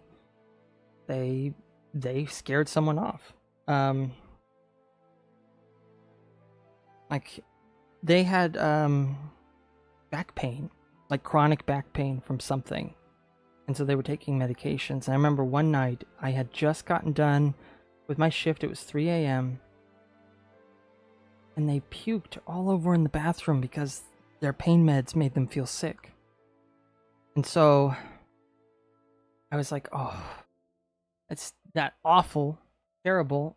I was about to leave, but then they couldn't work and no one was around. So I worked 2 shifts that night. I didn't get home till 7 in the morning. And I had been there since, what was it, like 6 in the evening? 13 hours? Long time. And they were able to get the medical care they needed. And they didn't hate me anymore. And the only reason they didn't like me is because I missed a bathroom cleaning assignment one time. Because, like, it wasn't mandatory, but it was also, like, we also had, like, a schedule. So, on this day, so-and-so would clean the bathroom. And I missed it because I was not feeling well, and I didn't remember that day. But did that individual leave a note in the office for everyone to see that said, Raymond doesn't clean? And print it out and tape it to my name in the office? Yes. Is that a lot of effort to type something out, print it out, cut it out, then tape it to somebody next to somebody's name? Yeah, that's a lot of effort to express your displeasure with somebody. My boss at the time was furious. Like, what? Why? Hello? Can we act like adults? But instead of being upset, I wrote an apology on my own, like from my own choice. And even though I knew who it was from, wrote that, because my boss told me, I didn't call them out. I wrote an apology. I stuck it on the time clock where we punch in and out for work, count our time, working. And it was an apology to everybody. I didn't make any excuses. I simply apologized and said that I would do better to make sure that I am not burdening others with extra work. And those actions, that person ended up buying me a brand new sketchbook and a bunch of stuff as a thank you. Did it take a while for them to warm up to me? Yeah, but like, even though they had different views on things and they didn't treat me right, I still believed in treating them with as much dignity and respect as I could. And I feel like that's, if more people did that, then there would be less bickering and less pettiness out there.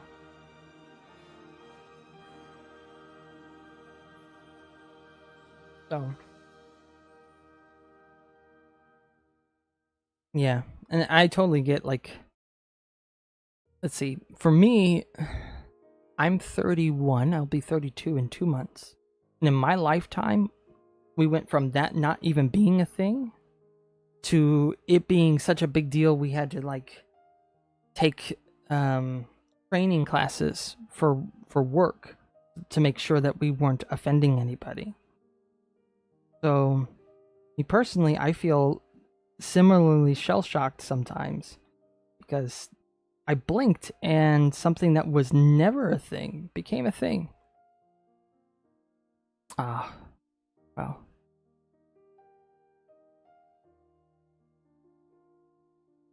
I feel like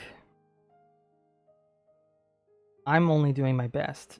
If more people did their best, I think that's really what people should aim for. Just efforts.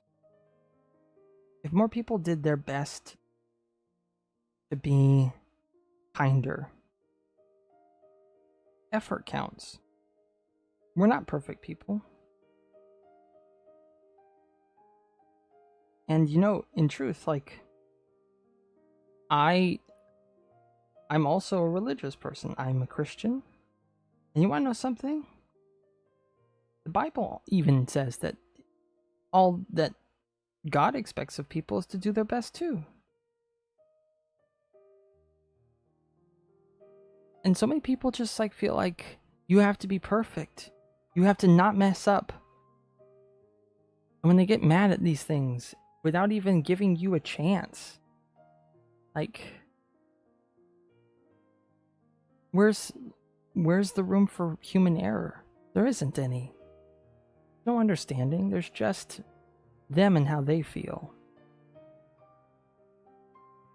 There's no room for anybody else. Can't have a world like that. I would much rather have people trying than people flying off the handle because you made one mistake.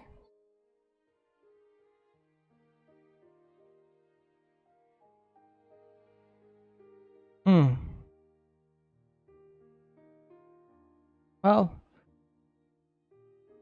I don't know about kind. I think we all have our moments. But not wanting to fight anybody that's a big thing. There's some people that love to fight. They love conflict. I think sometimes they want to feel better about themselves, so to put other people's down or to spar with their words makes them feel more accomplished, but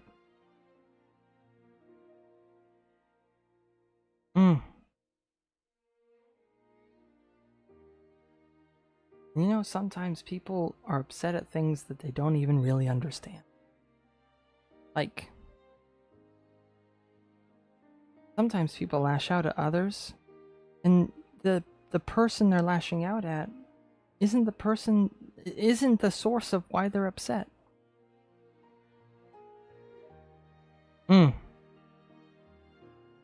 That's respectful. That is very respectful. You just, not have input if it doesn't fit. But some people love the sound of their own voice and don't care whether it fits or not. Also, some people get upset and they don't really understand why. They just know that they're upset. They know how they feel. And so whatever they think is the reason they feel that way, that's what they go after. You want to know something? When you don't actually understand why you feel the way you feel, if, say, I had an issue with a friend and I'm 100% sure I feel upset because it's this friend's fault, and they say sorry and I forgive them, and it's not actually the reason why, like it's something else that I don't know, and I just assign that blame to them, and it's not really their fault, my feelings won't actually go away. And it's tricky. Like, sometimes we feel things and we have no understanding of why. It could be that there's actually something that has nothing to do with them that is happening in the background or happened in the past, and it's driving my emotions forward. So everything's said and done, we patch things up, but I still feel that way. Well, then what do? You get frustrated and you dig it back up. You don't actually, you end up going back to that person and just still having issue with them when you shouldn't. Everything should be fine. But so many people don't take it a second to look at where their intense emotions are coming from. And so they'll end friendships over stupid things. It has nothing to do with the friend at all. They can't be bothered to actually think about it. Because what feels good in the moment is what they chase after. And sometimes I feel like, and this is more just my opinion, I feel like sometimes the advice that is thrown out in the world isn't made to actually help people, but keep people in this cycle that they actually will always need help. Because if you always need help, you'll always go and pay for those who will give it.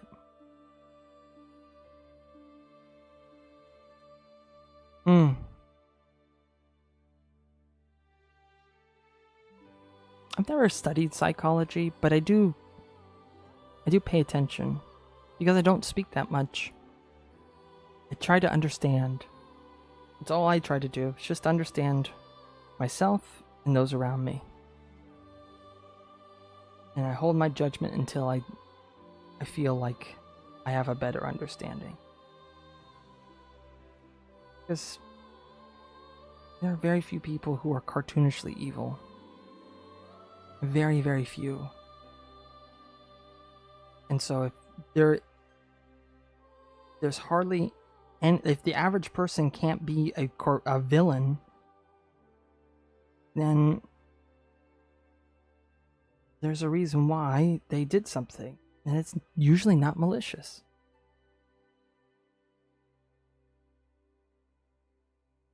Sometimes it is.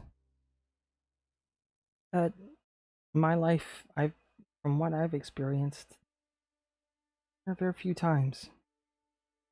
Sometimes people make mistakes and will defend themselves, and it will feel like malicious because they're doing everything they can to defend themselves, and it's just because of that they say awful things to justify their actions. But in truth, they can't handle having a mistake on their own hands.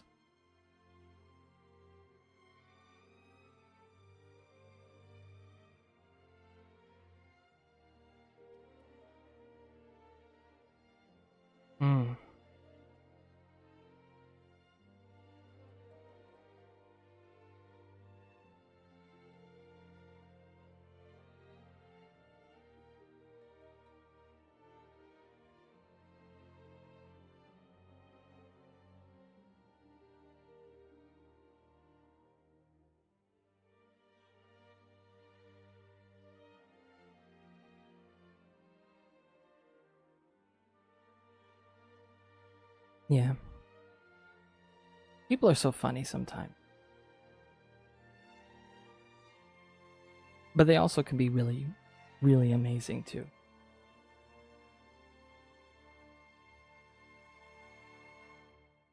I think it's so easy to get wrapped up in the bad things. It's sensational. It's in your face. There's good there too, though. People forget about it.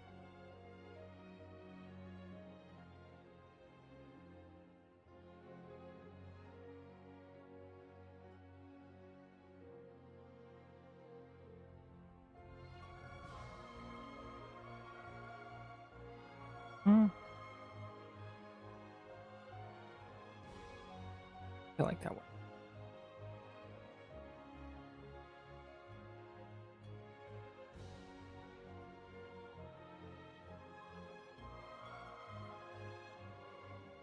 So, I'm curious now. To shift gears a little bit, do you only do your art in sketchbooks? And if so, what do you like to use? Or like, is it like pen, pencil?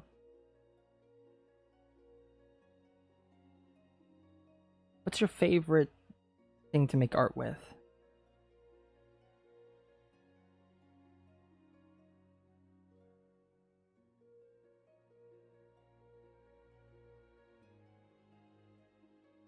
Ah.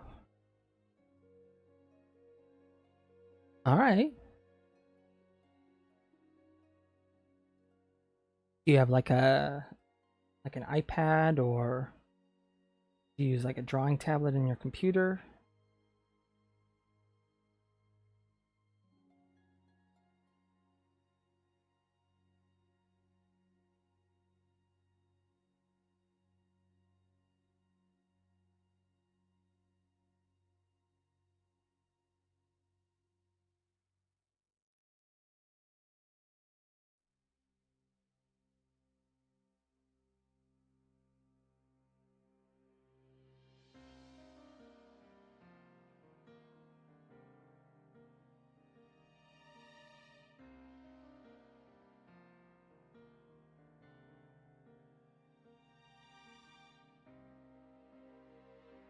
Mostly draws pencils, sketchbook, no coloring, nothing fancy. Usually I draw on drawing tablet and PC. Ah. Wonder, do you have like one with a screen or one like this? Where it's like you have to look at the screen separately.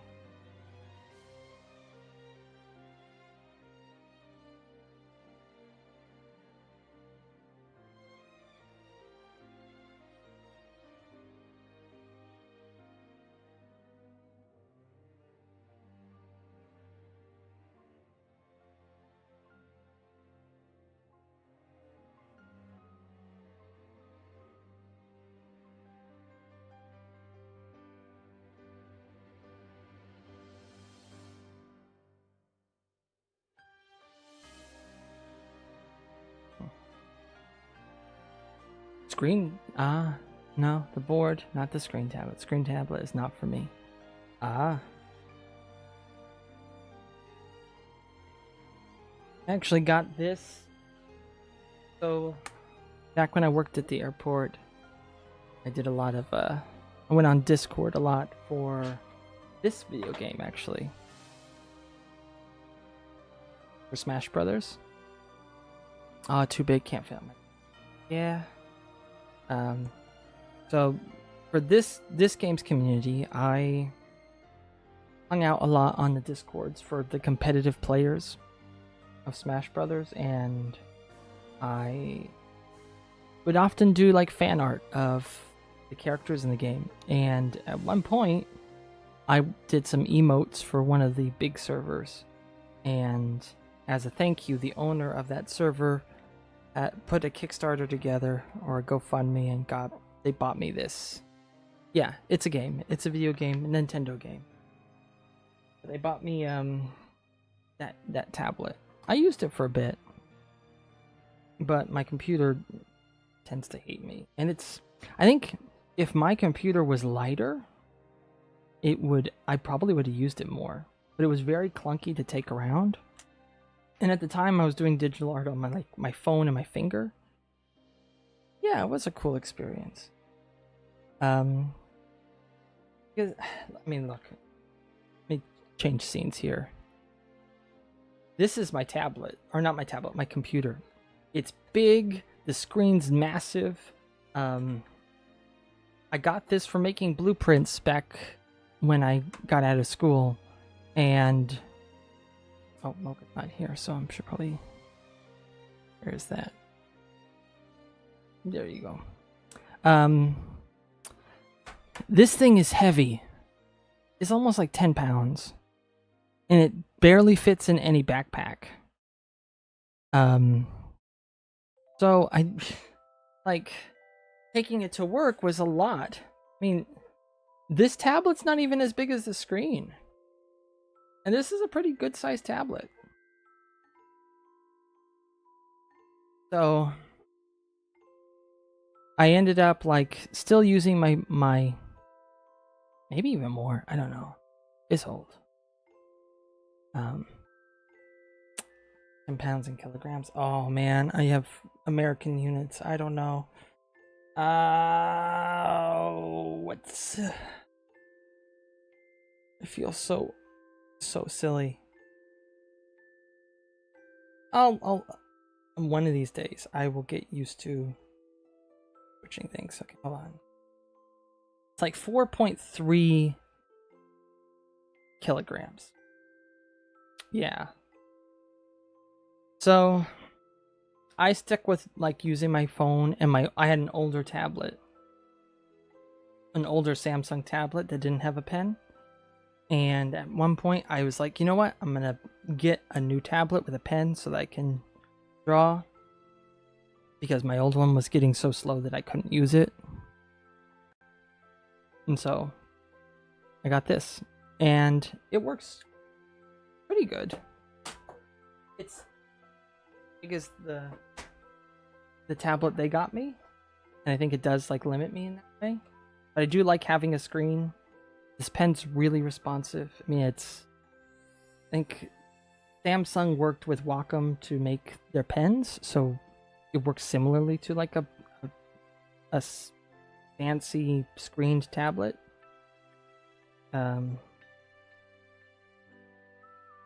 But yeah, I had a computer that was meant to be carried from university. It was too heavy. Yeah, size really can limit. And it's a shame too because it was a gift. It was a really nice gift. I think at the time that tablet was like $80. So I don't know what that is in currency, but at the time that was a lot. I wasn't making much at the airport. My job didn't pay that well. So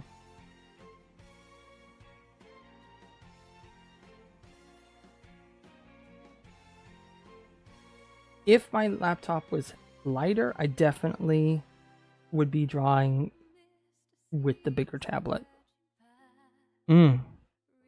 That's great.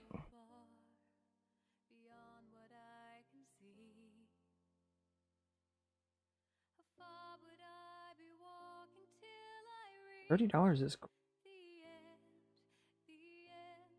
I think like the price of those tablets has also gone down over the years. They did that in like 2017 for me, I think.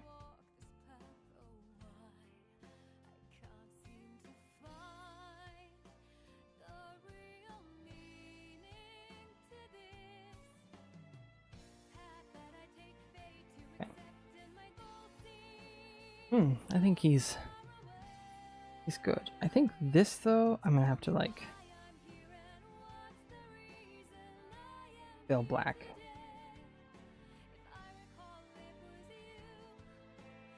And what's going on here?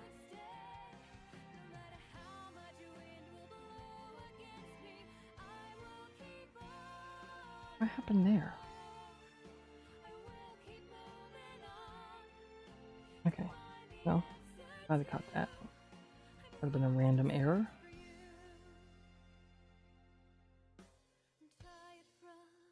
The only thing about it is the pen is not working properly all the time, and you have to click it 10 times on a button just to switch to. Ooh, I wonder if it just needs to be clean. But like,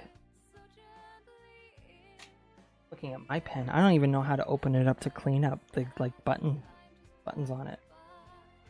This is my pen for that tablet. Yeah, there's no way to really open her up, is there? Problematic.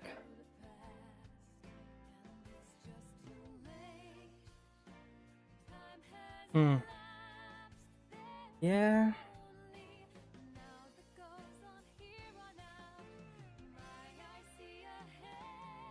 Oh, wait a minute.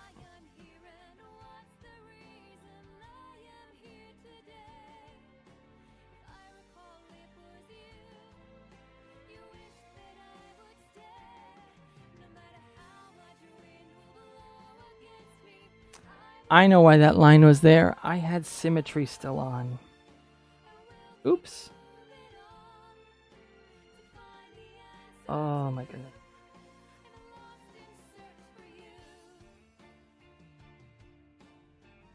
You ever play around with like a symmetry tool in an art program? Sometimes when I'm bored, I like to just turn on the symmetry tool and let my just go crazy. I think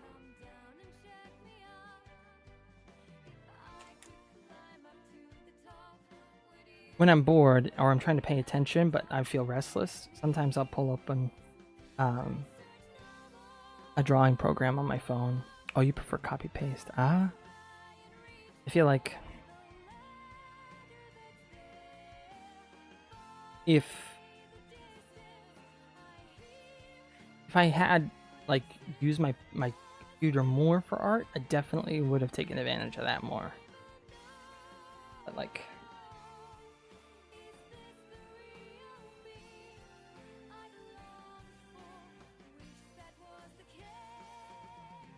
last thing I was doodling on my phone, because my phone has a pen too, the newer phones, so, or newer to me, so like 5 years.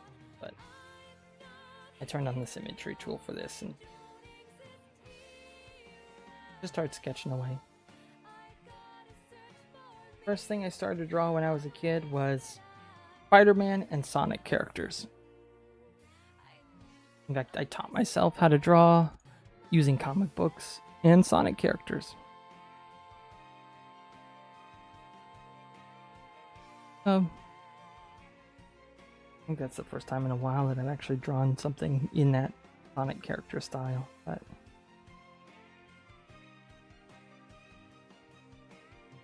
oh, My Little Pony.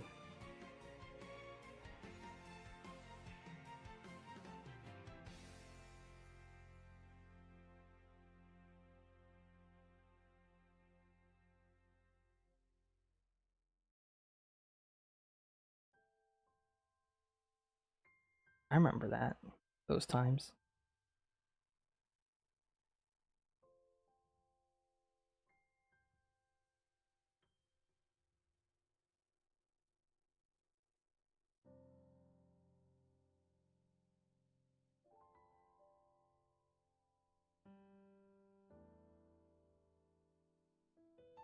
Find a little.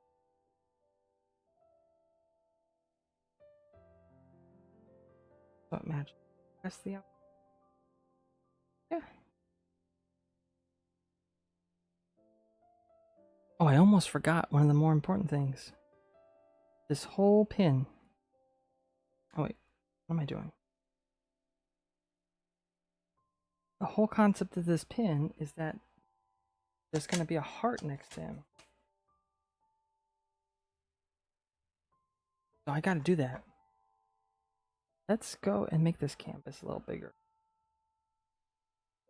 Lock it down here. Maybe make this like 2000 maybe?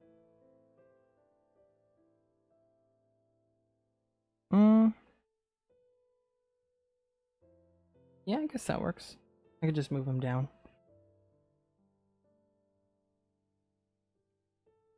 Hide these. I get rid of my guidelines here. Don't need them anymore. At least I don't think I do. Nope.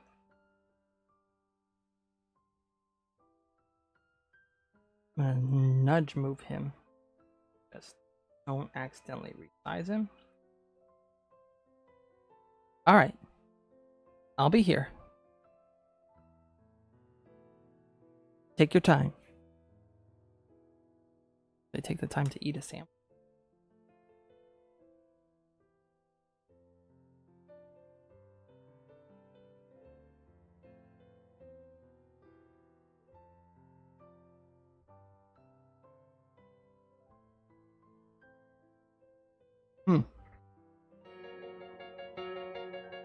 Master. Not that one.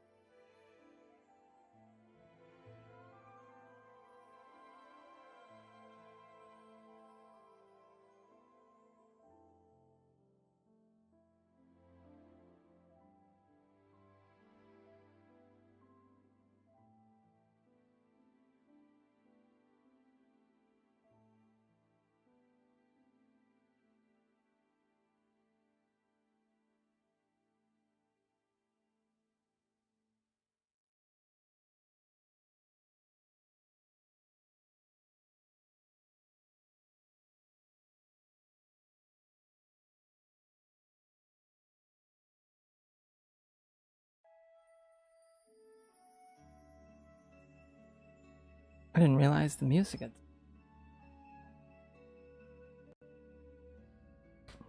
Alright. Got some water, finished my lunch, back.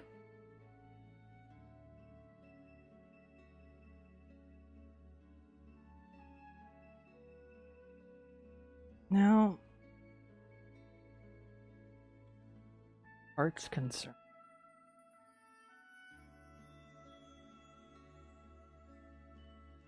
How do I want to approach that? All right, go to our website here. Not through this. It won't let me.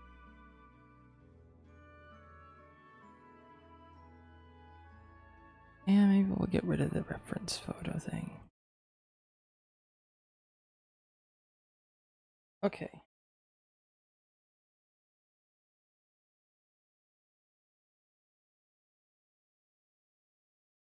Ba-da-dum, dum.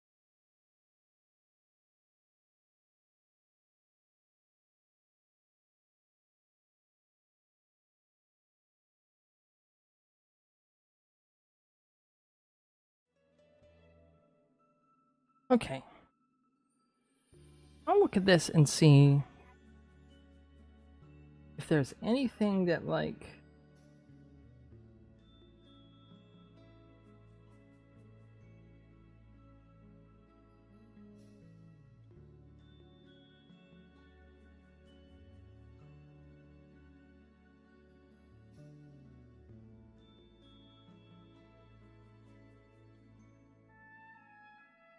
Hmm. I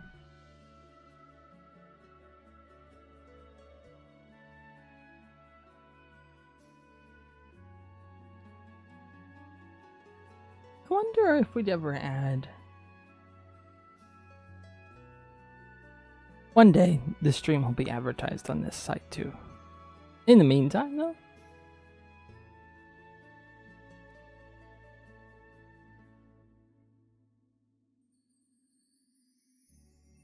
Hmm.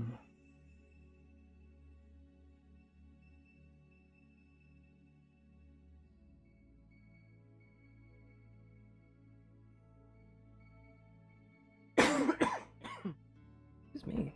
Alright.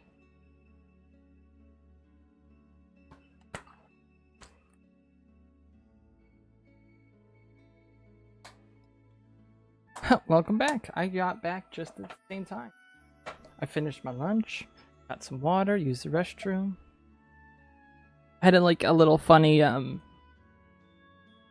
bathroom going away screen.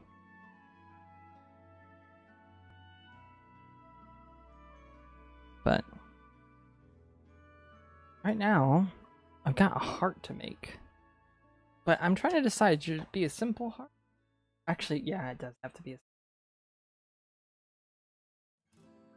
Mostly because we're limited in how many colors we can use for the pin, so can't go too common.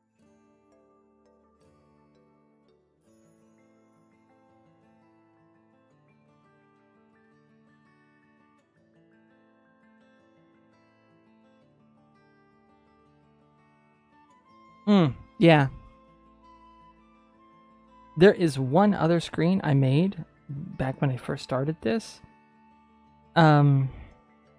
Which in truth, like, I may not have streamed on YouTube or Twitch before this, but during the pandemic, I couldn't be with my friends, so in order to, like, get that feeling that you're sitting by your friends and you're watching them play video games or they're watching you play video games, I streamed over Discord and, like, local video chats. And I got all this streaming stuff set up just for that. And I brought in some of the old stuff I goofed around with my friends, and those same friends joined me when I first started this stream, and we made this nightmare.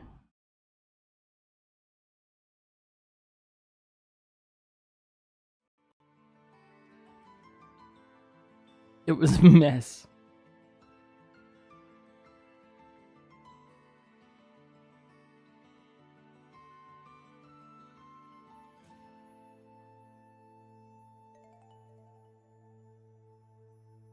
but that was a lot of fun. I keep it around just for showing off, but it's a little too much chaos.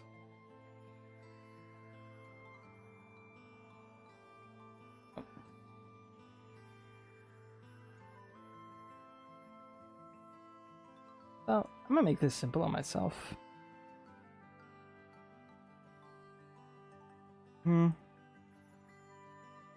Put up.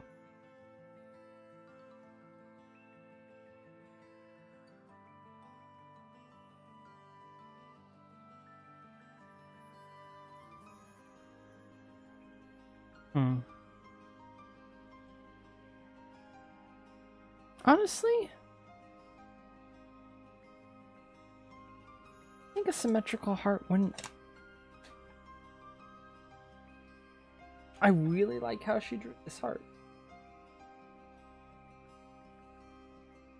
I think I want to actually just use that instead. LOL.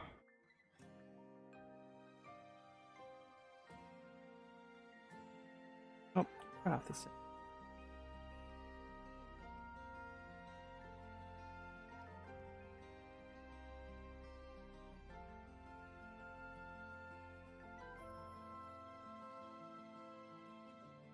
Oh, ew.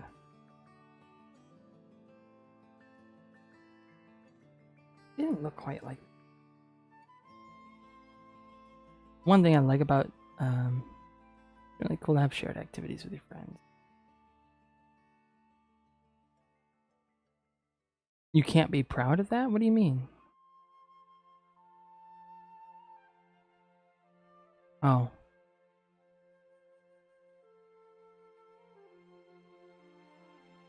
Yeah, what do you mean? Please explain. Because finding good friends is hard.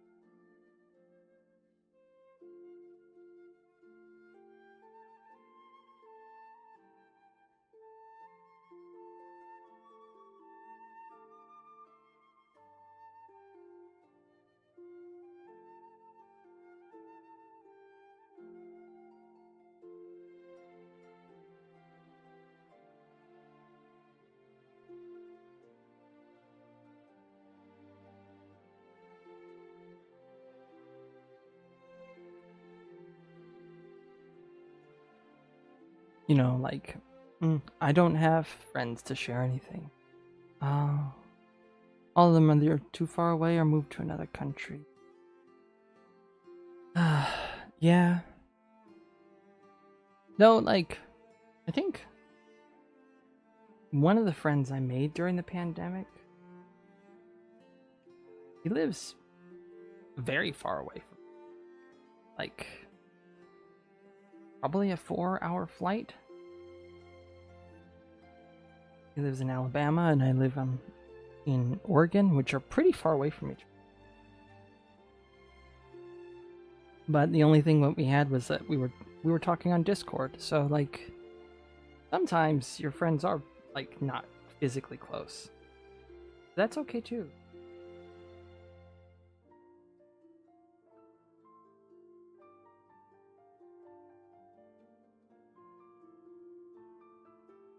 And honestly, what you're doing now, like meeting people who are streaming, like someone popped in earlier and recognized you. I don't think they've popped into this stream ever before. You're able to meet people that even I didn't know. And just in this, like, the YouTube streaming landscape, that's really cool.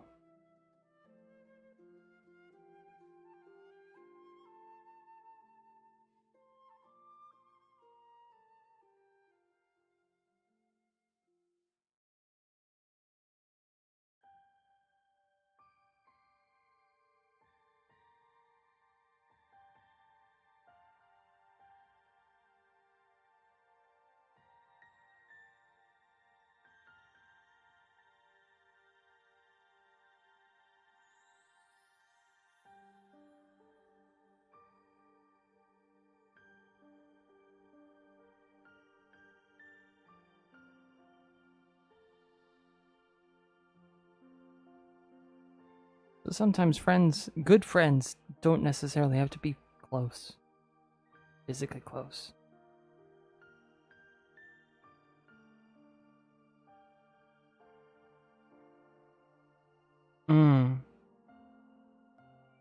Yeah, I know how that feels. Sometimes when you're dealing with distance and people get busy, sometimes you are stuck being the one to like always making the attempts.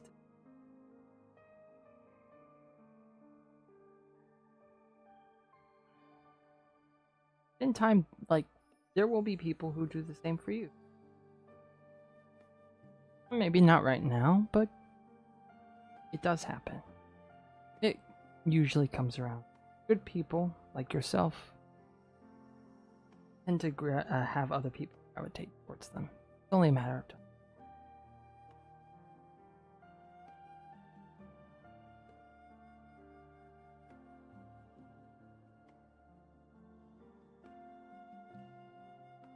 But it does suck in the meantime. Like,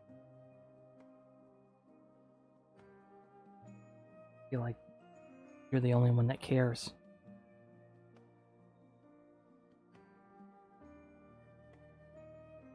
And that does make things pretty lonely.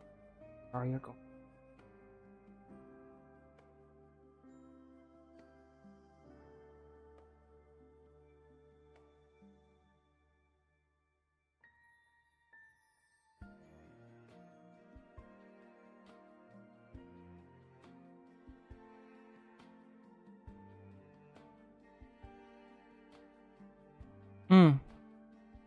I see.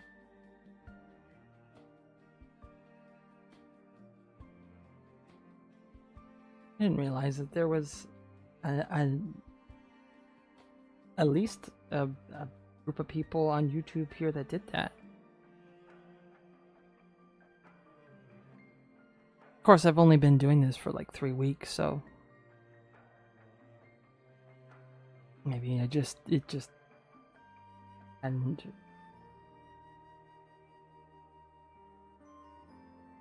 been here long enough for me to even see.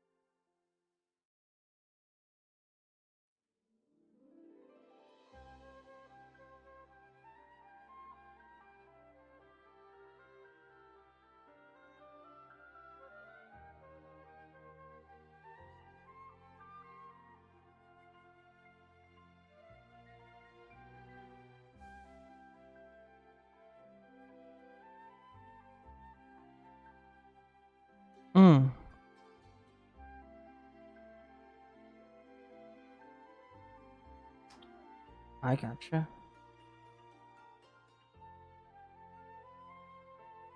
People who are older do also have that, like,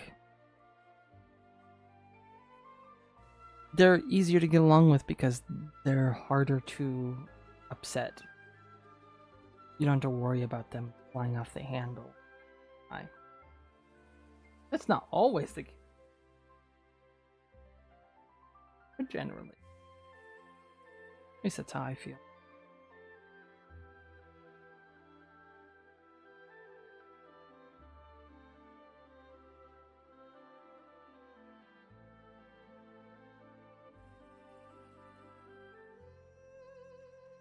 Little piece of hair is actually a little problematic.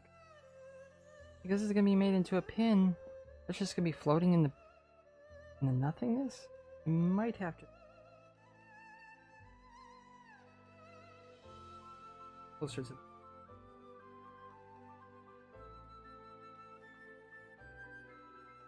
Or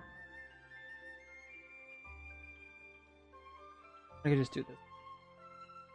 I have the heart fill in this gap here. Oh.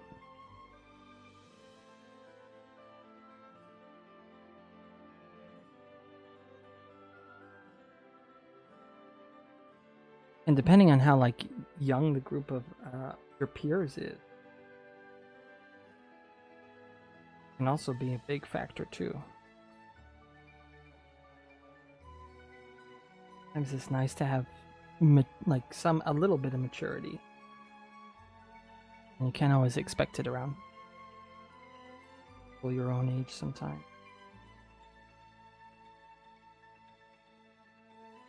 I'm not gonna have you put your age out there.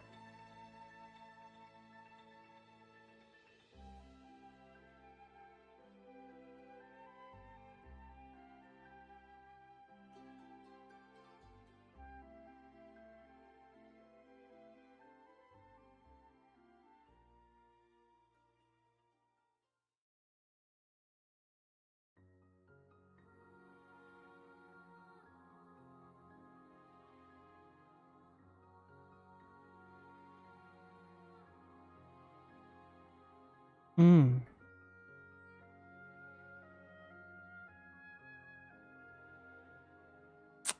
You know, yeah, I could totally see that happening.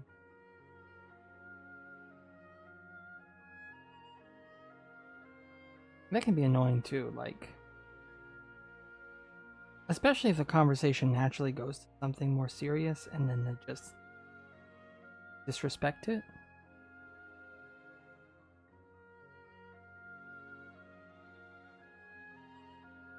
Hmm.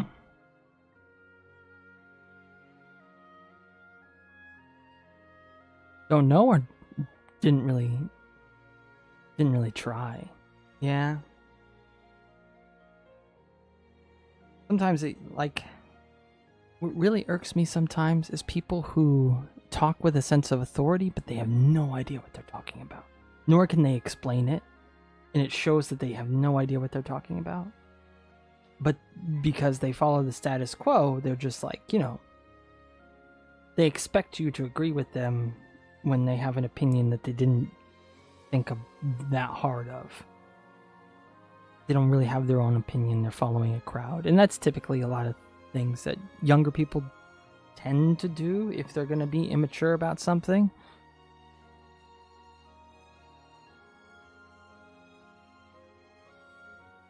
And I do find that frustrating.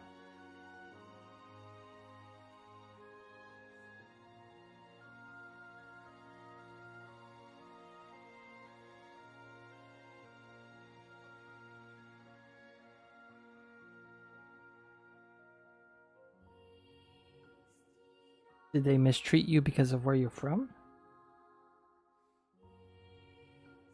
I'm curious if that happened.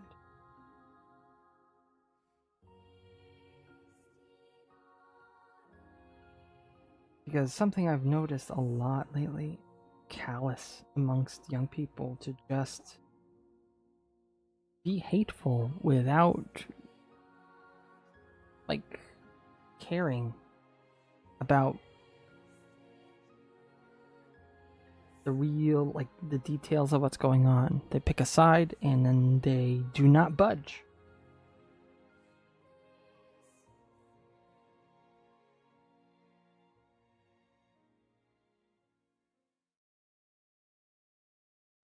And even make up that opinion on their own. They got it from somebody else. They don't even know how to articulate their own opinions. They just about nonsense. Borderline propaganda sometimes.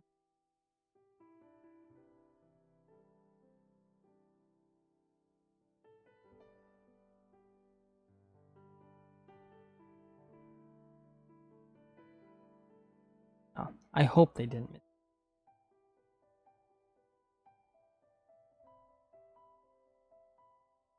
And it's totally okay to feel like something is not really like if you feel uncomfortable because of how people are talking about something, then you have every right to just like not put yourself in that situation. You don't owe them anything.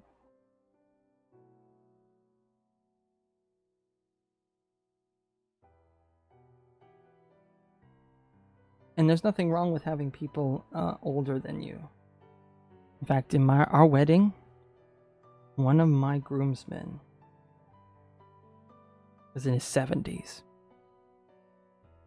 I had a lot of friends growing up, but not all of them stuck around. And not all of them did good things. So someone I knew, seen that I had a lack of friends. He was older. Nothing like that. It's just that people don't want to converse. They just don't pay attention. Don't continue the topic you bring. Like, no. I gotcha. I tend to squirrel off on a lot of like tangents, but I try my best to stick on topic. I mean, it could be really easy for me to like miss a message. I'm constantly looking up. Sure, I am not missing anything because looking down. Yeah, that's good. But not that didn't. I could see it happening, but I'm glad it didn't.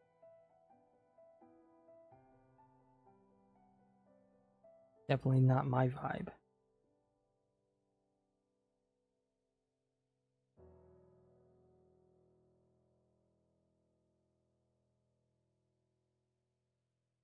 But yeah.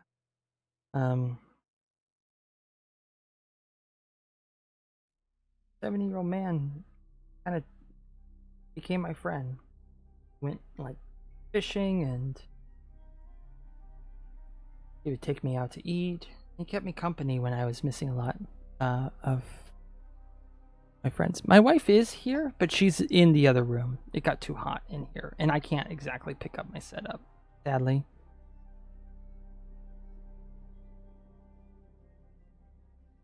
She's the cooler one of the two of us, I will admit.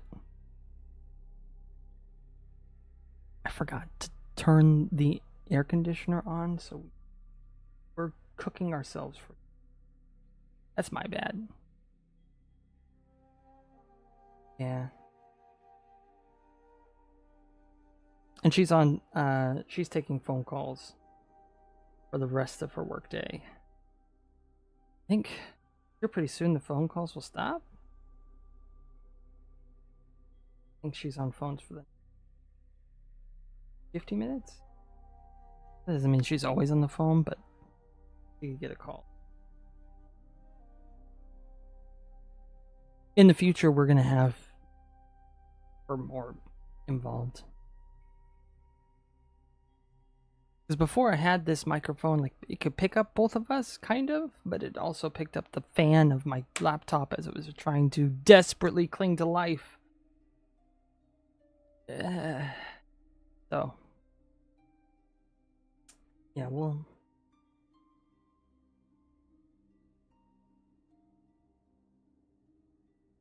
she'll be here more often. She typically is.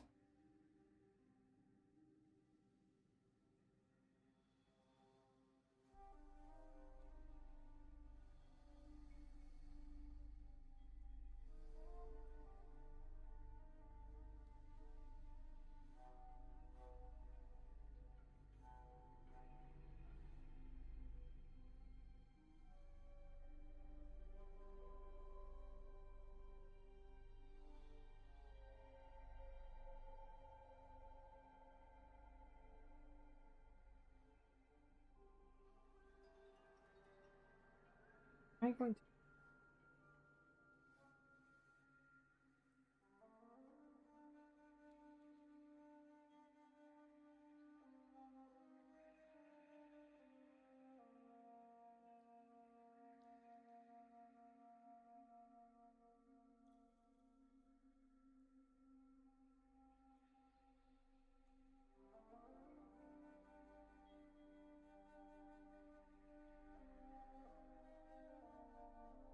You know, it's funny. So, my wife's, she makes romance games, but I'm the first person she dated. We're both the same age. She'd never dated anybody until she met me. remember I told her that I found her game and I was going to play it, and I was playing a little bit of it. She made me swear not to finish it because she got embarrassed. Tends to get embarrassed about romantic stuff. It's kind of funny because she's a romance writer, you know? I mean, she writes more than that, but most of her projects were romance related. Something that we are planning to do in the future, which I think is going to be fun, is we are going to do a playthrough of this game together.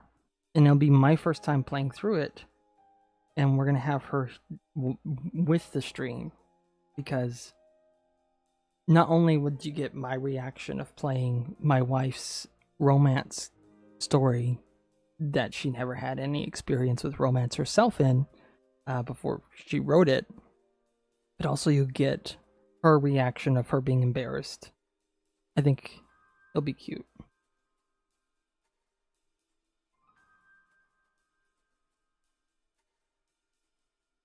And she'll be on camera, I think, for that, because point if you can't see her face.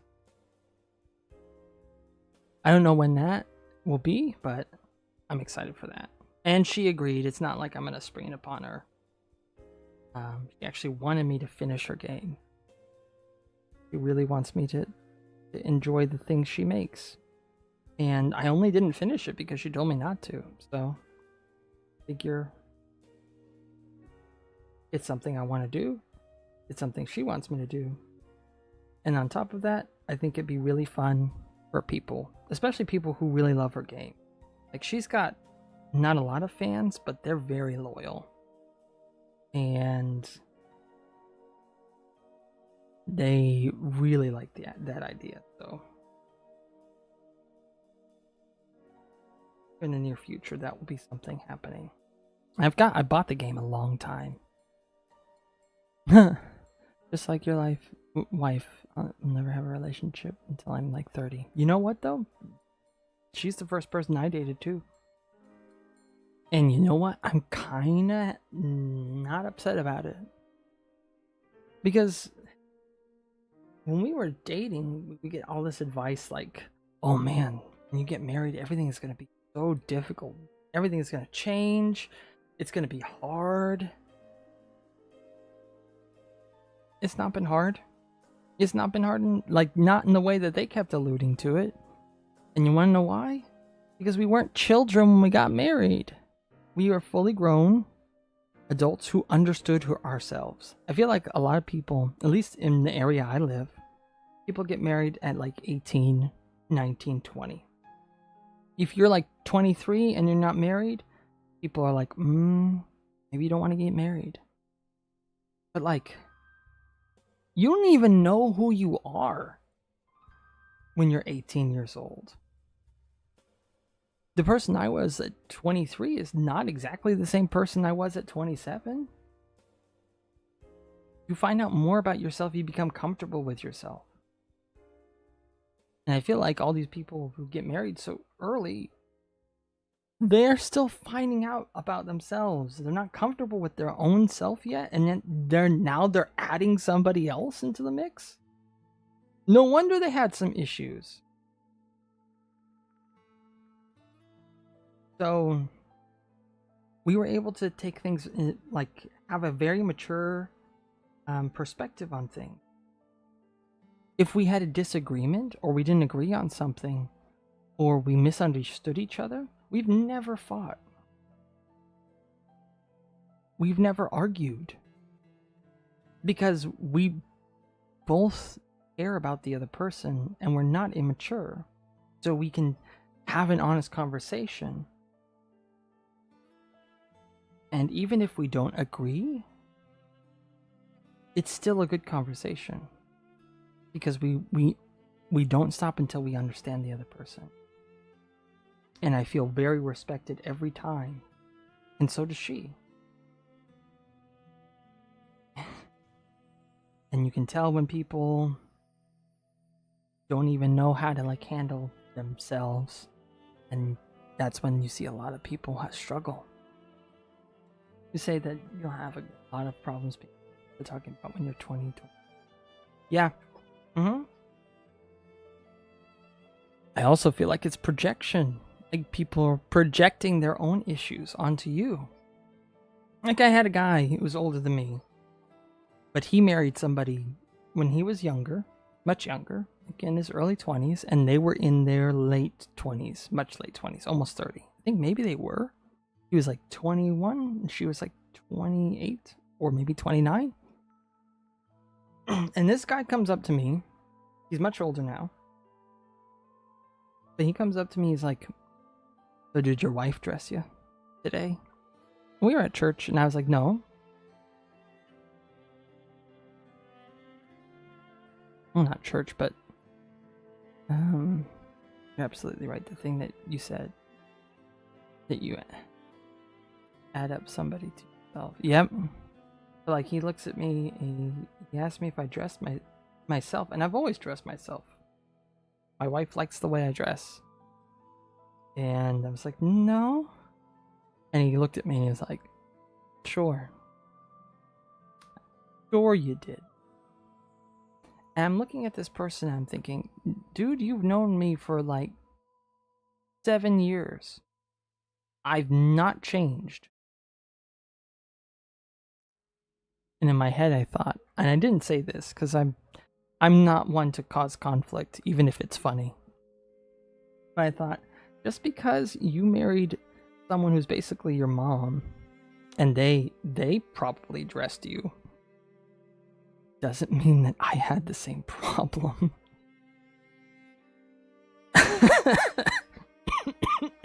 Projecting hard. Sometimes people are like that. I think with relationships, it's important to be patient. Even with somebody that you meet when you're younger, you want to make sure you ask hard questions. And you don't just like them, but you can trust them with heavy things. I remember my wife had a whole list of questions she asked me, very deep questions, before even entertaining dating me. Like, how do I feel about violence against women? How do I feel about recreational drugs? How do I feel about this and that? I think that's important to do, because if you're not on the same page with somebody on things that you have like absolute boundaries on, are you going to let somebody bowl over your boundaries? Are they going to respect your boundaries? I think young people don't, like, they struggle with that.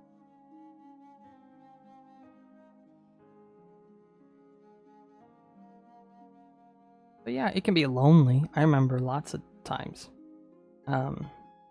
being very lonely. I think mostly because a lot of the people I knew in the area, a lot of girls around my age, also knew my younger sisters. So either they saw me as an older brother, or, and this was a big thing. This happened in a lot. People tried to talk my wife out of dating me, not because of anything I'd ever done. Oh, my partner. I think most people my age don't understand what they want from life and from themselves. Yeah. Yeah, that's very true. Especially at that age, they don't know. Yeah. But people, like, to continue on my thought, I grew up with these people. The girls around here, they wanted to, like, explore. They wanted to go out and travel. And at the time, my circumstances was the only thing holding me back. But when we started dating, two separate individuals, two women came to my wife and tried to convince her to leave me. because of where I'm from. Because my wife, like, she doesn't just know Thai. She lived in Thailand for 3 years. She's traveled and lived in a foreign country. I think she stayed in Japan for 3 months at one time. And when people know my wife, at least the people around here who grew up here, they thought, you're so much better than him. He's from here. And that's a lot of the reason why, like, that was a factor growing up. I didn't have any relationships because people looked down on me for being from here. It wasn't exciting, wasn't romantic to go and get married to the guy from the small town in a state that most Americans don't even remember exists. Oregon is one of those states where most Americans couldn't point it out on a map. No, someone tried. 2 people tried. 2 different people tried in different situations. Just because I was boring because of me living here. She yelled at them. And she told me after we got married. I didn't know about this. It didn't surprise me though. A lot of the women around here always feel like they can do better. And so they don't really give guys who are from here a lot of chances. Yeah. Makes a lot of guys depressed too, because there's a lot of great guys I know. And they feel like dirt for no reason.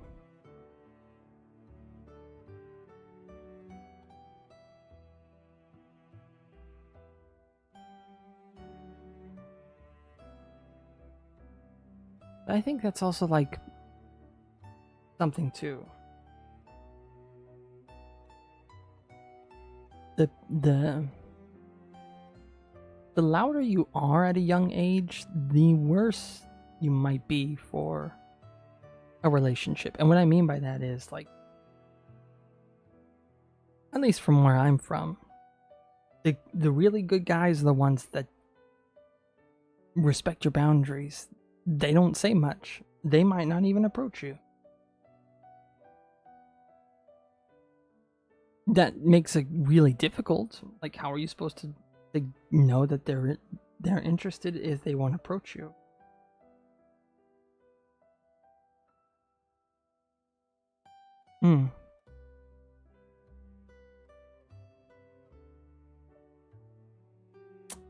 Yeah. Truth be told, though, I didn't make friends with guys like that. So any guy that, like, treated women like objects, or honestly just talked about girls in a weird way, or just like,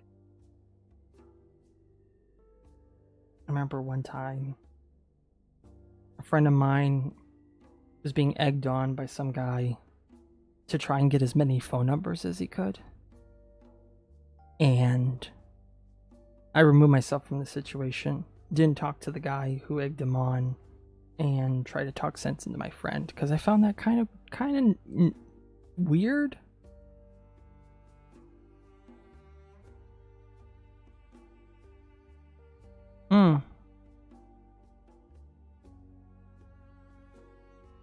Sounds like to me they're looking in the wrong places. And it might not be their view. Like, okay, you always date women that are like that. Where are you going? Like, where are you going to find people? That's, like, that says more about them where are they meeting these girls? Something that like happened with my own family. My aunts, the sisters of my dad, they always had bad relationships with these guys that were just losers. But you want to know where they found the men they dated? At the bar. They went to a bar and they drank because they were sad. Then they met other guys or other people who happened to be men who were drinking because they were sad. Now, I don't know about you, but that seems like a terrible place to find somebody who has their life together. Because they're drinking their sorrows away because they don't have their life together. And then you find out real quickly why they're sad, why they're single. Why they were drinking their sorrows away because of how single they were. Yeah. Did my aunts ever like learn from that? No, I don't know. I stopped taking an interest in their partners because they were one bad egg after the other. Like, you never know when someone's just gonna hightail it, so I just let them have their own dating life. They're adults. They'll figure it out eventually. But I think the guys that are complaining, in all honesty, they're complaining because they're barking up weird trees, and they're not humble enough to admit that they're going to these places, they're meeting these girls that, yeah, they are like that, but where are you finding them? You know?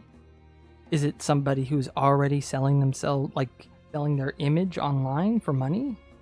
Like using their body for money on Instagram or other websites? That typically happens, and those people are interested in money. But a guy won't admit that he's doing that. Because that's sleazy and weird. And these guys get so invested in these people who are they're just trying to make ends meet.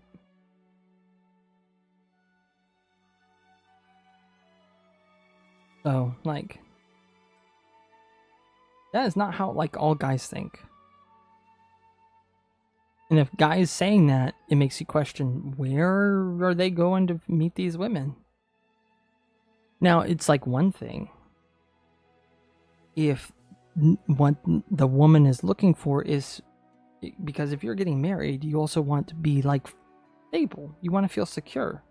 There's a difference between somebody who's money hungry and just wants to drain you of your money, and somebody who wants to know that they're not going to be like hungry. If they go to the hospital, they're not going to be in debt. Like, wanting to have, like, at the bare minimum, like, basic things taken care of is important. So, like, I feel like there's a balance. You should, like, have those hard conversations about money. But it shouldn't make somebody, like, if money is brought up and it makes these guys, like, upset. Why? My wife and I talked about finances. Her husband's made me think that men are violent. Ooh. Oh no.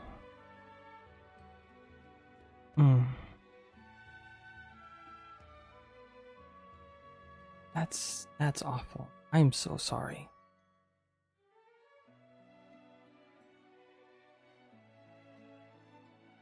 For my wife, it's very similar.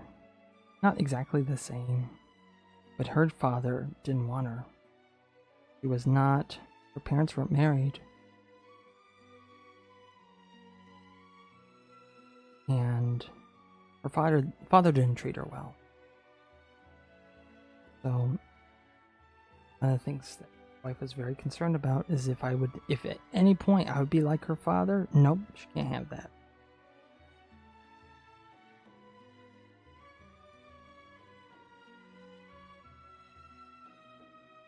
My parents had rough childhoods. Both of my parents grew up in divorced homes. and stepdads and stepmoms that came around from both sides of my parents were awful abusive people too. My grandparents are not, I don't really have close relationship with my grandparents. Because it's not like my grandparents were free from blame either. Grandparents manipulate their own kids.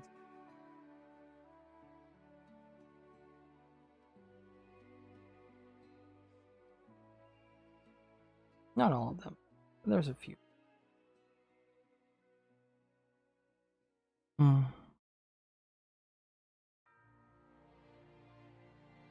Yeah. And you know what? It is not your fault that you feel that way. And it's great that you have an understanding of where those feelings come from, and that you recognize that you don't want to feel that way. And, you know, I think even now there are still some things where my wife's past comes back. But it doesn't bother me. Like, for example, at one point, sometimes my bowels are slow, to put it bluntly, and it takes me a while to use the restroom. But because of how my wife was treated by her father, he was scared that if I was going into the restroom for a long period of time, it was to get away from her.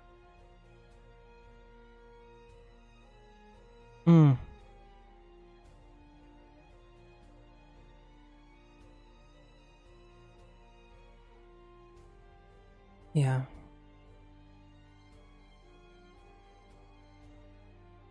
And it's good that you make the effort. The point that you make the effort, it means a lot. And going back to my story, my wife, because I understood that, it doesn't upset me when stuff like that happens. Because it's not really me. Is it fair that because the actions of her father that I have to work extra hard? They might not be fair. But because I love my wife, I don't even hesitate. It doesn't bother me that I have to poop with the door open sometimes. It's okay. And every time I get an opportunity to help her with that, it makes me happy. Because I'm able to gift her something that she didn't get, that she deserved. She deserves the love and understanding that she didn't get when she was a child. And I feel like it's nothing special about me in particular. I mean, my dad raised me this way, being from an abusive home, both my parents. They made it their goal to make sure, one, that we weren't... they didn't know me. Those women didn't know me. They thought they knew me, but they never talked to me. They just judged me based on what they thought. And you want to know the funny thing? There's a very hilarious story. One of those women went with my wife and I, because when we were dating, we were very particular. We wanted to make sure that we didn't do anything sexual until we were married, because we wanted to make sure we were making a good choice. So oftentimes, to make sure that emotions and things didn't get in the way, we had a third person on dates sometimes. And when I was like 6 months into dating my wife, we went to Philadelphia, which is in Pennsylvania on the East Coast of the United States, so I can meet her parents. Not just her parents, but her family. And we were going to be on a plane, so we had a friend come along. And that one friend was one of those women. Didn't know that at the time, but we were trying to find someone who was willing to travel on a plane for 5 hours, and they were willing. So, spending time with that person, she asked me, like, because she had been in bad relationships. She dated a lot of guys. And she asked me, like, questions about, like, how I approach things, or what I see in just or my wife. I want to, like, give her government name out there. And after I answered them, I said, I want to have a relationship. I want to have somebody look at me like you look at her. And what do you know, when we got back to our small town in Oregon, and she ended up finding a guy from here, a really nice guy, kind of quiet, and immediately dated him and married him. In fact, they got married so fast, they beat us to the punch. By the time we were engaged, they were almost, like, they had been engaged and were getting ready to be married. They, like, had a 2-month window after they got engaged, which was crazy, like, planning a wedding that fast. And they had a big wedding, a lot. But the irony is that the same person that tried to talk my wife out of being with me ended up wanting somebody like me after just spending a couple of days.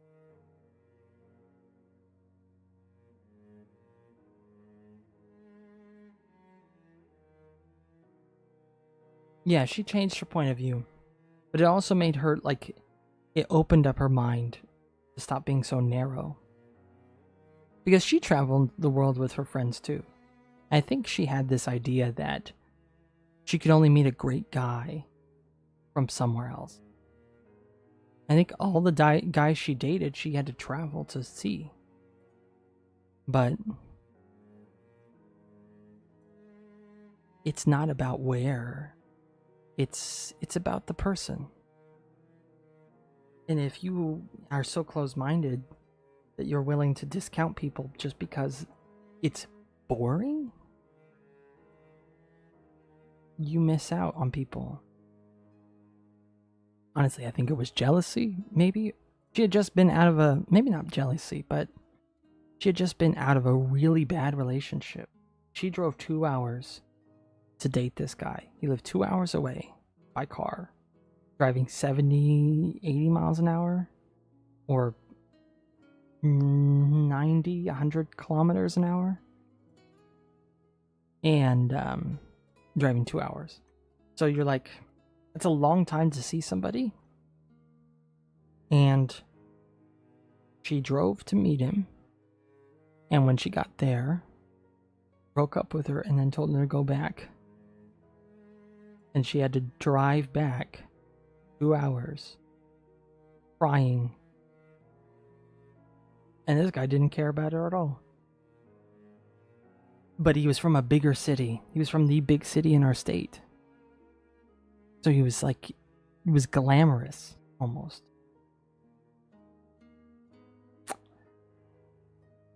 I think her mind was open because her heart was ripped out. And sometimes the superficial things don't matter after you've been through quite a bit. Yeah, she did. The guy she married is a nice guy. Like, yeah, it was rushed, but He's a good guy. A very good guy. And I can be pretty critical of other men at times, because I had 2 younger sisters. And I had to keep an eye out for my 2 younger sisters. I protected them. I have a knack for seeing through a little, like, charade. Some people can do that. They can pretend. I think she did. I think either she learned her lesson and didn't realize it, or she did realize it. Either way, she got a happy end, which is good. Because even after she tried to talk my wife out of dating me, she doesn't deserve to be treated that way. No one does.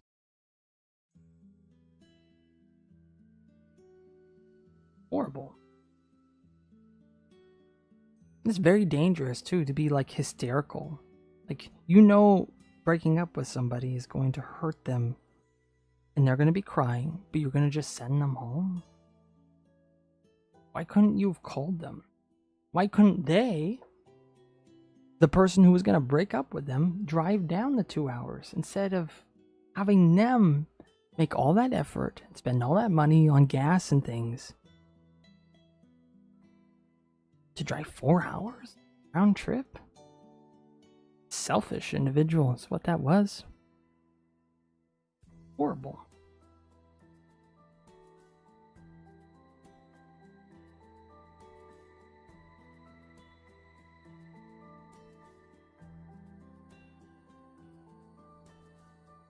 He's also oddly racist too, so we won't get into that. But I didn't know about that at the time, so. LOL.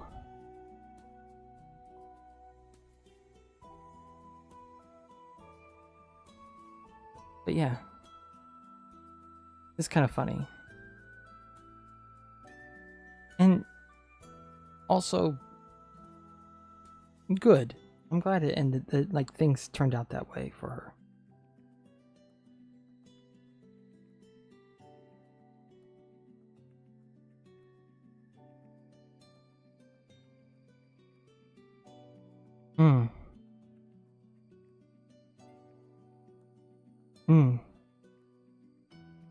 That's how it should be.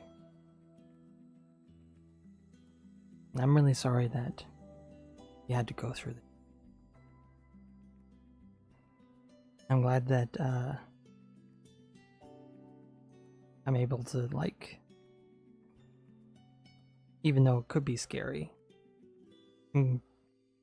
not threatening or making you feel that way.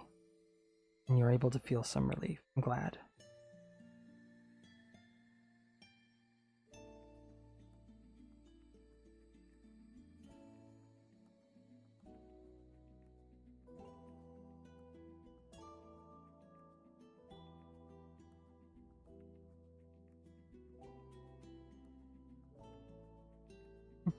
Well, thank you.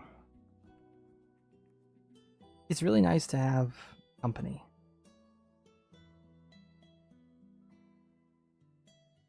Because, like, you very well could have been like, oh, your wife's not here?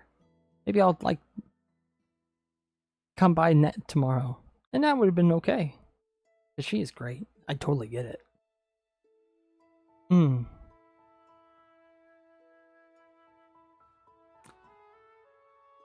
Yeah. I feel like that's the only conversation I'm capable of having sometimes.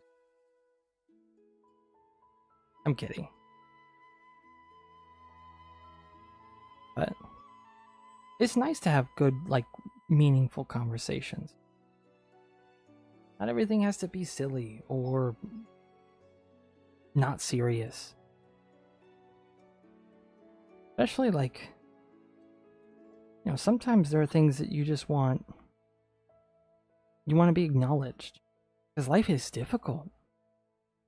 So many things are difficult, and it's not difficult for everybody. And you look at the world and, like, you look at your friends and you realize that, wow, I wish I could be that carefree. And they don't even want to talk about this stuff or even know that you're struggling. And when you talk to them, sometimes you feel like they can't see. They don't see you're struggling at all. And you feel alone. That's really hard.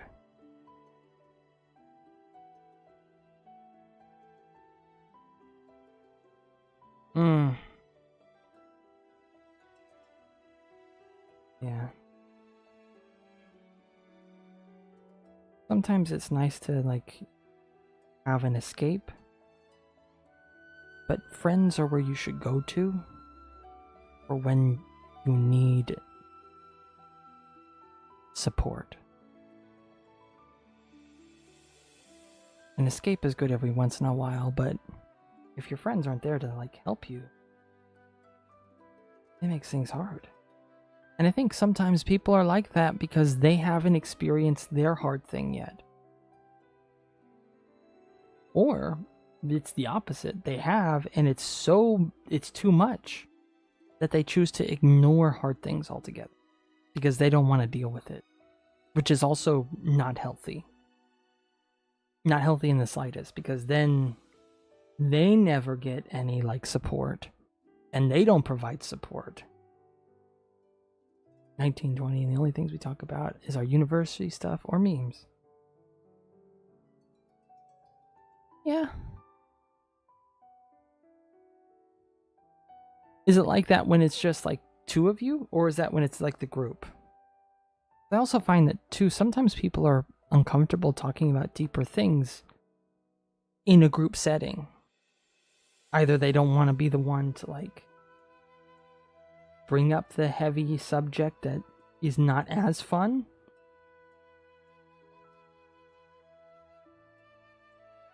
or there's, like, a weird peer pressure thing. Yeah, group. Yeah. I think I've experienced that too. And I've also experienced the inverse, where a group of people talk about serious things, but the difference was we as a group experienced the same thing at the same time. So then we felt comfortable talking about it because everybody was on the same page. And I think there is that peer pressure, that subtle peer pressure of not wanting to be the one that brings down the conversation. I think if you want, like, more deep conversations with your friends, it might be better in a situation where you have one friend, because then it's just the two of you.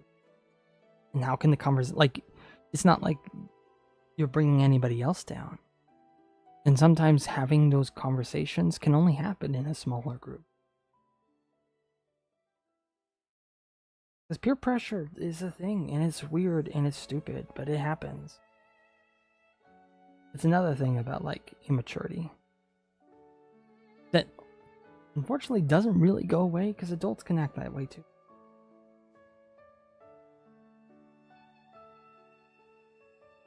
And sometimes, like, does it feel, like, rough that you can't just take the time that you have? Because sometimes it's like you only have group time with your friends. Not real friends that you can talk to when you're out of... they're like group mates? Well, they could become friends. Maybe they're like... maybe that's the shared common interest you have. But maybe if taken outside of that setting, they could be more. But right now, that's what they are to you right now. And that's okay.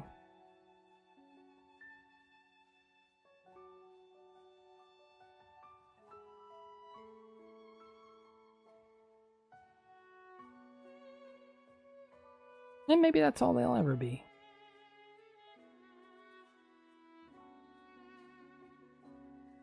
But that would make things difficult if that's all you got.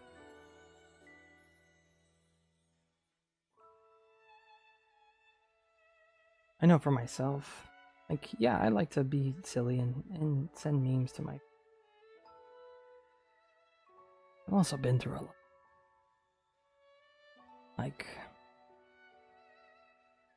life loves to come and punch you in the gut, and then right when you're still, like, reeling from that gut punch, it takes a double fist right across your jaw, and then before you even know what happens, you're getting kicked in the head and in the butt at the same time, and you step on a nail, and a squirrel attacks you. Like, life can be cruel, and sometimes people don't talk about heavy things because they haven't had it that bad yet. It does kind of mature people up when you've kind of gone through something that most people haven't.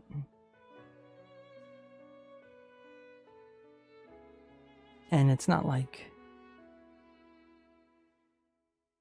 Maybe I'm thinking about, like, you don't know how to call it. Maybe you call it, well... Group mates is a good word for it. I would say they were school friends. Because I had school friends and then I had, like, closer friends. When I was in college, like, in school. In college, I didn't mess with anybody. I kept to myself and tried to get out of there as quickly as possible.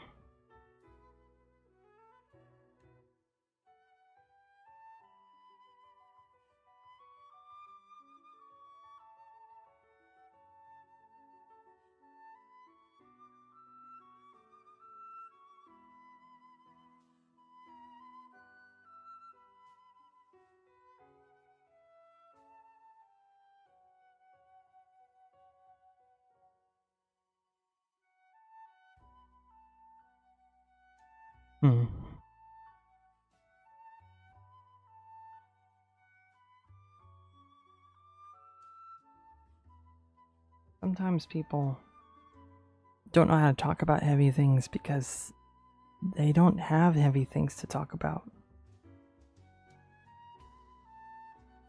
Or they don't know how it feels and they feel awkward. And they'd rather just like, let's talk about something else. People are so surface level, at least those I've met. I'm thinking that there's something wrong with me, why I don't get along with anyone, but I guess I just don't like silly conversations.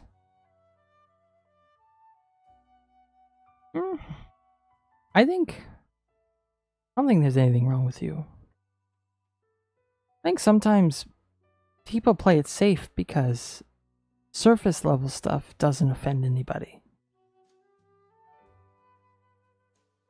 Especially in an age where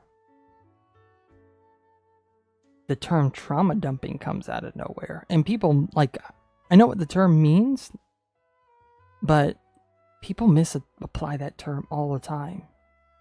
Like, don't trauma dump on me. I'm not. I'm just telling you what happened. No, I can't handle it. People don't know how to apply that term. I've had friends use that term, and it's like, that's not meant for friends.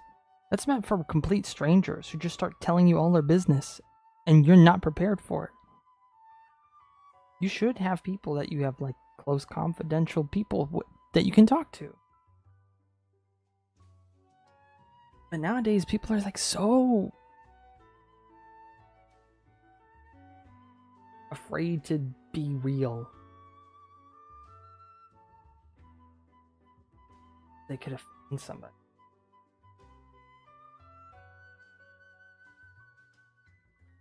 Isn't that the right?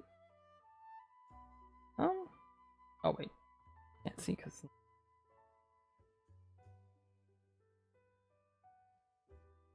Oh, maybe it's just a U.S. thing.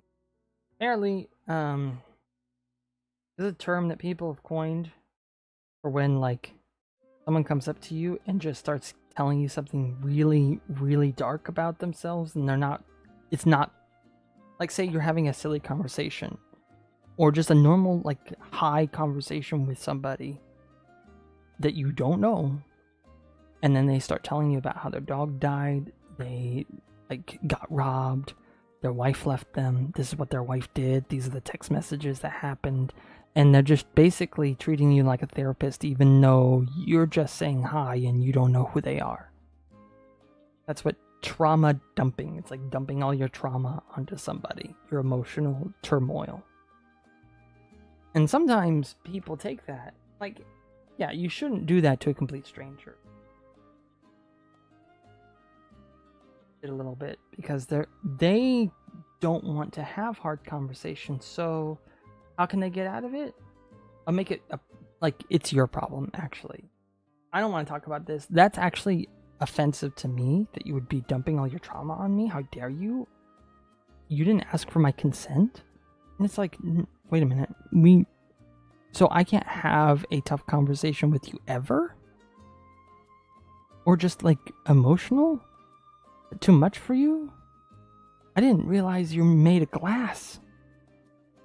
If I knew I was going to be walking on eggshells, I would have brought my slippers. Kind of thing.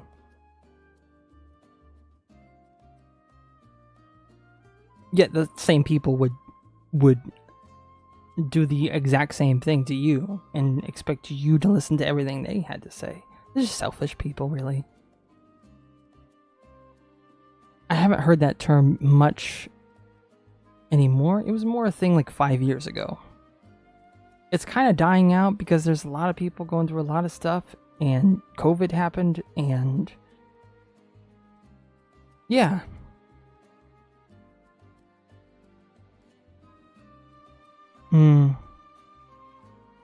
I think people who feel like it's too much for them,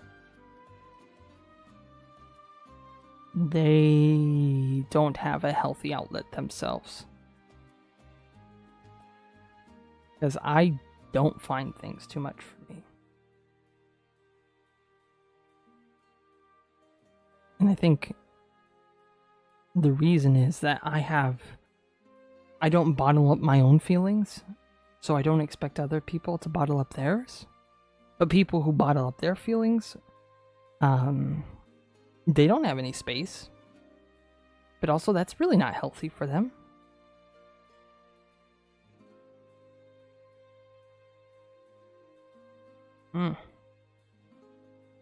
I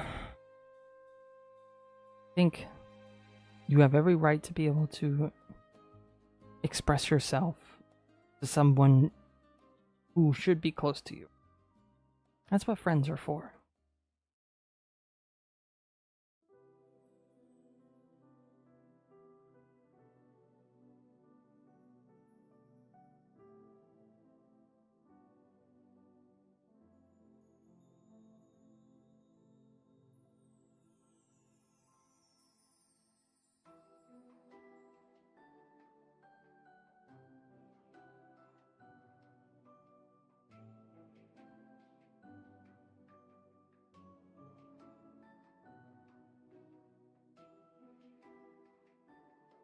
Find the right skin tone for this guy. I have to pick from these like colors. I know this is kind of off topic, but these colors are the Pantone color chart, which means this is the colors that they use for enamel pins, and they're each coded. I can't just use any color. I gotta pick stuff from here. It makes it easier for the manufacturer. This skin. Because it's not white. Not exactly. And I'm struggling between these two. I feel like maybe this is too light. That's not quite. And this is too dark.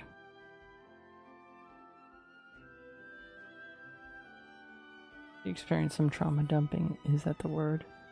On me that I didn't like, but I can't just say go away if the person feels sad or useless or whatever. Yeah. That's because you're a nice person. Sometimes I feel that way too, but I think of two things. If I can withstand it, even though it's not comfortable for me, will the person be better off? If I can endure it? Will it hurt me as much as they're hurting to listen? Sometimes the answer is, for some people, yeah, it's too much, and they can't. And that's okay, but I feel like there's a time and a place for the term. And I think entitled people have misused it. That's just my humble opinion. At least that's what I've experienced. And I feel like, wow, must be nice to shoo people away over such little things. Means you haven't gone through a lot. I'm a little jealous. I can get a little bitter sometimes. Because sometimes people mistreat others over the littlest things, and I think, wow. You, like, must be nice to just be so selfish. Not a very nice thing for me to say. Or think. Sometimes I can't help it. Just like, people should treat each other nicely. Niceness doesn't cost anything. And it's very kind of you to, even when you feel like it's too much, that you're considerate of how the other person feels.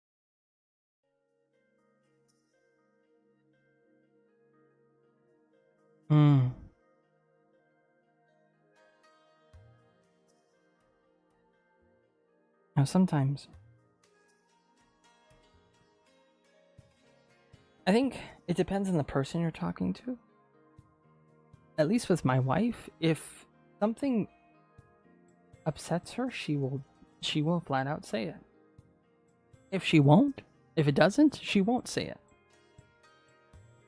And establishing that, like, if you have like an understanding of, okay, if this actually will bother someone, they will tell me, then you know that, hey, then I know if they have to tell me this, then I'm crossing a line.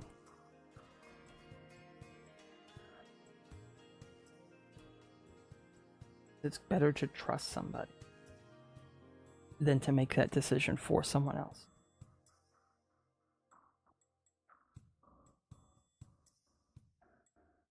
Because people are their own people, and they should be able to tell you when something's too.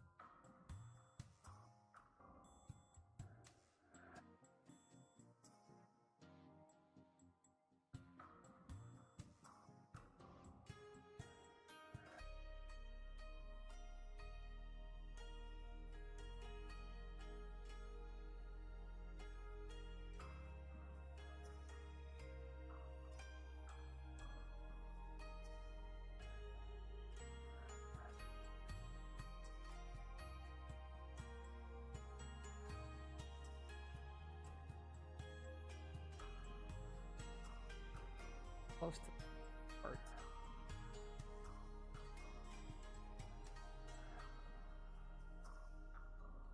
Yeah, I'll go with it. It's as close as I can.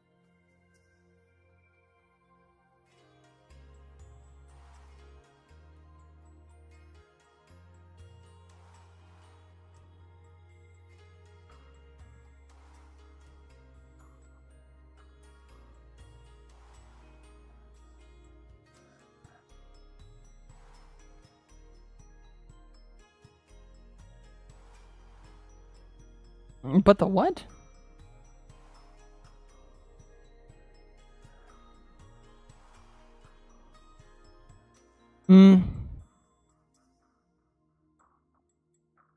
Excuse me, what? I don't really appreciate that term. The tasteful thickness.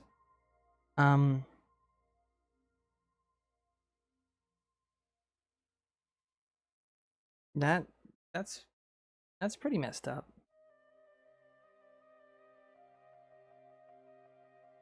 And you'll survive not being in my stream. I have every right to say I don't like it.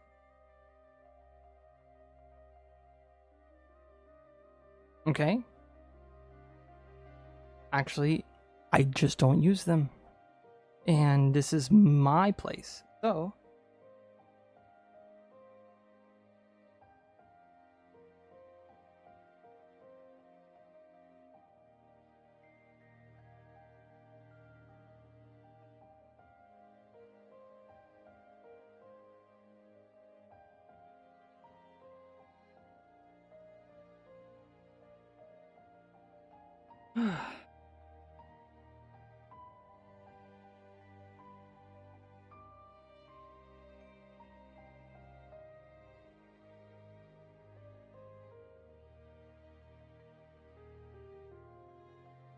Sorry. Yeah.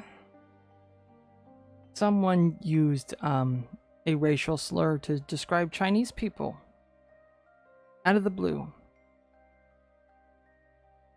And then proceeded to try and bully me into allowing them to be offensive.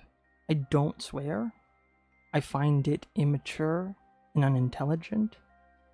I've never sworn, and I don't appreciate it in my streams. If I'm associated with it, yeah. Also, a racial slur? That's just... No. Mm-mm.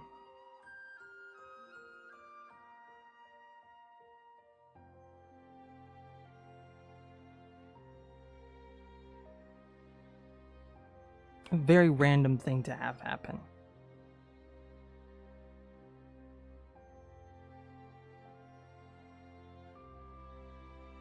No, I don't police people when they like, if they're I'm talking to a coworker and they're using coarse language. I don't police other people, but this is my platform. I am, my face is on this. So I feel like I have the right to tell people no. In fact, I put heavy moderation on my streams because I don't want to be associated with it. Just me. But they're timed out. I reported them.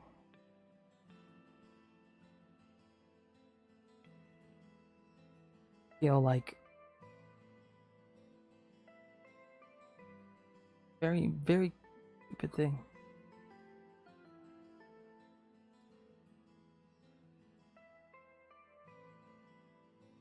They were talking about fried rice. One, you're not supposed to let it dry out. You're supposed to refrigerate it. Yeah, they said they used a racial slur to mean Chinese people when describing to listen to the advice of Chinese people when you make fried rice. That's the first thing they said. One, that's just how you make fried rice. Anywhere in the world.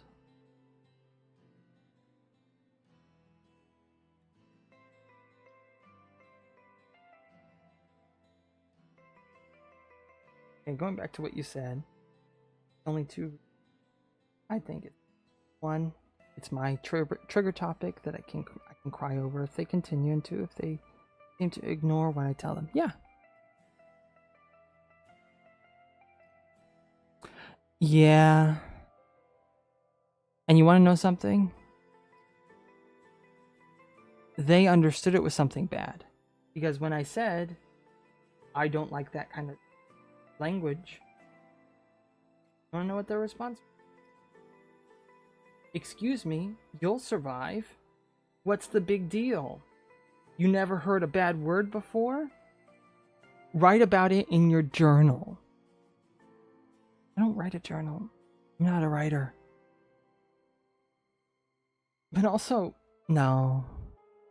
Yeah, they knew it was bad.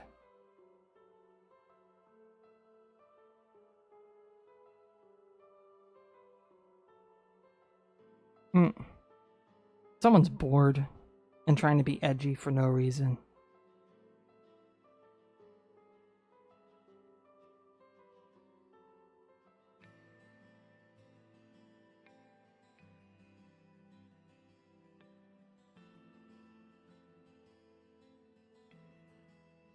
I don't tolerate bullies. Never have, never will. That's bully behavior. You're not gonna bully me into allowing some horrible language on my stream. No.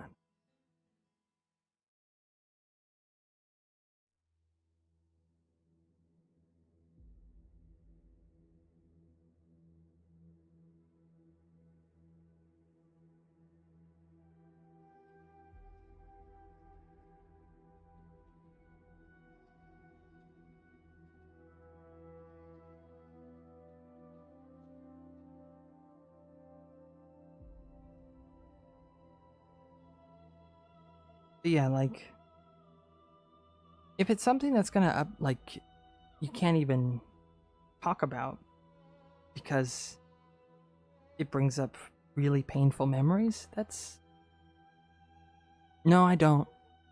I mean, honestly, like, so with cursing, feel I feel it is wasted. It has no weight. Also feels really like unintelligent a lot of the times. I don't like to offend people, and that a lot of that language developed to be offensive. And also, if I wanted to insult people, just flinging out four-letter words is not good enough. If I wanted to really let somebody have it, there are ways to get under people's skin without using offensive language like cursing. Like, if I'm going to if I'm going to take time out of my day to speak my mind and tell you off, I'm not going to use the same words that everyone else uses. I'm going to make my words count. It's going to hurt because it'll be part of the, like, it will have some truth in it.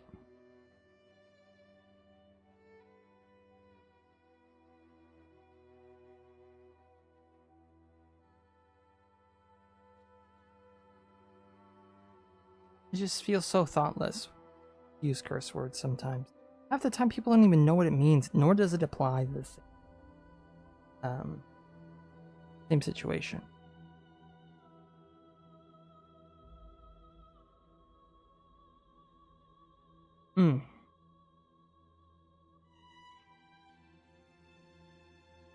I don't like being, like, if there was an emotional state where I would feel like swearing, that's not a state of I like to be in. I don't like to be angry. It actually makes me sick to my stomach when I get angry. And so I try to avoid situations that would even put me in a position to where I'd want to curse.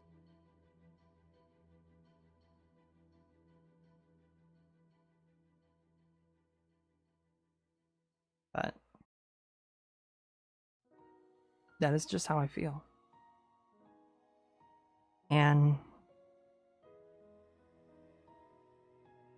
honestly, it becomes like when you watch some, like, I watch YouTube a lot, and there's a lot of big YouTube personalities, and the cursing's just, it's there. It's like every other word. It actually has no meaning. They use it so much, it's like saying the word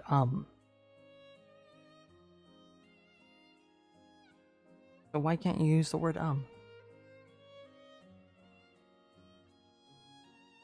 not gonna shy away and be like, avoid any serious topic, but I don't know. I don't like insulting my own intelligence, I guess. I especially don't like anybody who wants to have that be the first thing that comes out of the mouth, proverbially speaking.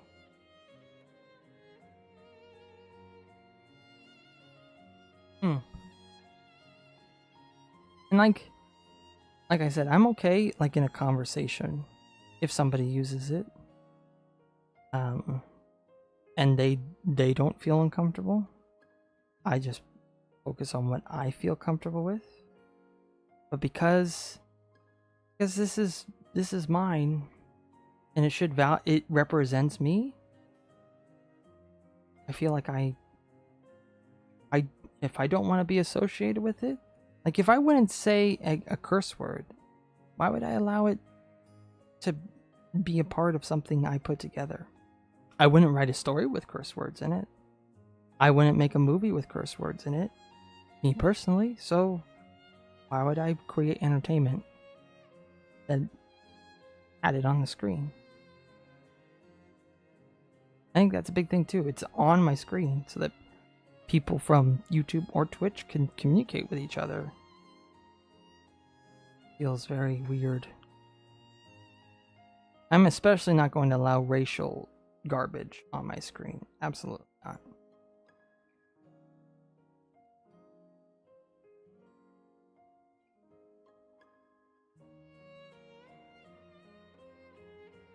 I feel bad that I even knew that that was a racial slur. But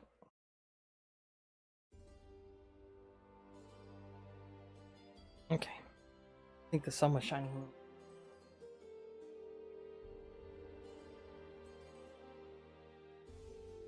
Anyway.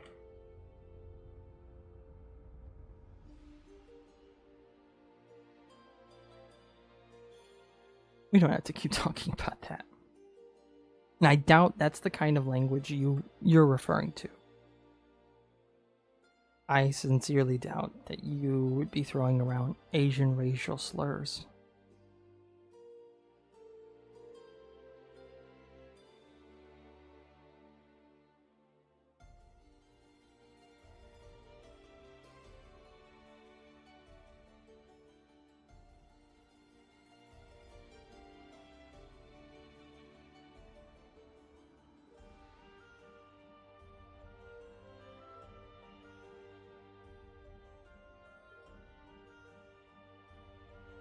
That's the first time anything like that's ever happened, though.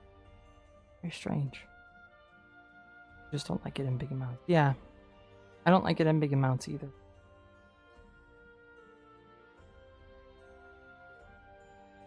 I feel like it's just used thoughtlessly.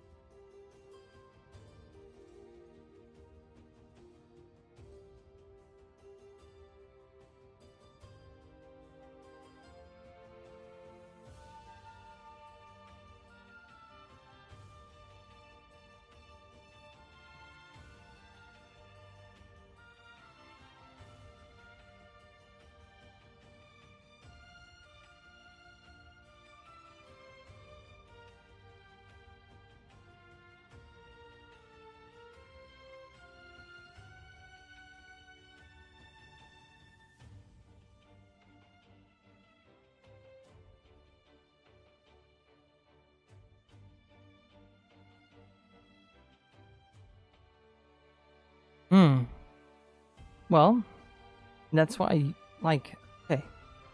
This is where intention is important. You are welcome to ask questions. It's the attitude that individual had before, where they knew it was upsetting and they were just saying it anyway. If you don't know what's good or bad, that's okay.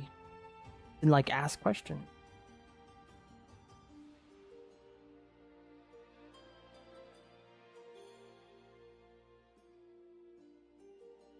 And context and intent matters. Like, it's not like he said that word in a context that didn't mean an Asian person, right? He was talking about fried rice and referring to a people. He knew what the intent was. His intention was to be offensive. Intention is key.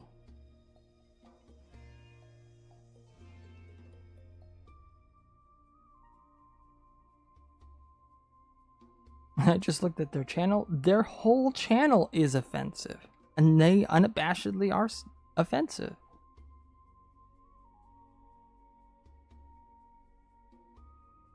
And it's funny, they have a Rumble account, which makes so much sense. Rumble is an uncensored streaming service for people who get canceled. Typically, we're going during the pandemic when they wanted to say something that was considered controversial. That would get them deplatformed. They would go to Rumble.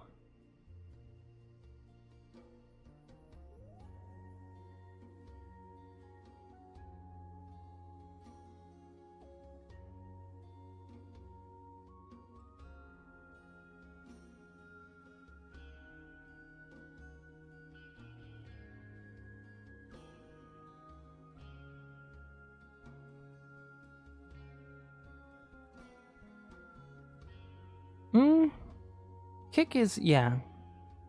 Kick does have a bad reputation. Because when they first started, that was like, they are funded by a gambling site. They allow gambling on their website. They have been cracking down on some of the bad actors who did just offensive content. Like, I think of the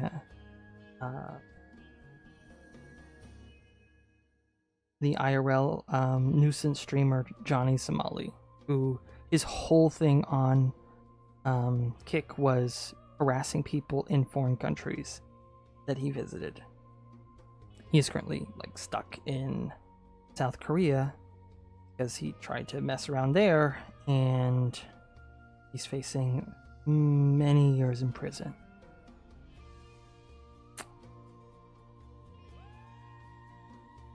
For doing some pretty heinous things. And he's banned off of Kick. They're doing a better job at like censoring. Yeah. Kick's trying to clean up their image because right now they're actually trying to pander to big Twitch streamers because Twitch is not getting a lot of revenue. Johnny Somali, I believe. There's also like another one that got banned. His name is Vitali, but he's in prison in the Philippines. People messing around in foreign countries and not expecting to get in trouble. Baffling.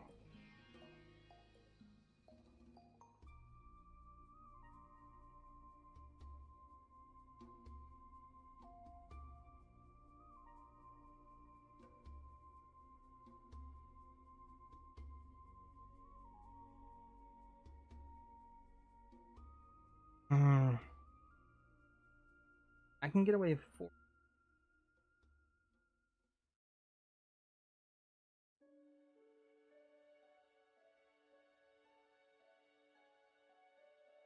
One? Why would anyone ever do that? In truth, for attention. And at the time, because the attention would mean money. Not so much anymore. They don't have money, and the intention was short-lived. They also thought they could get away with it. And could not.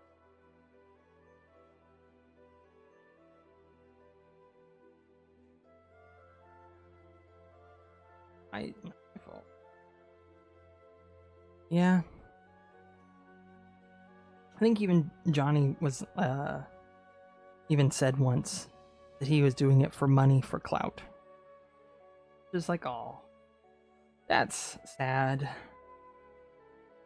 That's what you think you have to do to get attention. But anywho,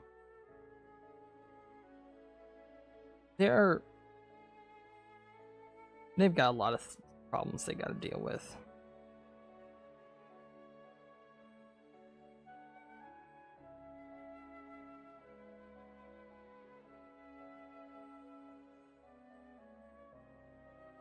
Since I've only got access to 4 colors, I want to save a lighter color for his hair here, so that you can still see the strands of hair, because the black can't stay black.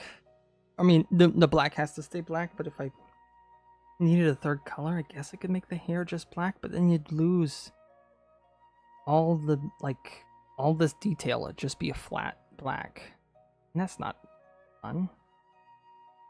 And it doesn't help that he has 2 different colored eyes. Right now we're at 2 colors. His skin and his light lines. I'm going to make the heart the same color as him. Or his lines. Here.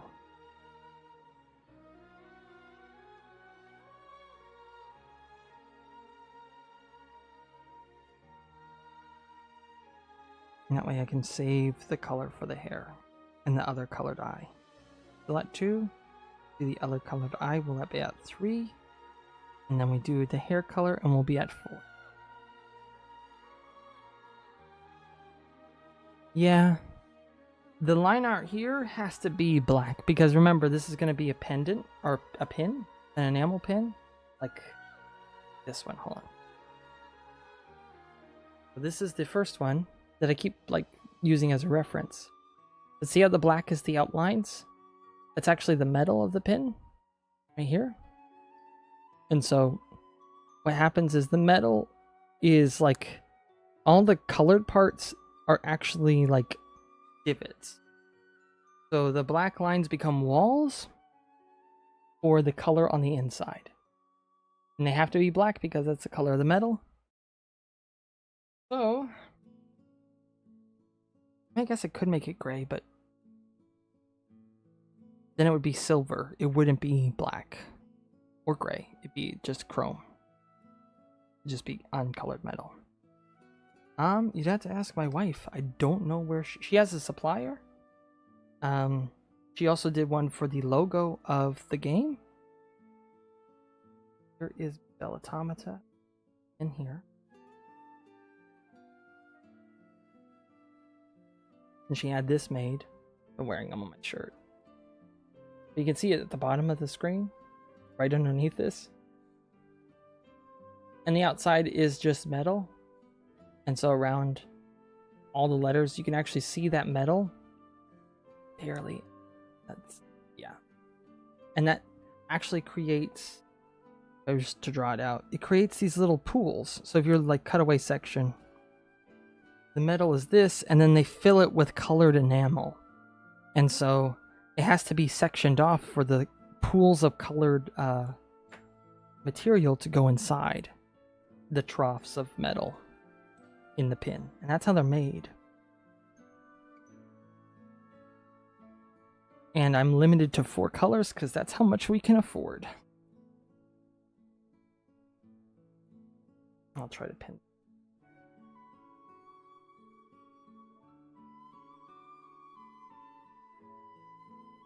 A little tricky to see. It might not be level, but that's okay.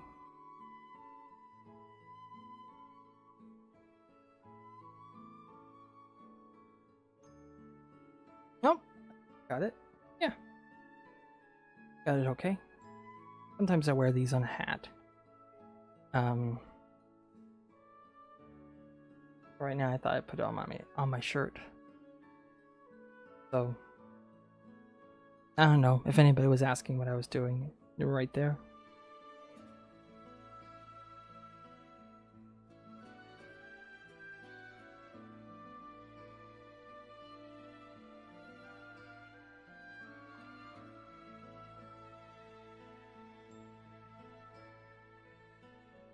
There we go. And then we got 2 colors left. So like I mentioned it before, but all of these different colored like slots are some of the different colors that they can make the pins out of. The ones I need, but I also have a bunch more I need to screenshot for. I think the color I need is actually find. I think this might be pretty close. Yeah, kinda. Maybe a little lighter. Yeah, I feel like that works.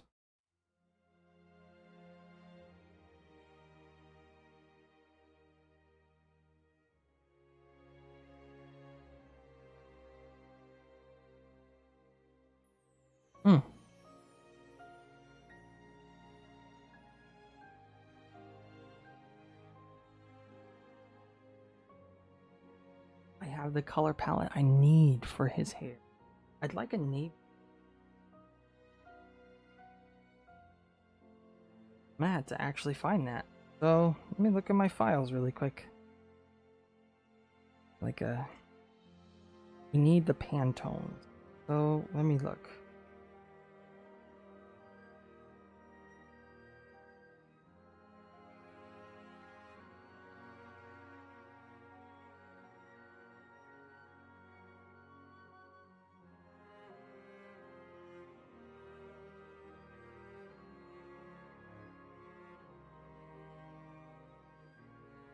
It's not gonna pop up.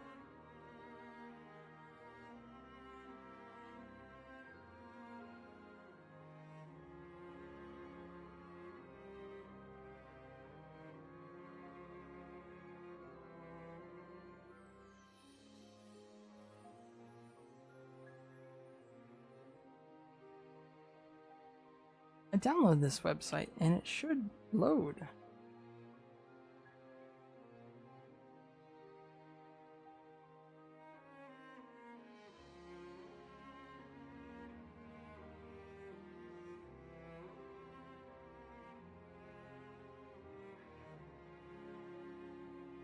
Oh, there it goes. This one didn't load, but this one is.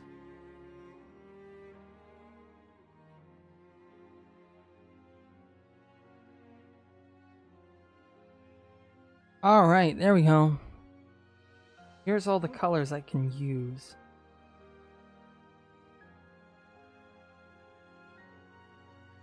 So I'm gonna find the color I'm looking for. I'll screenshot this and I'll add it to my color picker thing.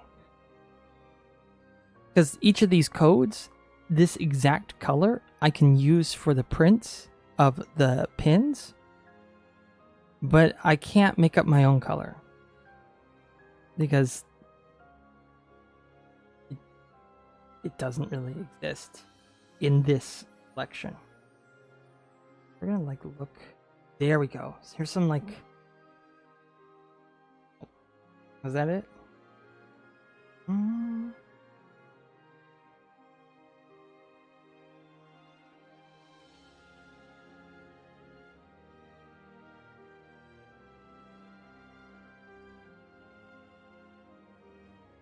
And something that like what can be done is that I technically don't need to do this. I could have them figure it out themselves. However, I think that's extra money if they've got to like color match. And we don't have a lot of money. So maybe that gray? I would like a gray dark blue, but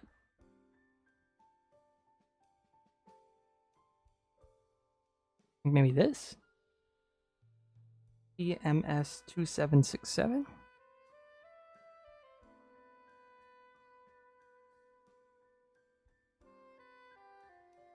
There's a lot of codes.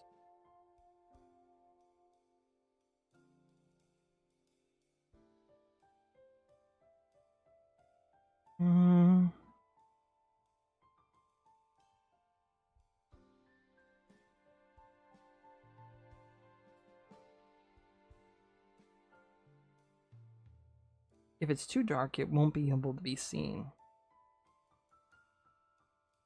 If it's too light, it won't look like his hair. I think maybe these greens, these are grays, these lighter grays, maybe 4 PMS 432 or PMS 433. What I'm gonna do is I'm gonna take that screenshot, and here I can load a photo into this, which will allow me to just select the color and it'll grab the right color. So I'll take that screenshot I just took, I'll plop it in there, then I can go and and we'll see how that looks for the hair.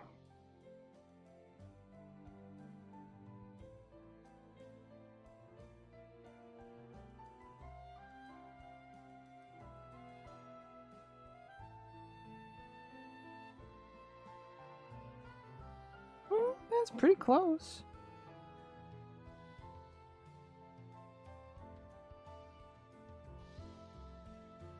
Pretty close.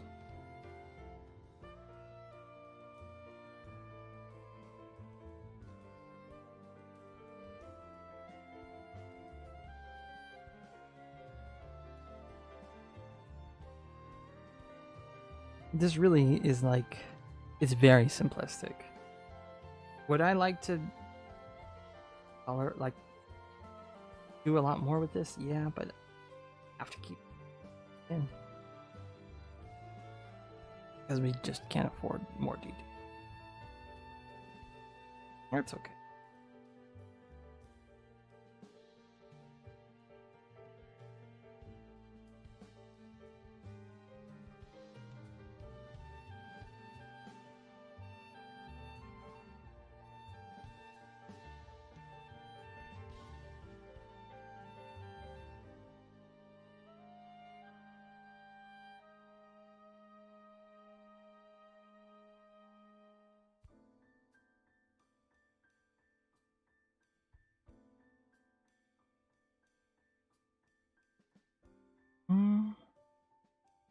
No, I'll be right back.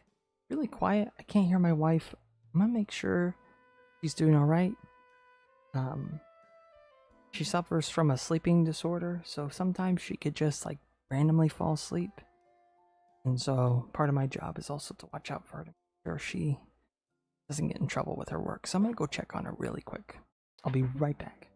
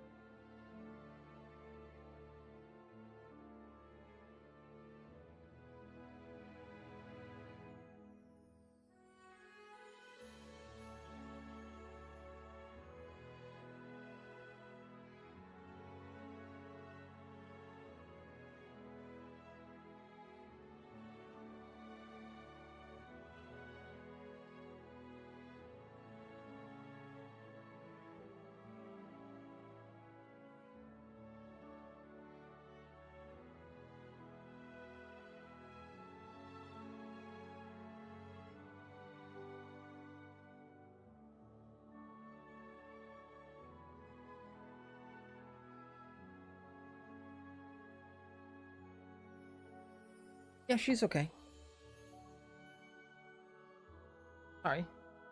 Yeah, no, she's okay. She's just past the phone calls. Phone call stopped like 42 minutes ago, but she's still working. Yeah, she is okay. It's just sometimes I check in on that. Because, you know, like, are quiet. I need to make sure. Did her work try to fire her because of her sleeping disorder? Yeah, that was something we had to fight. Didn't even know she had one until we started dating, and some of the dates would just be naps. She would just nap for 3 hours, and I thought, okay, maybe she's really tired. But then she started to sleepwalk, and then I was like, sleepwalking's not exactly normal. Maybe we should get that looked at. And turns out I was right, not normal.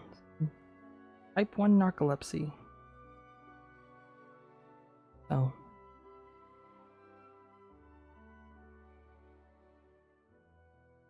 Hmm.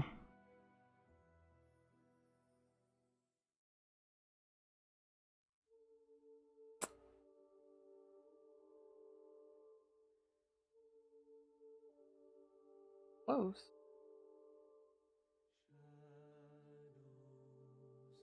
I'll lock the transparency, which is just like making it to where you can't erase.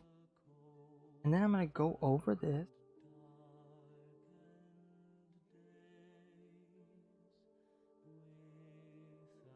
Yeah, it's pretty rare.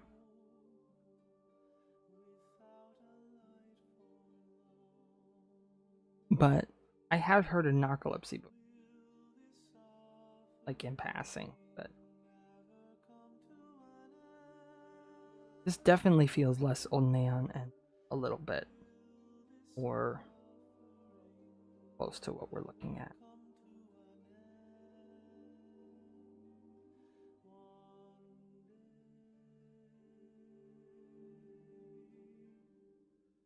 What do you think?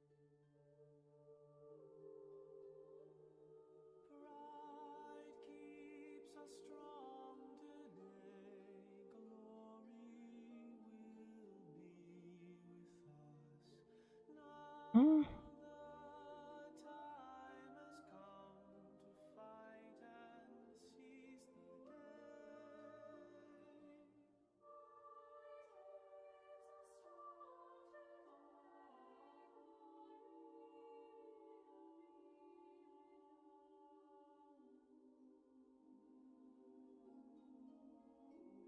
Yeah, I am.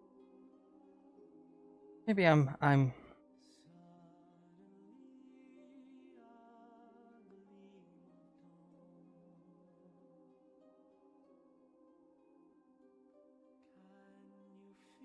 no, that doesn't.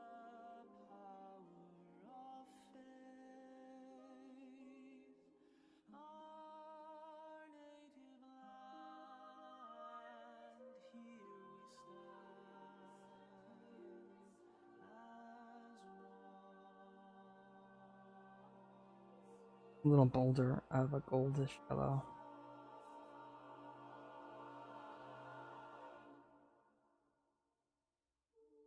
Slightly different though, but I feel like it's less. It stands out more against skin tone, just slightly. All right.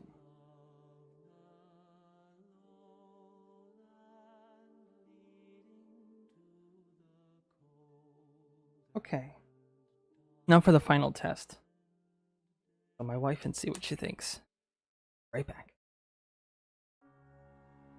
Wait.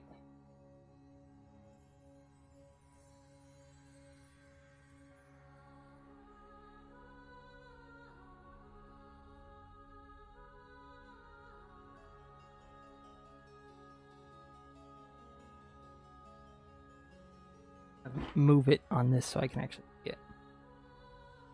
I'm gonna show her just the screen.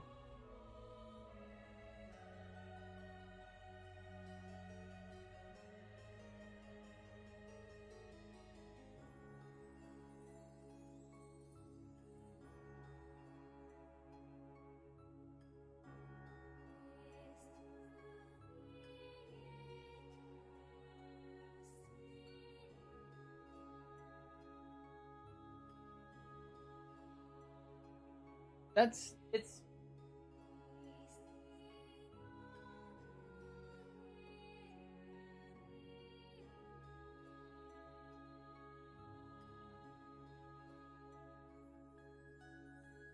light tweaks.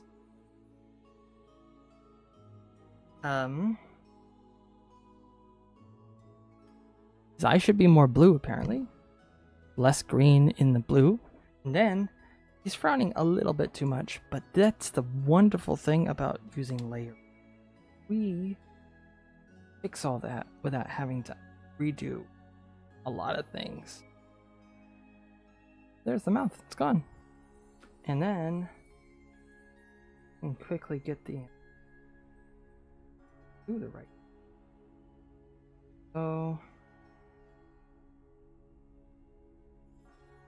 I might actually need to do that. I might need to find a better blue from this. Let's look.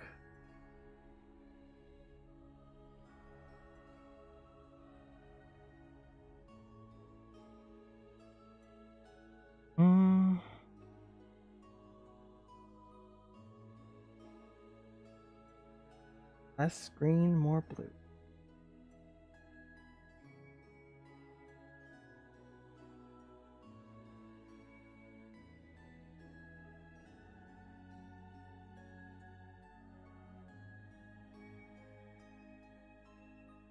More happening.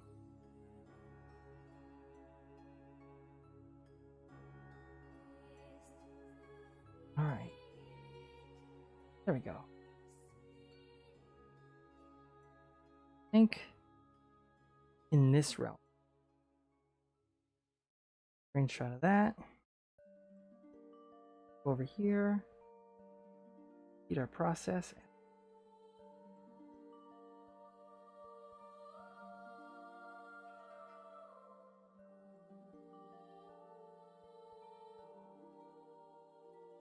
Only limited to.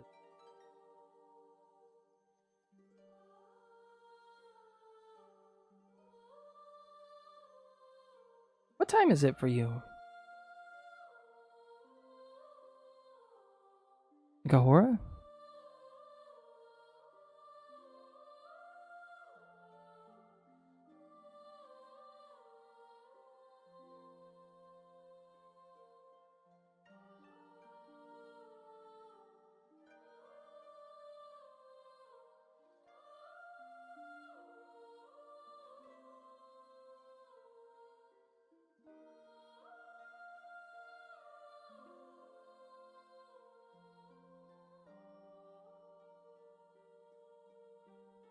Oh. Yeah, that sounds about right. You feeling all right?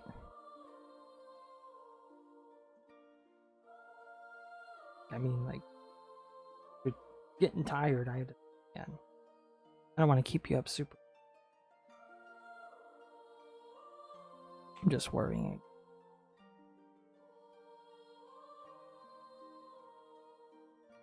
What's going on here?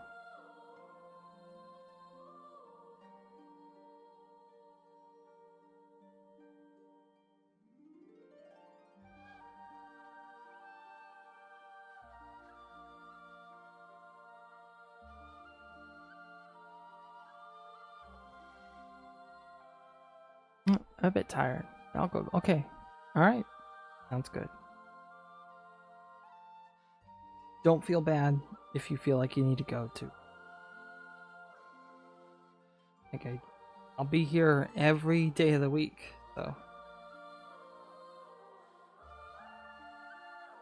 you're always welcome. Come and go whenever you feel like it. No pressure.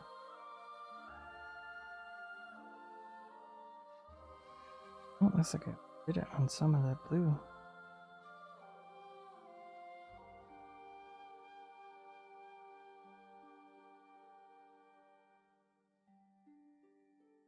All right.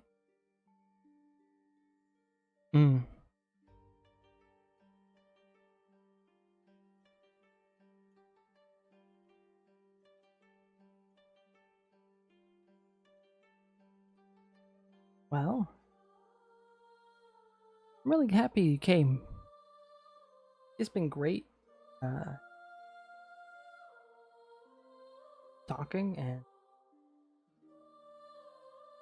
getting to meet someone who's very kind. Yeah. I mean, it keeps me moving forward. I think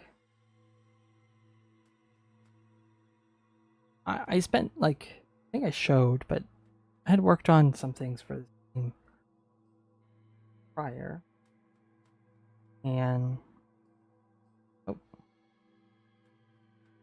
oh wait, oh Ella.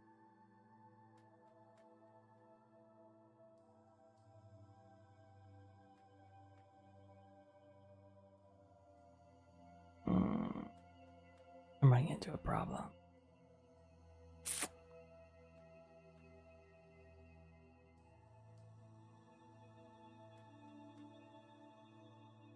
Okay.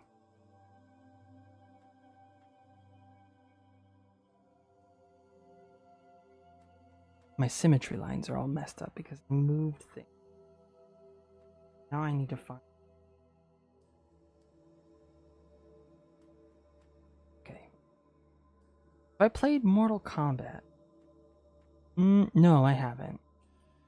I know my cousin has. And I've played Mortal Kombat adjacent like games. I grew up with more like Nintendo stuff, so I don't think we didn't really have that game. I'm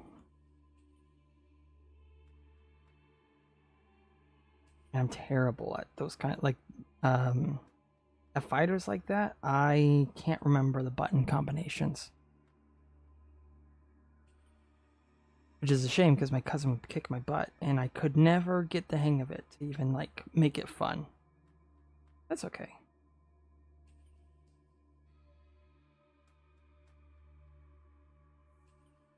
Is that a game you play a lot?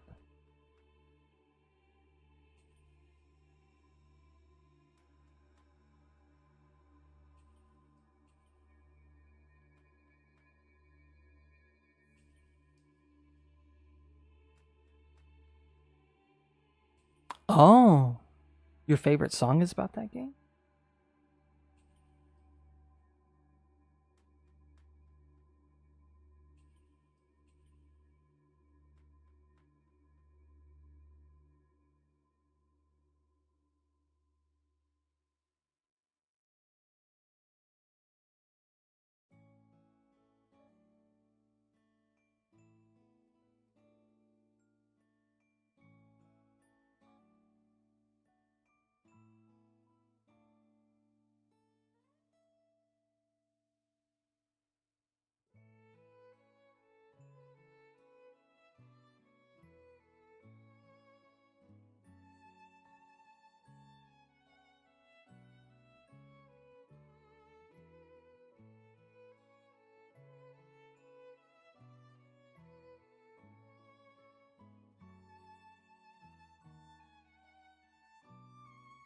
Oh, well, I got mouth placement right.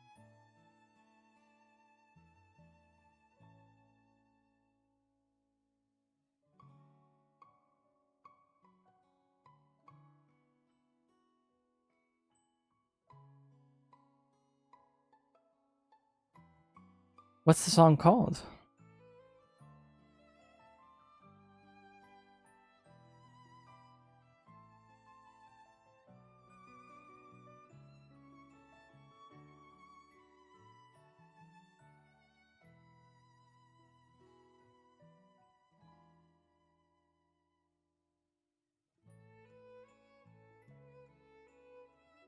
Reptile. Huh. Oh, Skrillex. I have heard of Skrillex. Yeah.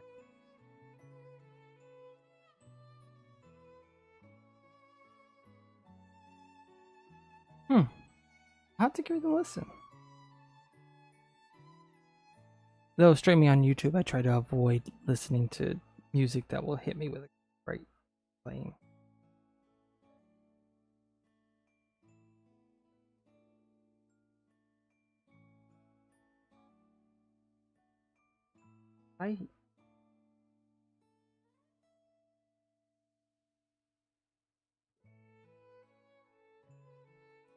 Music I actually tend to listen to, typically has been yeah, I know it would be copyrighted. Skrillex was a big name here for a long time. Still probably is. I'm actually listening to a game or music from a game that game series that is one of the reasons why my wife and I are even together in the first place. Not because that was a make or break it for us, But my youngest sister is actually the one who introduced us and made it to where we actually started seeing each other. And my younger sister has never ever she never ever like told me about girls who were interested in me. Because I don't know why. But she did tell me about my wife. And her name's Jasenia. I've said her name live here before. And told me, hey, there's this girl I met. She's the same age as you, and she likes your favorite game too. It's her favorite game. I was like, someone likes Xenoblade Chronicles? Half the time people don't even know what that is. And that's her favorite game? She's played it? And then nothing happened because I was depresso espresso, and later I meet her, finally, and I think she's amazing, and I think she's too good for me. And I had no idea that she was interested in getting to know me better. And my little sister was like, you know, you are so hopeless.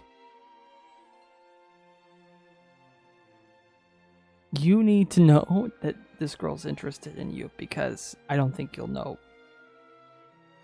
if I don't say something. And so, yeah, I think it's a really cool story. I feel embarrassed because apparently she had been trying to talk to me and I was really depressed. And so, because I was down on myself, I thought, I'm no good for anybody. I'm just trying to be okay with myself. And normally, because I'm my harshest critic is myself. Even if there was a girl that I thought was cute, I thought, I'm not gonna go talk to her. And I felt like if I got close to anybody, I would be dooming them. Because growing up, I didn't like myself very much. So I often made the decision for people by saying, I'm gonna stay out of it. I'm gonna stay away. I didn't text girls. I rarely talk to them.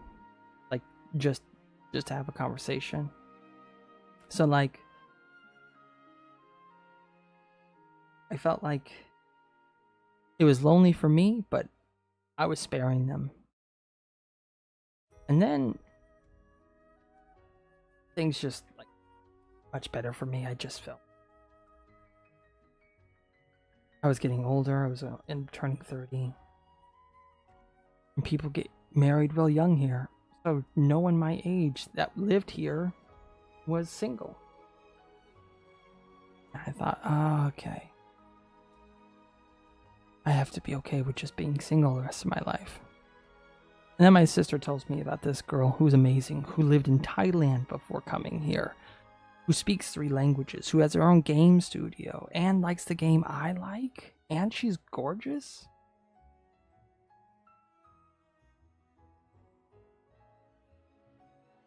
I thought, no way. Okay, no way. But I stopped myself. And you want to know why? I had come to an epiphany before that if you don't like yourself, you will always get in your own way, and you won't actually help yourself when you need it. Because if you don't like who you are, why would you bother helping yourself? And there was a friend of mine who was also really depressed and really hard on himself, and he was telling me about this girl he grew up with.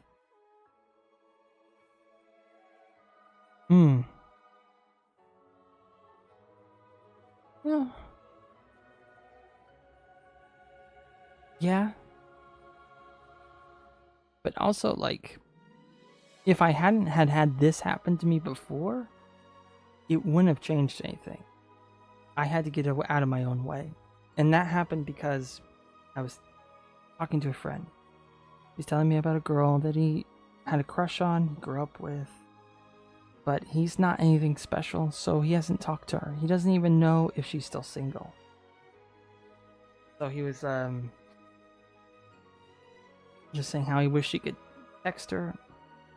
And I was like puzzled, like, have you done anything wrong? Like, no. I'm just not good enough. And I realized he was beating himself up for no reason. I said, you know, instead of like even knowing if she's single or not, like even if like you feel like you're not good enough, there's nothing wrong with texting her because you don't even know if she's free. What if you're like heartbroken over a girl who's already married? You don't know. The least you could do is just reach out and say hi. Figure out if she's still single. Don't make the choice for her. She's an adult. She can choose. Don't choose for her. So he took my advice. He did not choose. He texted her, and shortly after they started dating, and then they got married. And that happened all right before this. And I thought, wow, that man was not going to say a word, and he was going to miss out on someone he really cared about because he was beating himself up. And then I get over here and I'm like, oh wait, I've never traveled outside the United States. I want to, but I've just never had the opportunity. But who's gonna believe me? I'm almost 30, I've never traveled. Sure, of course I'd want to travel. No one's gonna believe that. And then I thought about my friend. And I thought I'd be a really big hypocrite if I didn't take my own advice. It was really scary. I don't know about that.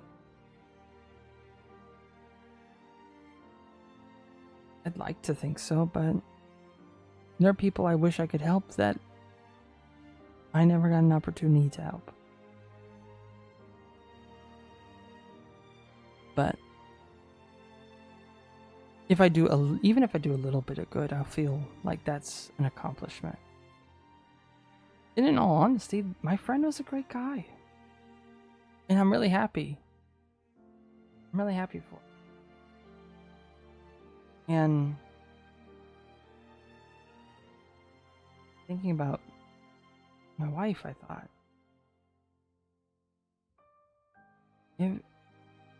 what was I thinking all those years?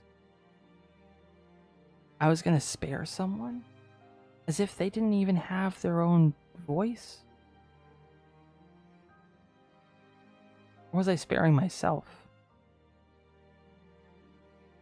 Is it I'm making the choice for them because I'm scared of being rejected? Because I don't like myself, so I feel like it's just inevitable that I'd be rejected. So I make the choice for someone else who has their own free will. They're their own person. I should respect somebody else's choice. So I told myself, okay, I'm not going to get in my own way. She wants to get to know who I am. I'll let her get to know who I am. I'll tell her everything about me. I'll see her every day so that she knows that I'm not faking it. Because anybody can fake their personality. They can put up a good face, but every day for 6 months, you can't pretend that well. You'll slip up. Not that I was going to pretend, but I just wanted to be sure. I told her all my flaws. Before we started dating, I answered her questions. And to my shock, she kept wanting to know more about me.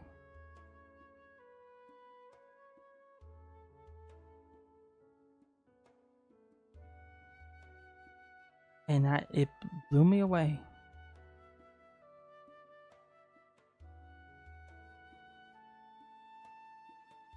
you know,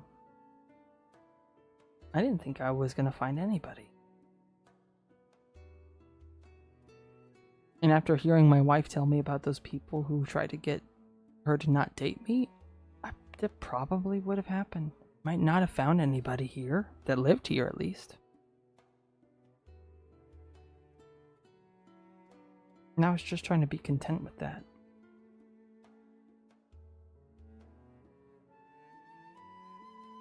I'm just very thankful that I didn't get in my own way and that she gave me a chance. Because she's amazing. Like, you spoke to her.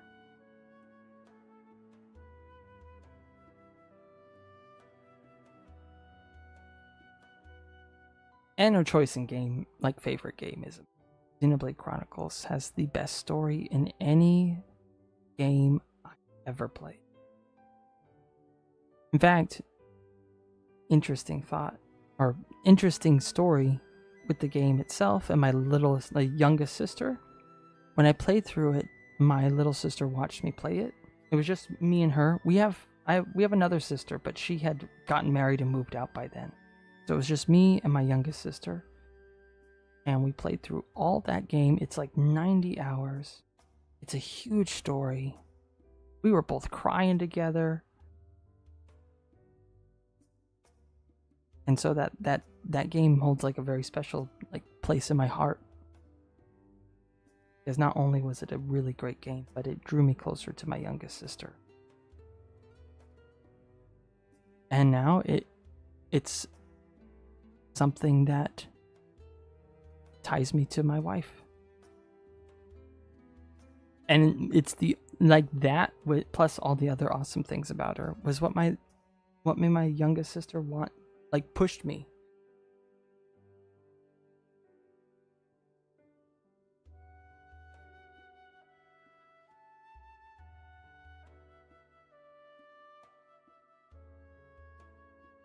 Yeah. You know, I feel like I'm still learning every day. I struggle a lot with my own self-esteem.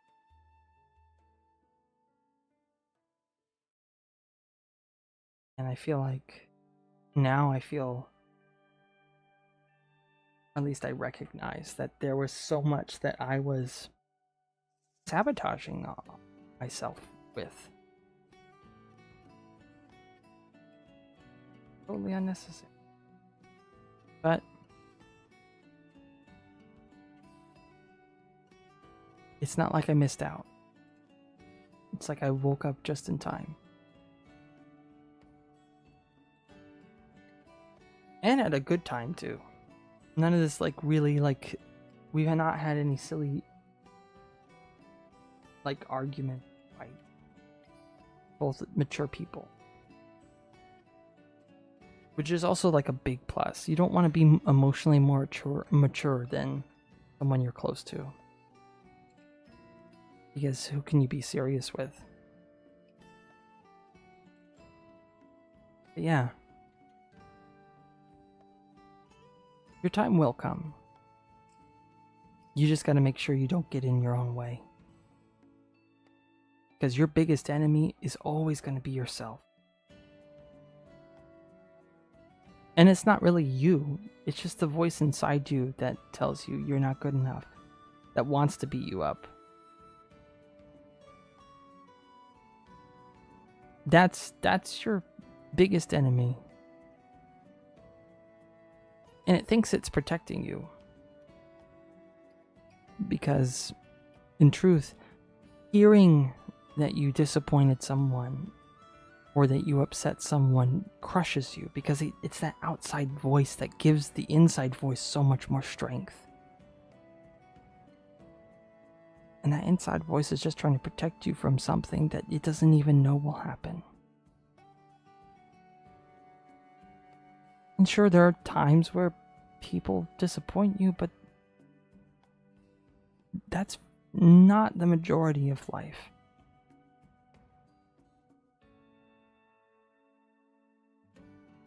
it was really scary to, like, at a really emotionally weak time in my life, to trust someone for the first time with my heart. But I felt like I didn't have much to lose. I already felt worthless. Already felt like, you know, I wasn't going to go anywhere. Wasn't going to find anybody. If she says no, what's the worst that can happen? I'd just be the same. And that's really, like, that's something I came to realize too. As scary as it was, it wasn't going to change what I already was feeling. I already was down on myself. Oh, okay. I was right. Whoopee. It didn't change anything. If things had not gone that well, I would have just been in the exact same spot. So I really didn't have much to lose, but it feels like you have so much to lose. Sometimes the emotions just get so strong you don't want to give it more strength. But you miss out on a lot of great stuff if you let that fear control you. It's only when recognizing what that fear is and shining a light on it do you actually know what you're looking at. And you can see that it's not as impossible to conquer as you thought.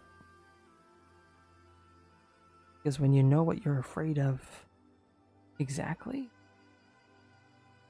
you can then start to piece together evidence to tell that fear to mind its business, to put it in its place properly. Otherwise, it's like being scared of the dark. You don't know what you're afraid of. But you know that there might be, maybe there's something out there. You just need to turn a light on and actually look, and then you realize the thing you were afraid of wasn't that scary.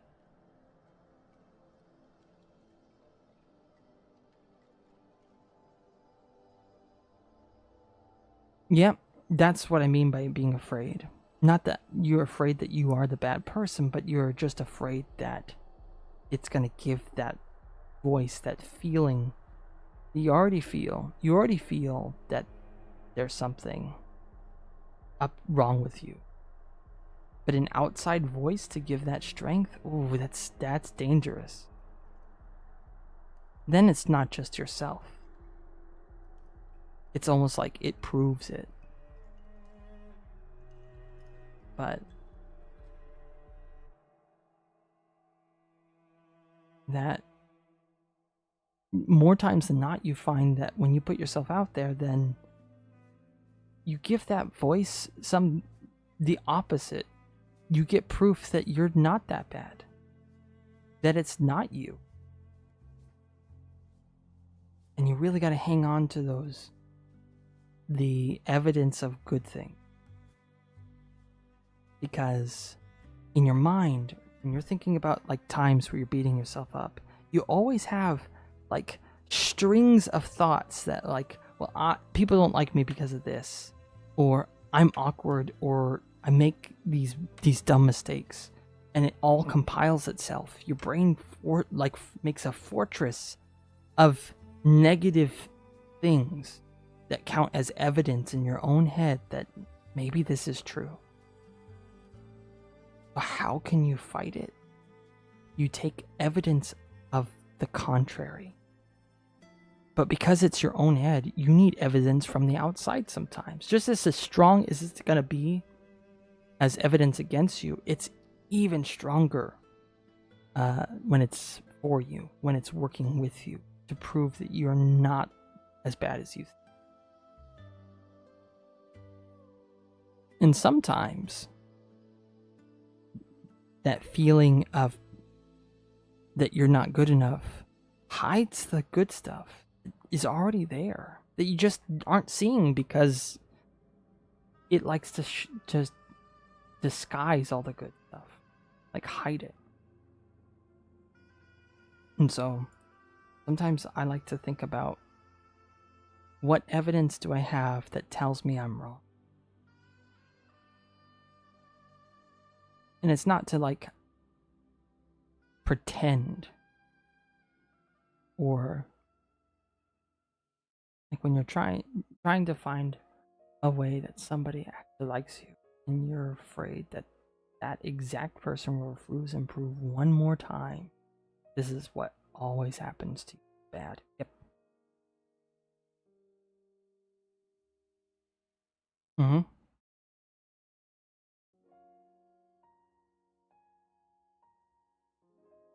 But in truth, like,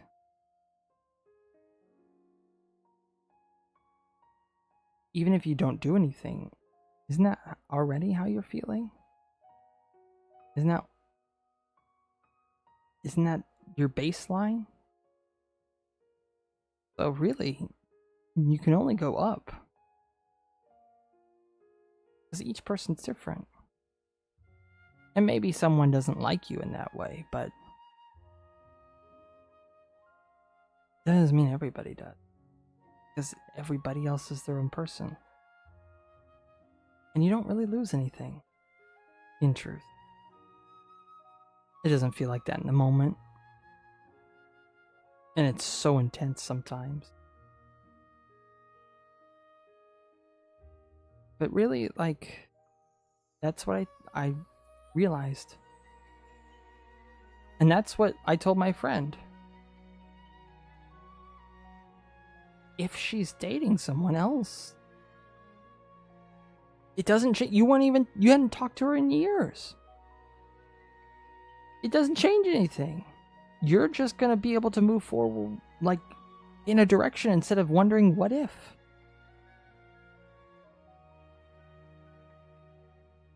Instead of getting stuck in what if, find out whether it is or isn't. And that was just a talk. It wasn't like he was gonna shoot a shot. He had literally not spoken to her. Which is just like, I mean, at least know.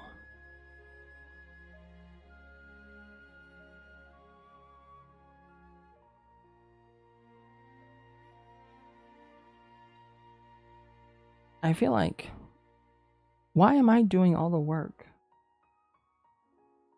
for someone else to reject me? That's their job, not mine.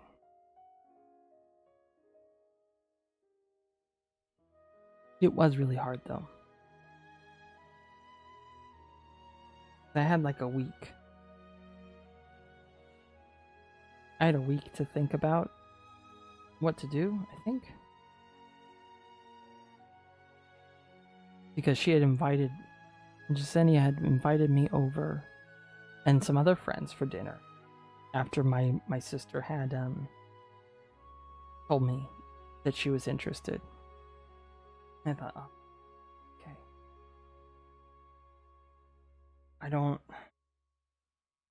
know. And I kicked around the idea. Just, is this what I should do? Is it not?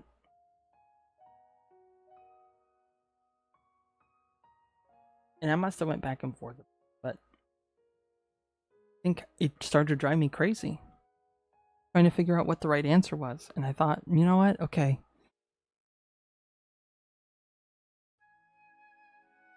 There's one more adult here. I don't have to make all the decisions. And that's something else too. A relationship is two people. A friendship is two people. It's a two-way street. It goes both ways. It can't just go one way. That goes for both sides. It can't all just be you, and it can't all just be them. It's both. So how can you be a friend to someone? How can you be a partner to someone if you're not even willing to let them go down that street? You close it. You'll never find that. You're always looking for a way to close the street.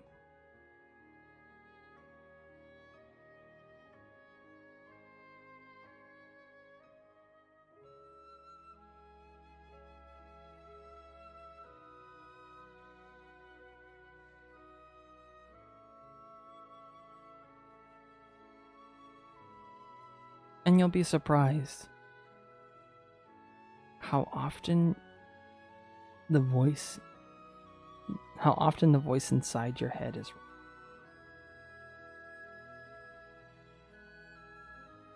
how often you're way too hard on yourself.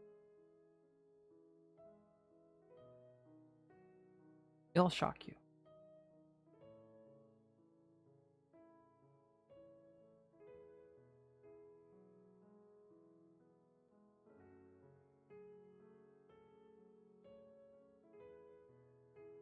But when it does shock you, it's always good stuff.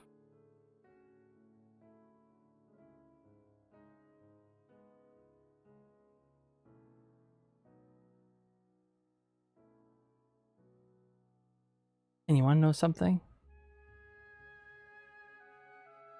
I don't know you very well, but from just the conversation we've had and the way you talked with my wife, you're very nice. There's a lot to like. Very easy to talk to, and you're very polite. And you are willing to listen and understand and express yourself too. That's the foundation of most any relation.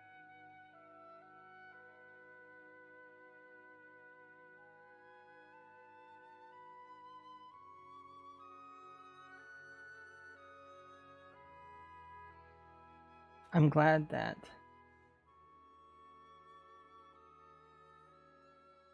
my stumbling through life have make people think, maybe. I hope.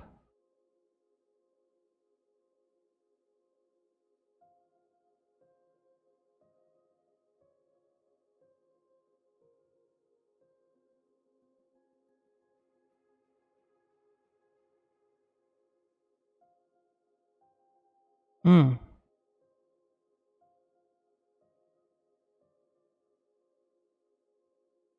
Oh, thank you.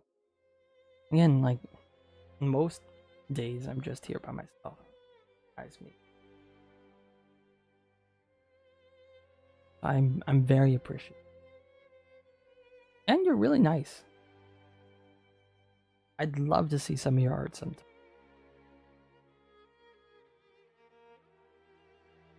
But yeah, I'm close, and rather than have.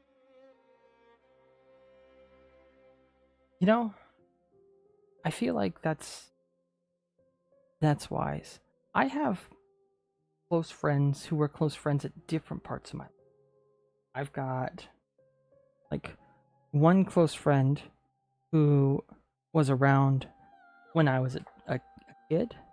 I grew up with him. He came and went, and during a part of my life where he had gone off the map and I didn't know where he was and he didn't reach out, I met my older friend who was in his 70s, and he became my close friend during that time. Then my childhood friend came back, and I had other friends who were close at different parts of my life. Maybe they stayed, maybe they went. But you want to know something great about that is that now I have both of them, and I enjoy different things with them. With my older friend, I go fishing. With my childhood friend, I enjoy other things with. And I'm able to like keep those friendships. And it's not like I try to be good friends with them at the same time. But, you know, people come and go. And sometimes you're able to just like have a small collection of really close friends that you enjoy different things with. Now when everybody's together, it's hard to have like really heartfelt moments when everybody's together. There's just so many people. But that's what the one-on-one time. And you're right, it's hard to deal with it with others when there's more people. Harder to be really close. Because everybody's attention is to.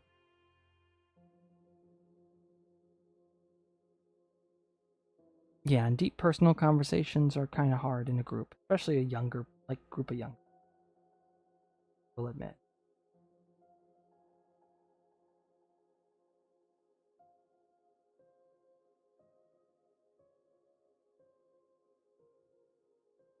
Alright, I'm gonna really quick wrap up here, but I'm gonna make sure I got his frown right. She said his frown was too much last time. I'm gonna see if this is right.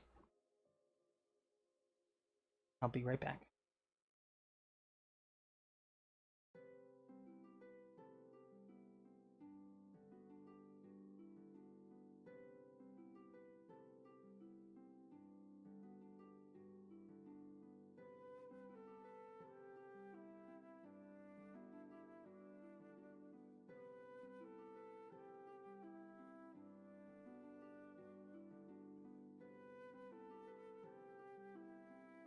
Success! That's perfect.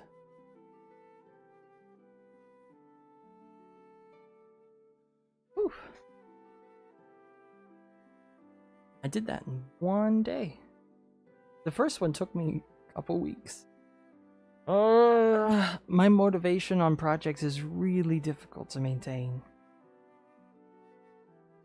Having to sit down for 8 hours because I'm streaming and I feel like if anybody watches, I have to keep going. Has really helped. Also, just having the schedule, like, okay, it's streaming time.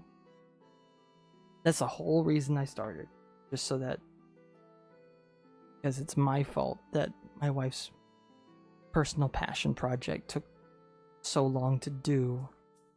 I have to make up for it. Also, it's cheaper than paying for an artist. We don't have money right now.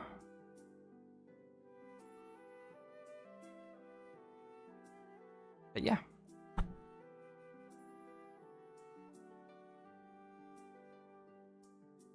Glad that turn.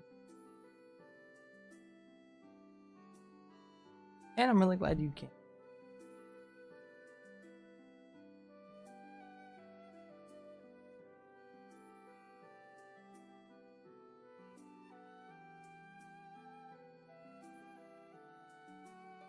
And if you ever see me, like, if you ever come into the stream and you see me talking to some of my friends, a lot of the friends that I keep company with, who I know, and I think I was talking to a friend before you came.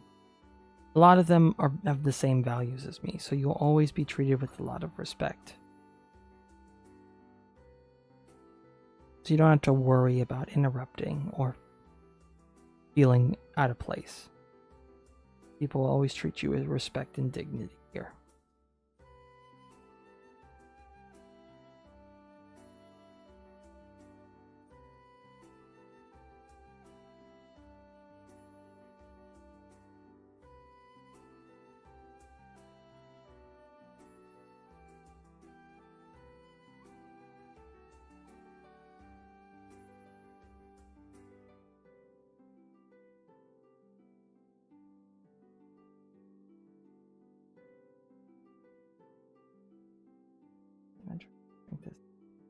Let's go 1800 and see.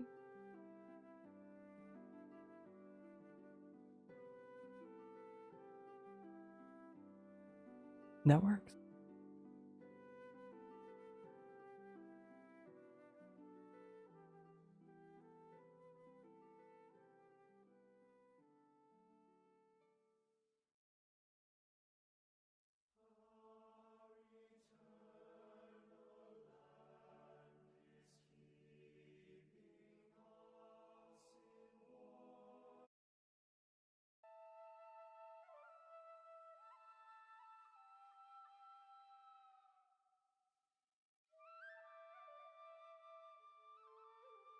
Oh man. I'm getting ready to wrap up though. You gonna take Mocha on a walk? Alright. Hmm.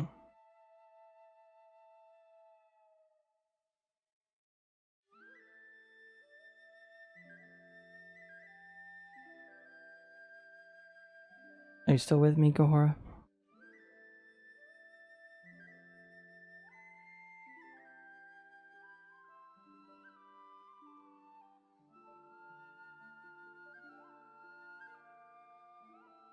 Flashbang with the All right. Oh. Well, I'm going to save this. Victor in. And I've been sitting at this desk for 8.5 hours. I think I'm gonna end the stream today. I will be back tomorrow. I'll go on a walk with my wife and our dog. So.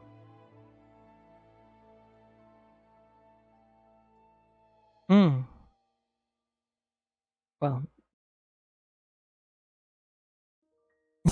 we both are gonna head out.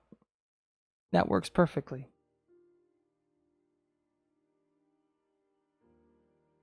So, thank you so much for coming. Really appreciated it. You wanna say hi? My wife's back. Oh, I was gonna put my face in. I wanted to say. Well. Hi. That was it. I just wanted to say hi. Wanted to show face. Yeah, hope to see you again too. She says hey. So, we're gonna go walk our pup. We'll be back tomorrow. Yeah, have a good night. Get some rest. Yeah, she is very pretty. Oh. She's protesting. Yeah. She also says you're so nice. Oh, thank you. I try. I don't like. I think like I've had my feelings hurt a lot, and I don't like to hurt people's feelings. So I try to be nice.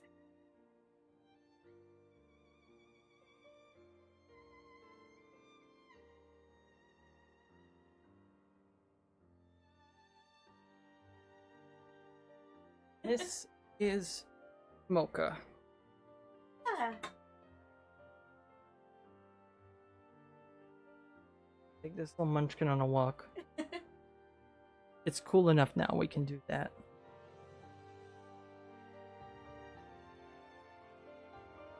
Usually she's over here in bed, and I have this little thing for her. Yeah, she's great. I'll show you. Alright, Mocha.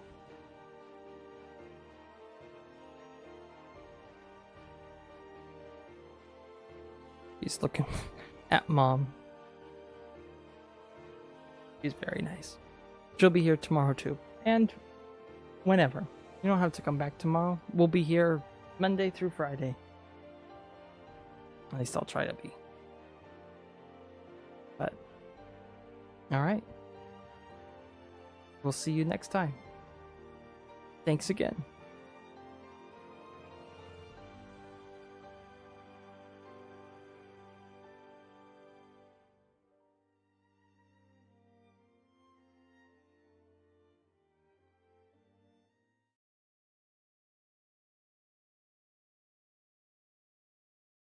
Have a great night.